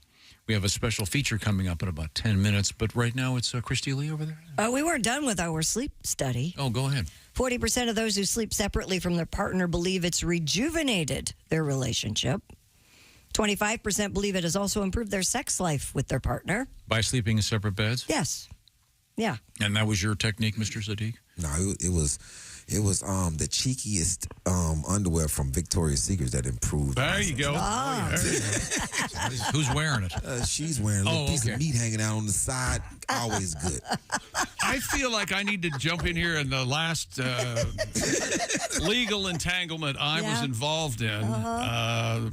The beginning of the end was, hey, let's get separate bedrooms. Okay. Here I am.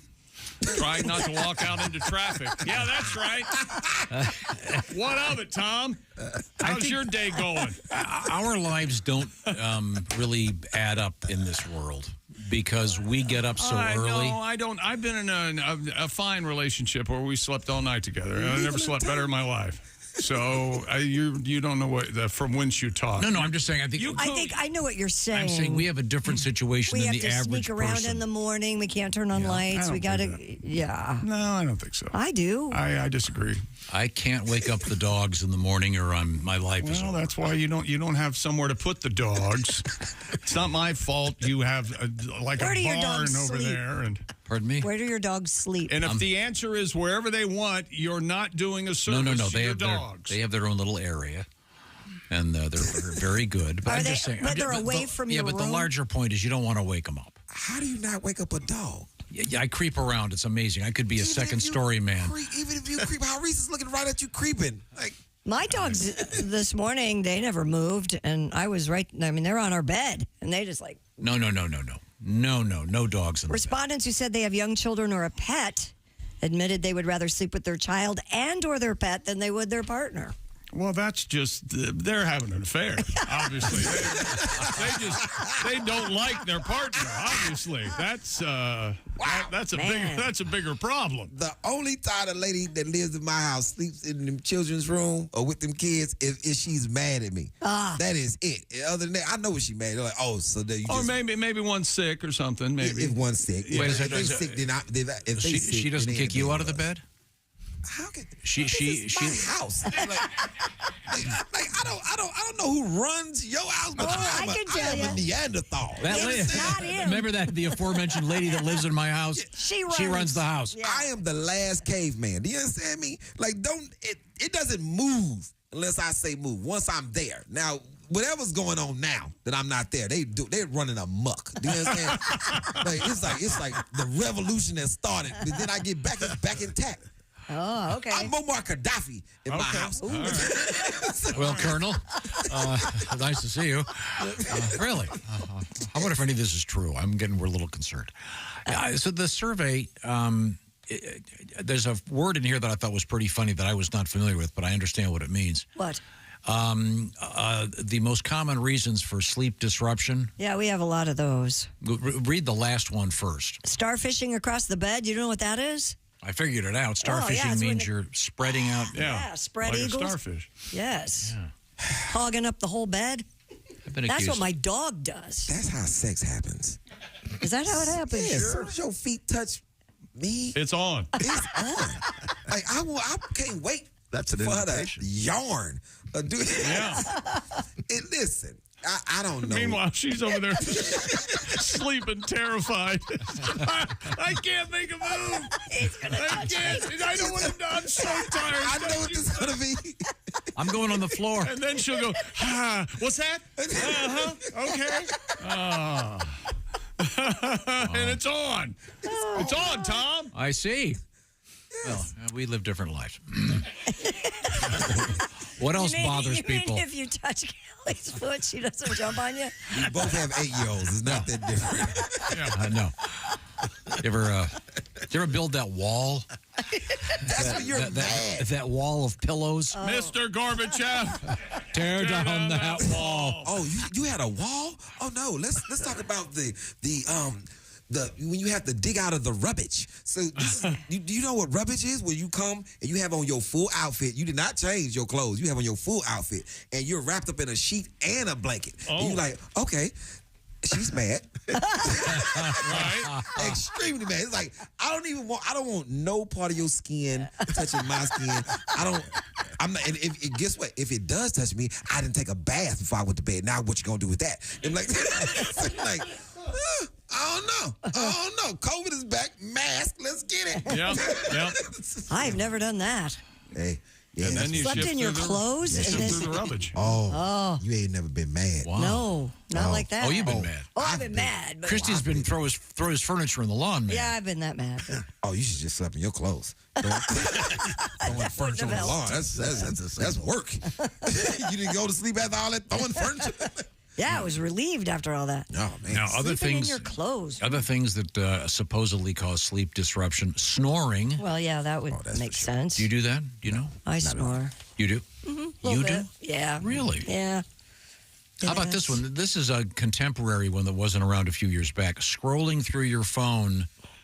35% of people say that annoys them because of the light, presumably. Sure. It's very annoying.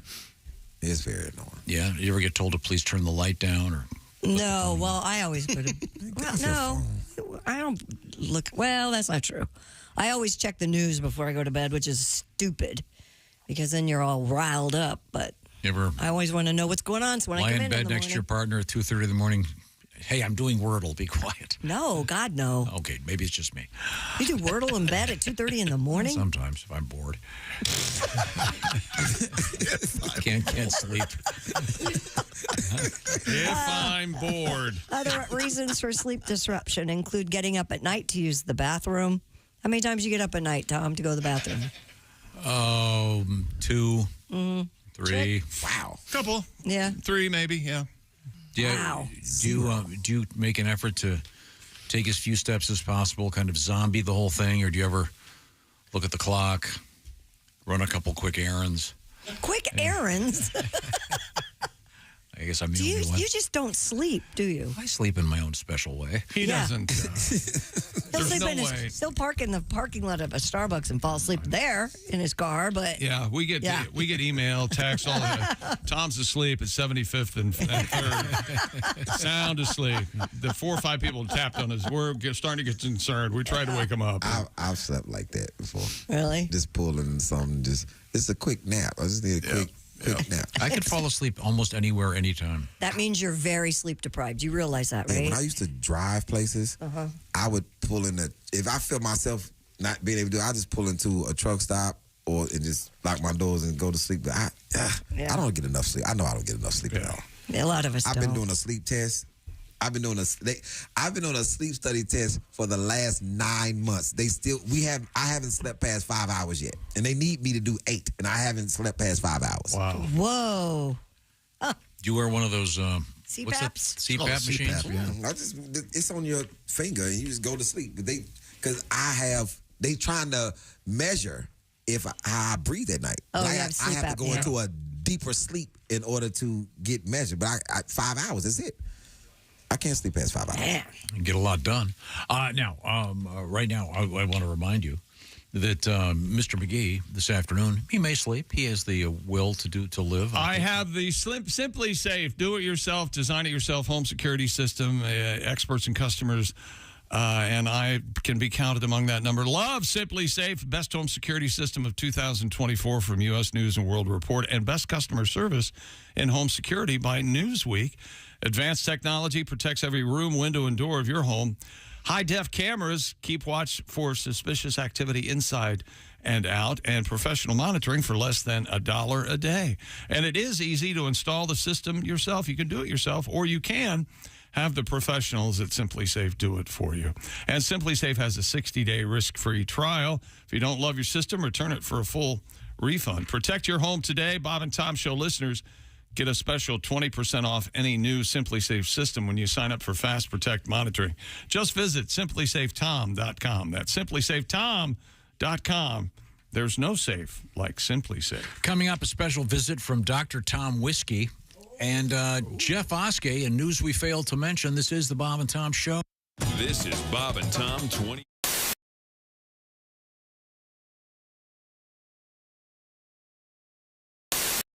Hey, hi, I'm Tom. This is Chick. That's Josh. And this is Christy Lee. Christy, what's happening? Hey, Charleston, the Bob and Tom Show here, and our friends at Rock 105 WKLC are bringing us to town for a live show with special guests. Duke Tomato and the Bob and Tom Brassmouth Horns. Plus, do not miss an amazing comedy show that night. That's right. It all happens Friday, April 5th at the Charleston Coliseum and Convention Center. If you're listening anywhere within 100 miles of Charleston or come out and see us live on the morning of April 5th. That's a free show. And then get tickets for that night's Bob and Tom Show comedy tour event with who, Christy? Pat Godwin, Josh Arnold, Jeff Oskay, Willie Griswold. All hosted by Tom and Christy.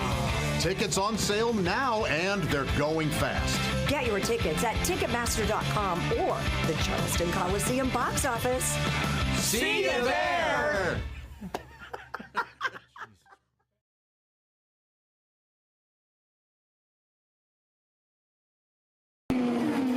Race fans, it's May, and you're out at the track. You're hot and thirsty. If you don't get some relief quick, just like those Indy cars, your body's gonna overheat. That's why you need the cool, refreshing blast of body fuel. It's like an overhaul for your body in a 12-ounce can. Just one drink, and you'll be refueled and ready for anything your busy lifestyle demands. Excuse me, sir. You look hot and thirsty. Boy, I sure am. I got my 2 kids with me, and I forgot the cooler in the car. God, it's got to be 100 degrees out here. I could sure go for a cold drink of water. Water? You don't want water. You want something that'll replenish all the fluids you've lost. You need the overhaul for your body in a 12-ounce can. You need body fuel. Body fuel? I never heard of it. That's because it's new. Here, try it, Jesus! This tastes like motor oil. Well, there is some motor oil in there. And some transmission fluid, gasoline, and even a little engine coolant. Engine coolant? Hey, I can't see. Well, of course you can't see. That's the power of body on your system, making it just like brand new. What do you think of body fuel? Are you trying to kill me? Hey, what's that fizzing noise? That's a little battery amp. It'll keep your body running smooth and efficient. How do you like the sporty racing look of the package? I can't see it. I can't see anything. Well, it's very sporty. Don't worry, preliminary testing shows that the blindness is only a temporary side effect. Anyway, how about that refreshing, cool, clear taste? Come here. I'm going to sue you bastards. Come here. Where are you? I can't see anything. Body fuel. When you're so thirsty you could die, try one of Body Fuel's 3 delicious flavors: original lemon lime, iced tea, or diesel. I can't feel my tongue. My gums are bleeding. My gums are bleeding. Body Fuel from the people who brought you Thirspiration Plus. It's the health drink for those on the run. Go out and pick up some Body Fuel today at a supermarket or auto parts store near you. Come here, you son of a bitch.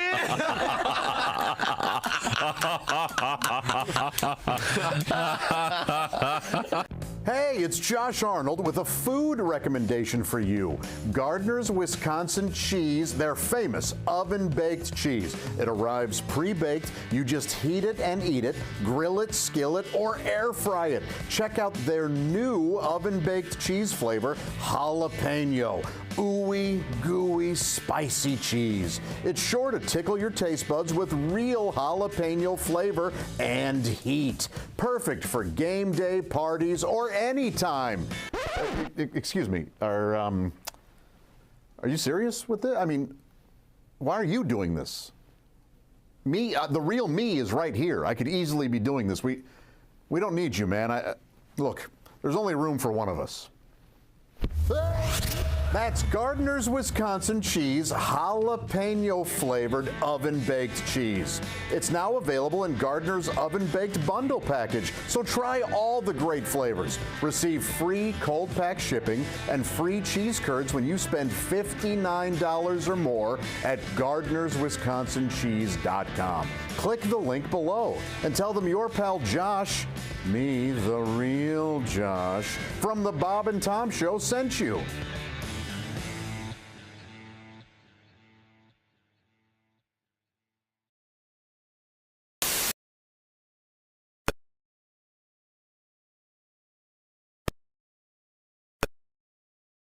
Davis, but you live in LA, so you got to have a car. You got to have something big. I don't think that's right, man. Housewives driving expeditions. I don't think you should be able to. You should be allowed to drive something that big unless you're really going on an expedition.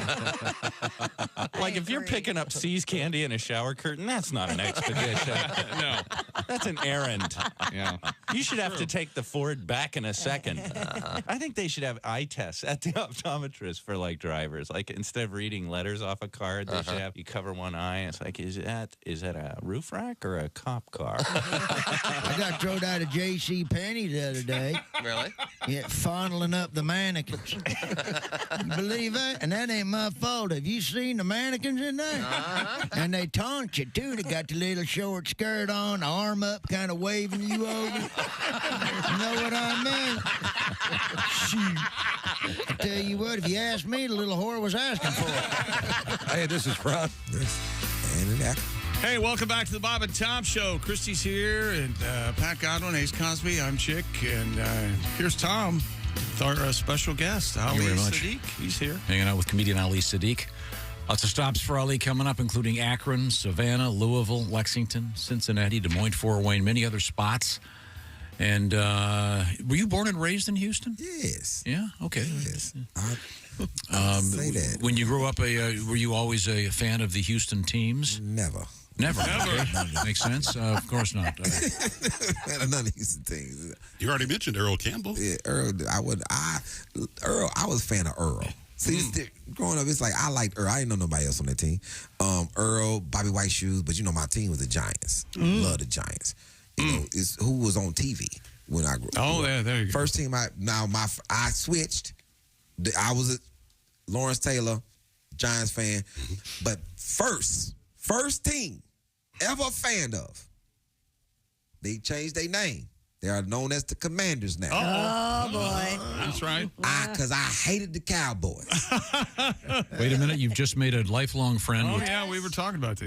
Chick McGee has all the Redskins paraphernalia from days gone by. At the time, that's right.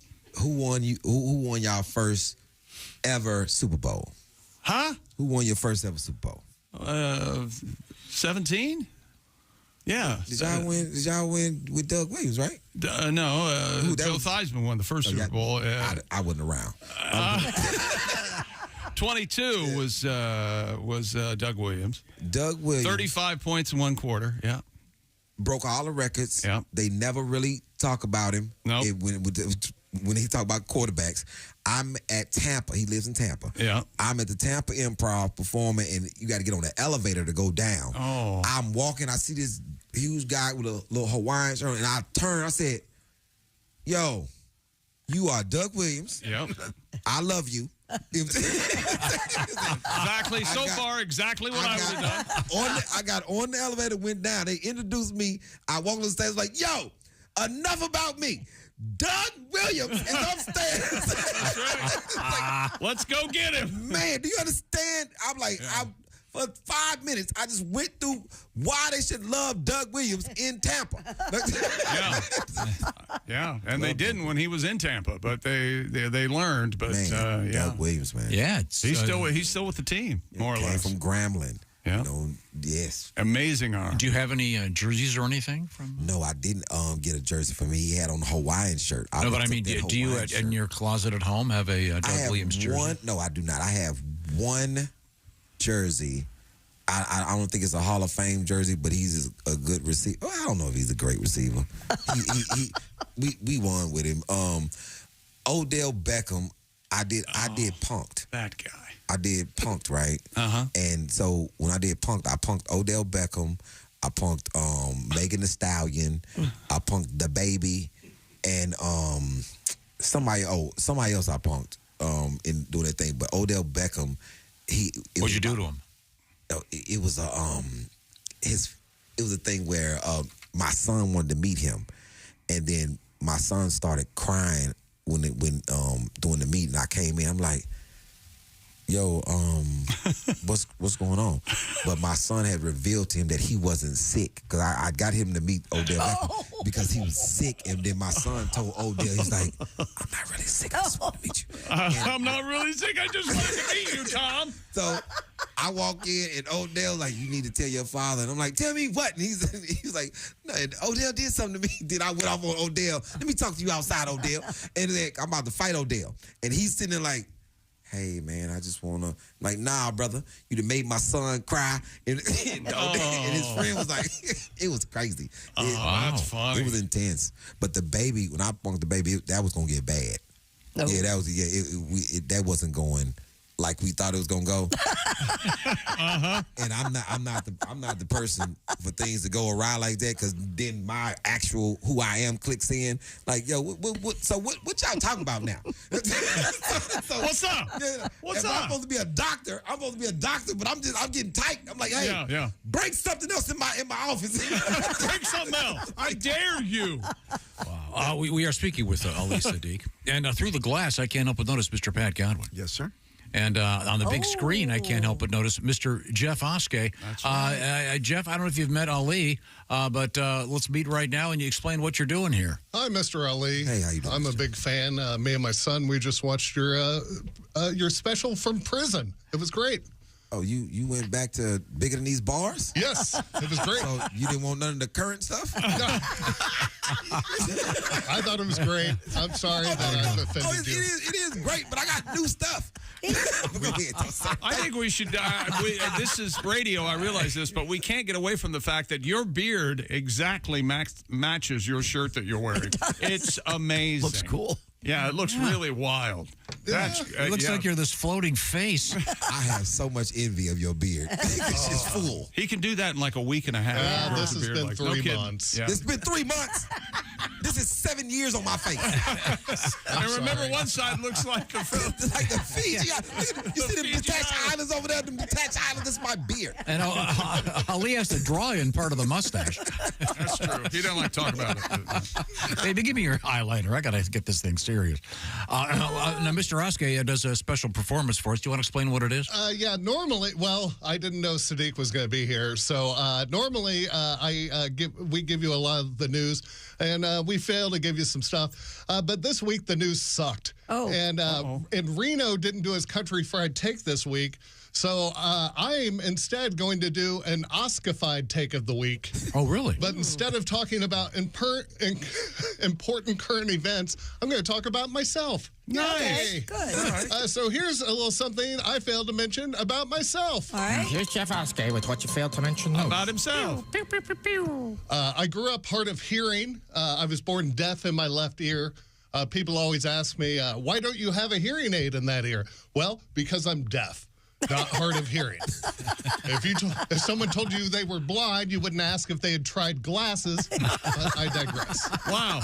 You know, I feel retroactively stupid. That has never happened to me before in my life. So why are you wearing headphones with both ears? Well, that's the way headphones are designed, Tom. They make the one. If you just have one ear, it falls off the other side. No, they got the ones the NFL guys wear with just one ear, right?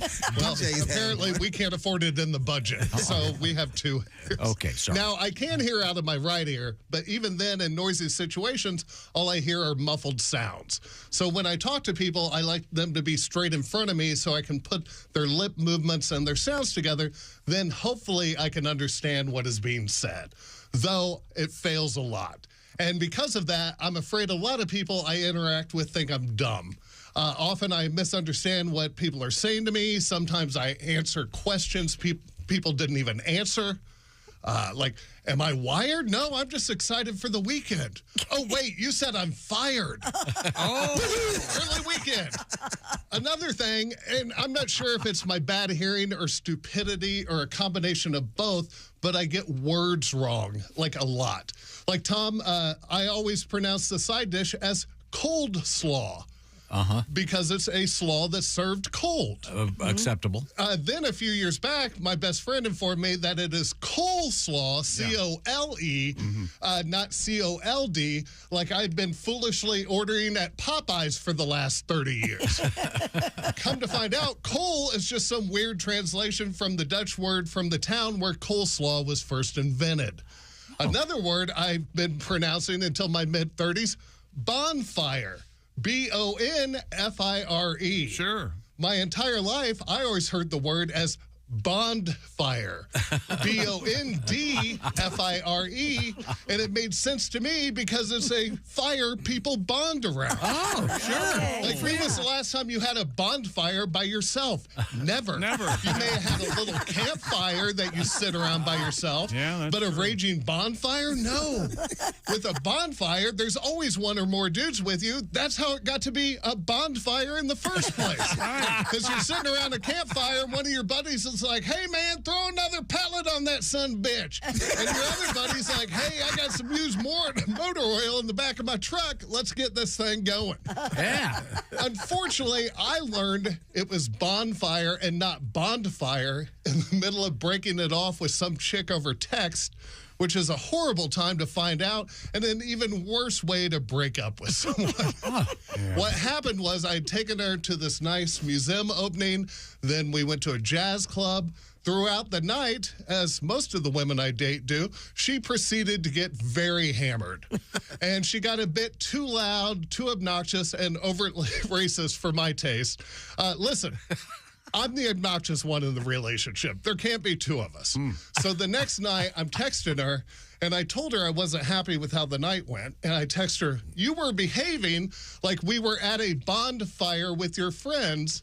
It was a gallery opening, not some hillbilly bonfire. That's right. I doubled down on the bonfire with a D. Yeah. And she texted back, good, I'm glad we're through. I don't want to be with someone who thinks they've been sitting around bonfires their entire life. It's bonfire, not bonfire, you idiot. So I blocked her number, and then I called up my best friend. I'm like, hey, man, did you know it was bonfire and not bondfire? And he's like, yeah, you idiot. Why would it be bondfire? And I go, because it's a fire people bond around. And he goes, oh, well, using that logic, I guess you order a lot of cold slaw with your barbecue. And I was like, how did you know? So the next time you find yourself talking to what you think is an idiot, remember the person may not be a total idiot. They just may be a little deaf and a little dumb. I'm Jeff Oskay, and this has been the hearing disorder I failed to mention. Failed to mention news. Jeff Oskay. I didn't know he was deaf. I had no idea. I didn't either. I had no idea. I'm going to get him a pair of custom one-ear earphones. Oh, God. Ali has his hand up. Are you deaf too in one ear? Wow. Very, very hard of hearing in one ear. Huh. Very, very hard of hearing. In what? Just the one? Just the one. What happened? Boxing injury? I have no idea. Okay. At first, I thought it was good, and then I don't hear well on that side. So you don't hear in your left ear. Yeah, and I don't try to change it. Do you then when you sleep with the woman that lives in your house, do you sleep with the deaf ear toward her just to cut down on the chat? I turn the deaf ear towards everyone. There you go. My oldest found out. My oldest, she was the first one to notice it because she would be asking me important stuff. I'd be like, huh? Then she would go around to the right. Yeah. Okay. It's ailments. I see double out of this eye every direction besides straight. You see double? Mm-hmm. That's interesting. Yeah, Quincy.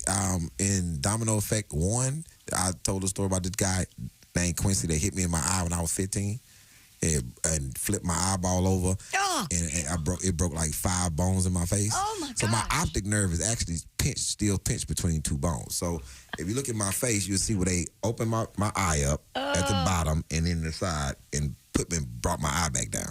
Wow. Well, anybody wanted some eggs? Hey, Remember Pat, this was a fun show? Remember that? I did too.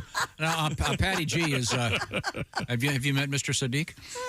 We met in the hall. I see. Now, Pat is a very fine musician, and he is, of course, of Irish heritage. Yes. And your big day's coming Sunday. Oh, I don't care for it. I'm a real Irishman. Oh, really? Family's from Ireland. Yeah. St. Patrick's Day, just another day. Just another day. Ah, okay. Now, do you have any kind of an Irish tribute? Because I know we have another one coming up. What have you got? St. Patrick's Day is for amateurs. So posers, mark your calendars. Oh, you're not even Irish, and you don't know how to drink. I am a damn professional when it comes to drinking alcohol. I take St. Patty's Day off, because for me, the whole day stinks. You're wearing a stupid T-shirt that says, "Kiss me, I'm Irish," but your name is Vicky Plashinsky and your beer's a stupid green. St. Patrick's Day's for amateurs, so back off Jack and cram it, sir. I like to pace myself. No one here knows how to drink. Oh, I party hard all year, and I only drink brown beer. So I take Patty's Day off. I'm in rehab or the clink. Oh, thank you very much. Thank you very much. Now, we have a special guest in the studio, as you can see. Oh, boy. As I live and breathe, it's Dr. Tom Whiskey here. Ali, you haven't had the pleasure of meeting. Oh, hey, Mr. Ali. Another true tale from the Old West, Doc? Yeah, well, I got a little bit of Irish in me. And Do ya? Is that right? I took this opportunity to write some poems for you guys. No kidding. Yeah, so I'd like to try them out if you don't mind. Okay. If you will, please, some Old West music. Thank you very much. You already have Old West music. Yeah. I'm deaf in both ears. Deaf in both ears. I'm sure you're familiar with the Chattahoochee River. Sure. Well, this is a famous poem I just wrote about the river. Okay. There was a lady from old Chattahoochee who sported a very large coochie. While drinking some gin, her boyfriend fell in, and so did her cat and her poochie. And a big woman, you see. It's a big coochie. There once was a parrot from China. Oh, there's more. Who had a large... No, I see. There once was a parrot from China who hooked up with a bird named Dinah. But to his chagrin, Chris Hansen walked in and said, "You know, that bird is a mina." Thank you, Doc. What a pleasure. that was something. You thought there was going to be a parrot from China. You thought there was going to go vagina. No, not at all. No. The bird's a mina. You see, Done the old Chris switcheroo on Hansen does the show where he nails really it. Enjoyable. I'd love to see it. Ali Saddiq, are you a drinker? No. If I did drink something, it'd be a margarita. Oh. But what's crazy, I used to drink Guinness like religiously. Really? Yeah, they say it's Irish, but all the Jamaicans I ever been around drink it. Yeah, it's a Jamaican. Are you of Jamaican heritage? I'm West Indian heritage, but not Jamaica. But I would love to be from Jamaica. Yeah? Yeah, I would just. You ever considered drink? I've been to Jamaica several times. You ever Some considered Red Stripe? You ever considered I doing? don't really like Red Stripe. Really? I'm more of a Guinness guy. Oh, okay, I fair like enough. Guinness. I like dark stout in the bottle. Yeah. And sometimes I get out the thing, but it's Guinness in the bottle has always been better. You ever considered growing dreadlocks? I had locks. You did? Yes, Tom. I mean, can you still grow them, or you have enough hair? Probably so. If I chose to, yeah. They would probably be a little drop top, but it won't be as thick as they used to be. Yeah. A little thin there on top? Yeah, it'd be a little thin on top, 1 or 2. Enough is how much? I would take the ones on from the side and wrap them up on the top. You wouldn't be able to tell. Yeah. So it'd be like a dreadlock comb over. Yeah, like I have like a dreadlock yarmulke. almost like. That'd be a look. Yeah. I see. Right now, Mr. McGee. Yes, I'm going to tell you about Raycon earbuds. We got one of those love letters we talk about all the time. This is from KJ. First of all, in the Midwest, KJ says, we have always called the egg and the bread that we're going to have Jess Hooker come in and make next week the bird's nest. Yes, I've seen the that. Boogity or not the brown eye. Or gas house. Was it brown eye ever? No, yellow eye, maybe. Yellow not eye. brown eye. That would be disgusting. KJ says, I listen every day at work on my wonderful Raycons. And, oh, by the way, I only use one Raycon at a time so I can hear my machine and everything going on around me. Evidently a safety issue. That's right. And, Raycon's optimized gel tips are designed to fit every ear ever made. Maybe you're out walking your dog. Raycons has 8 hours of playtime, 32 hours of battery life, seamless Bluetooth syncing, and you can enjoy features like their easy-to-use earbud tap functions. Of course, they work with your telephone and noise isolation and awareness mode with your Raycons. And because you know us, go to buyraycon.com/Tom. We got a deal for you. Get 20% off your Raycon order plus free shipping. Get 20% off and free shipping. Go to buyraycon.com/Tom. That's buyraycon.com/Tom. Well, thank you very much. This is the Bob and Tom Show. Hey, thanks for listening to the Bob and Tom Show this morning. Get a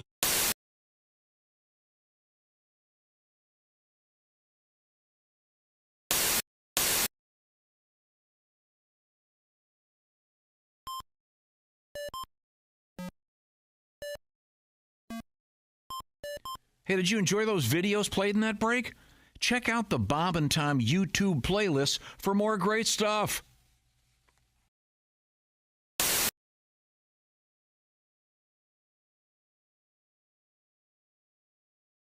Come on, baby. Everyone's doing it. But I've never done it before. Your brother tried it and he loved it. My brother? What? Okay, I'm gonna turn it on. Ooh, I hope there's batteries in it. Batteries? The Bob and Tom Show, mornings on 95.7 QMF, Louisville's classic rock station. We should wake up with Bob and Tom every morning. Well, that sounds good to me. No problem here. Get up and get it on.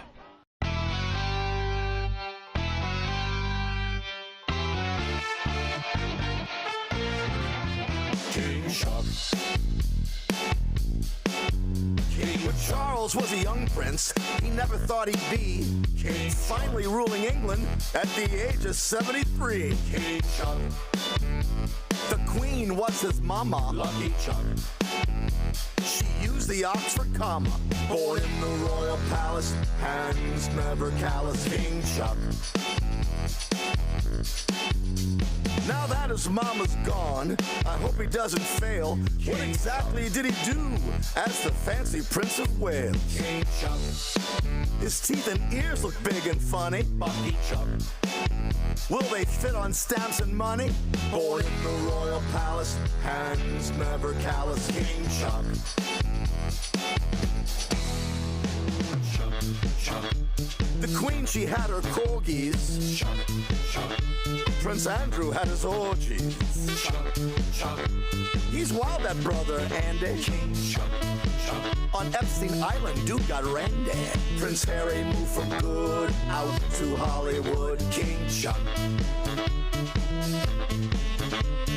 Chuck, Chuck. Charles loves the polo ponies. King Chuck, Chuck. And dressing up for ceremonies. King Chuck, Chuck. He wears a kilt, please don't stare. King Chuck, Chuck. He's not wearing underwear. Finally gets to rule, cause he's got the family jewels. King Chuck. He married Diana, they had a castle and a villa. King, but all the time he dreamed about the homely one, Camilla. King Chuck. Couldn't wait to get his hands on Horny Chuck. Said he'd like to be her tampon. Born in the royal palace, has the royal phallus. He's so old it won't be long, we'll have to write another song. King Will. Hey, YouTube friends, it's me, Josh Arnold, and some of you have been asking about how to get a copy of my vinyl album, Half Fat. Well, I'm going to put it up. Well, it's actually up there now. It's on my website. If you're interested in getting one of these, there are a limited number of them available at thatjosharnold.com. So, yeah, if you're interested, go pick one up. Love you.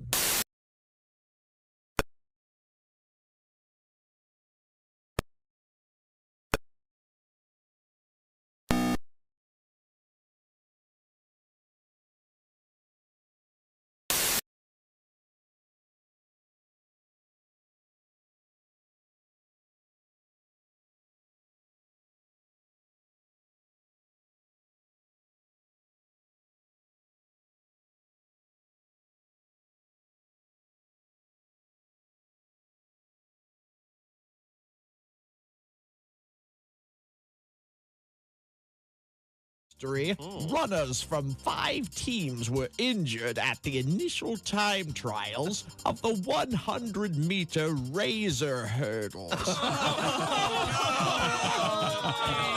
4 of the 5 athletes would never compete again. However, Austrian hurdler Klaus Kleinendorfer went on to be a silver medalist for the women's team as Gretchen Kleinendorfer.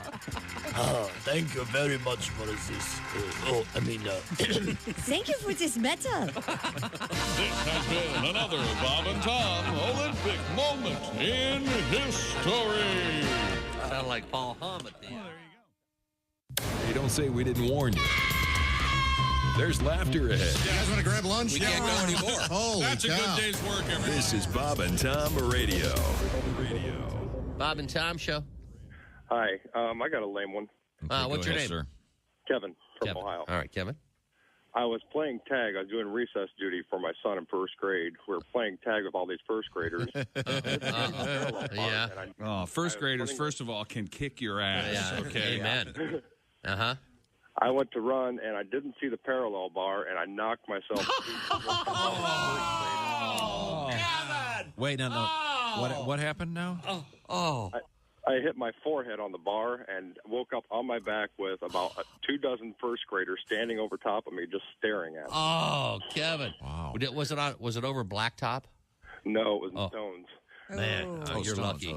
Did any of the kids think to call 911 or anything? No, my son helped me up and took me into the office so I could get some ibuprofen. Uh-huh. I have never been so embarrassed in all the my nurse life. put some You were ice never on going your to No forehead? kidding. First graders, do the kids not want you to supervise anymore? Oh, no, they thought it was funny. I'm laughing too. I'm sure, with them. Sure, they point at you every time you come into the schoolyard. Comedian Dwight Slade. I think they're overdoing the IDing for liquor. We ID under 65. Bring your walker. Yeah. I got carded the other day, and it's like, look into my eyes. You ever seen a 21-year-old with this much hate and bitterness in their eyes? Yeah. Let's not count the birthdays. Let's count the dark angels. Uh-huh. The people who think and cluck at the same time. How does that work? You ask them a question. You go, hey, are we doing dinner tomorrow? Dinner tomorrow. What are you, an Aborigine? Answer the question. I want to go to dinner. You're hunting for Coke bottles. Let's go. Threw off. Welcome back to the Bob and Tom Show. I'd like to thank our guest today, Ali Saddiq. He's been with us all morning. Now, would you like to thank him, or are you going to thank him? No, I thank him. Okay, thank you. Yeah. He hates the Cowboys. Ergo, that bonds us forever. Yes. Even though you're a Texan, you hate the Cowboys.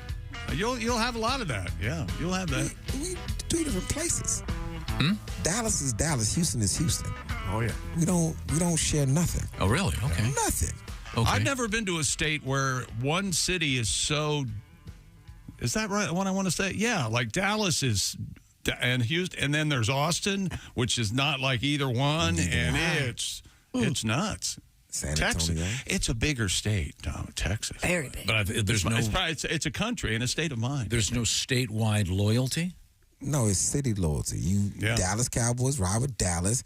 San Antonio, they probably ride with Dallas Cowboys. It's basketball, football, everything's separated. I'm going to play something that in theory will make you happy. This boy. Baseball. This Are you talking to me or Ali? I'm talking to Mr. Ali. Okay. Okay. Now I want to see if you can. Well, this is going to be pretty easy to identify, but I want to see if you get this. Just push the button. Oh my God. Let that guitar fall in. I wrote that down. You know what this is, Ali? Yes, I know what this is. Play that? I knew he was going to play it. Do you know what that is? I knew you was gonna play. Hey, everybody! That's Archie Bell and the Drills. It's Ali Saddiq and the Drills. We got our own way to walk. They're from Houston, Texas. Yeah. Hey, everybody. Hi, everybody. Hi, everybody. I'm Archie Bell of the Drills. It's Archie Bell. Of Houston, Texas. Houston, Texas. We don't only sing, but we dance just as good as we walk. Now, is he saying we dance as good as we walk? Yes. Dance as good as we walk. Yes. Okay. What'd you think he It's was one of my saying? favorite songs. I got to play the part with hang on a second. Oh, it started over. Sorry. Oh, we can't get to it right now. Time now for Today in History. Oh, okay. Here's Tom. March 15th. Ides of March. Tax Day. Tax Day. What? Tax Day. That's April 15th. I knew he was. What? Wait a minute. Is it tax day? Wait. Well, if you pay quarter, no. No. January, February. Yeah. What do you got over there, Slappy? The year is 270. I get through when there's no one there. Did you know this is the birthday of Saint Nicholas? I did not. So there is a Santa Claus. I had no idea. The myth of Santa Claus. There's a real Saint Nicholas. Of course, there's a real Saint Nicholas. What did you? Jeez, they really threw the garbage can at this guy. He's the patron saint of sailors, merchants, archers, repentant thieves, children brewers, pawnbrokers, toy makers. Wow. You know what, Ali, you know why our radio show's successful, we get awards, is because people listen to it and they go, hell, I could do that. Jeez. Hell. Okay, how about this one? He's just going on. Okay, Christy Lee's a quiz. Yes, sir. Born in 1767, he appears in the $20 bill. What's his name? 1767. Alexander Hamilton. David Bowie. No, I don't know. Jackie Jackson. It's Andrew Jackson. Andrew Jackson. First Lady LaToya. That's not true. It looks like David Bowie. Well, here's a good one. This is a combination of, see if you can guess this. Born in 1933, a combination of one of the greatest baseball players of all time. Babe Ruth. Well, that's not. Oh. It's not Babe Ruth. Babe Ruth was almost dead by 33. Let's see. A UFC fighter and a famous beat poet. Put those three together and you get? Got me. I don't know. Ruth Bader Ginsburg. No one? Wait. Allen Ginsburg? Never mind. Okay, how about this one? I thought we were talking about a baseball player. Remember they called her? No, Babe Ruth. Where'd you get the Bader from? It's a UFC dude. How about this one? Where did you used to work at a restaurant, Christy? Arby's. You know that Ruth Bader Ginsburg, her nickname was RBG. Because she had the meats. I agree, Chip. No, yeah, right. Everybody, yeah. Even though I got 5 from radio, because I would be too technical. Exactly. That's right. Happy birthday, Phil Lesh, the fine bass player for the Grateful Dead. He was dead. Time now for Things We Learned, brought to you by Hyundai. The all-new Hyundai 2024 Santa Fe, equipped for adventure. Capable features like available H-Track all-wheel drive and standard third-row seating. We started out with You're There by Pat Daly today. We had wildlife here out in the parking lot of the Frigga Mall building. We had a coyote. Yeah, you said you could take a coyote. And a scorpion, and I'm reasonably sure I could beat up a coyote. Can I get one more birthday in? A medium size. I don't know what if you can. Christy, 1941. Yes, sir. The famous Dutch actor Dick Top was born. Dick Top? Dick Top. Now keep in mind, he said, hang on, can I get one more birthday in? Dick Top. When he was in school, the kids, the teacher would go, all right, Top, Dick, and then everybody'd raise their hand. There's no actor by the name of Dick Top. It's a famous actor, Dick Top. No, he's not famous. What was he in? There's no way. We went back. He's not a guest. He's an intruder. Who is this? What was he in? Thank you. Name one movie Dick Top was in. Just Google Dick Top. Here we go. He was get something else. Yeah, you're gonna. Good luck. Googling that. He's known for Der Mordor. Oh my! That's about a tale about graduation, and they were like, "What are we gonna wear?" They're mortar boards, and oh my God! We're gonna end the week on that. Evidently, Dick Top. See, Well, it's his birthday and it's on this stupid list. I can't help it. Now the list is stupid. What else? Well, If you hadn't said anything, we'd never known it was there. Got that Ides of March thing. Tom thought penguins were people-sized when he was a kid. Yeah, I Who did. wouldn't? Like 6'4". Who wouldn't? Tom loves Gardner Minshew. We all know it. Ali Saddiq stopped by. He's been amazing today. Thank you very much. Probably won't come back. Emperor I would not. penguins are tall. And I don't know why I can't. There's nowhere close that I can get a good armadillo sandwich. That's what I want. And Ali said he'd make you one. Yeah, that you asked not what you cook. What I want armadillo. And come to Houston, is armadillo on the menu for chill. And I want Ali to do a show where he learns how to cook internationally without speaking the same language as the person helping. That'd be a great show. Okay, thanks very much. This is the Bob and Tom Show. Just got to get a hold of us? Call, fax, mail, or email. Get all the contact information you need at bobandtom.com. This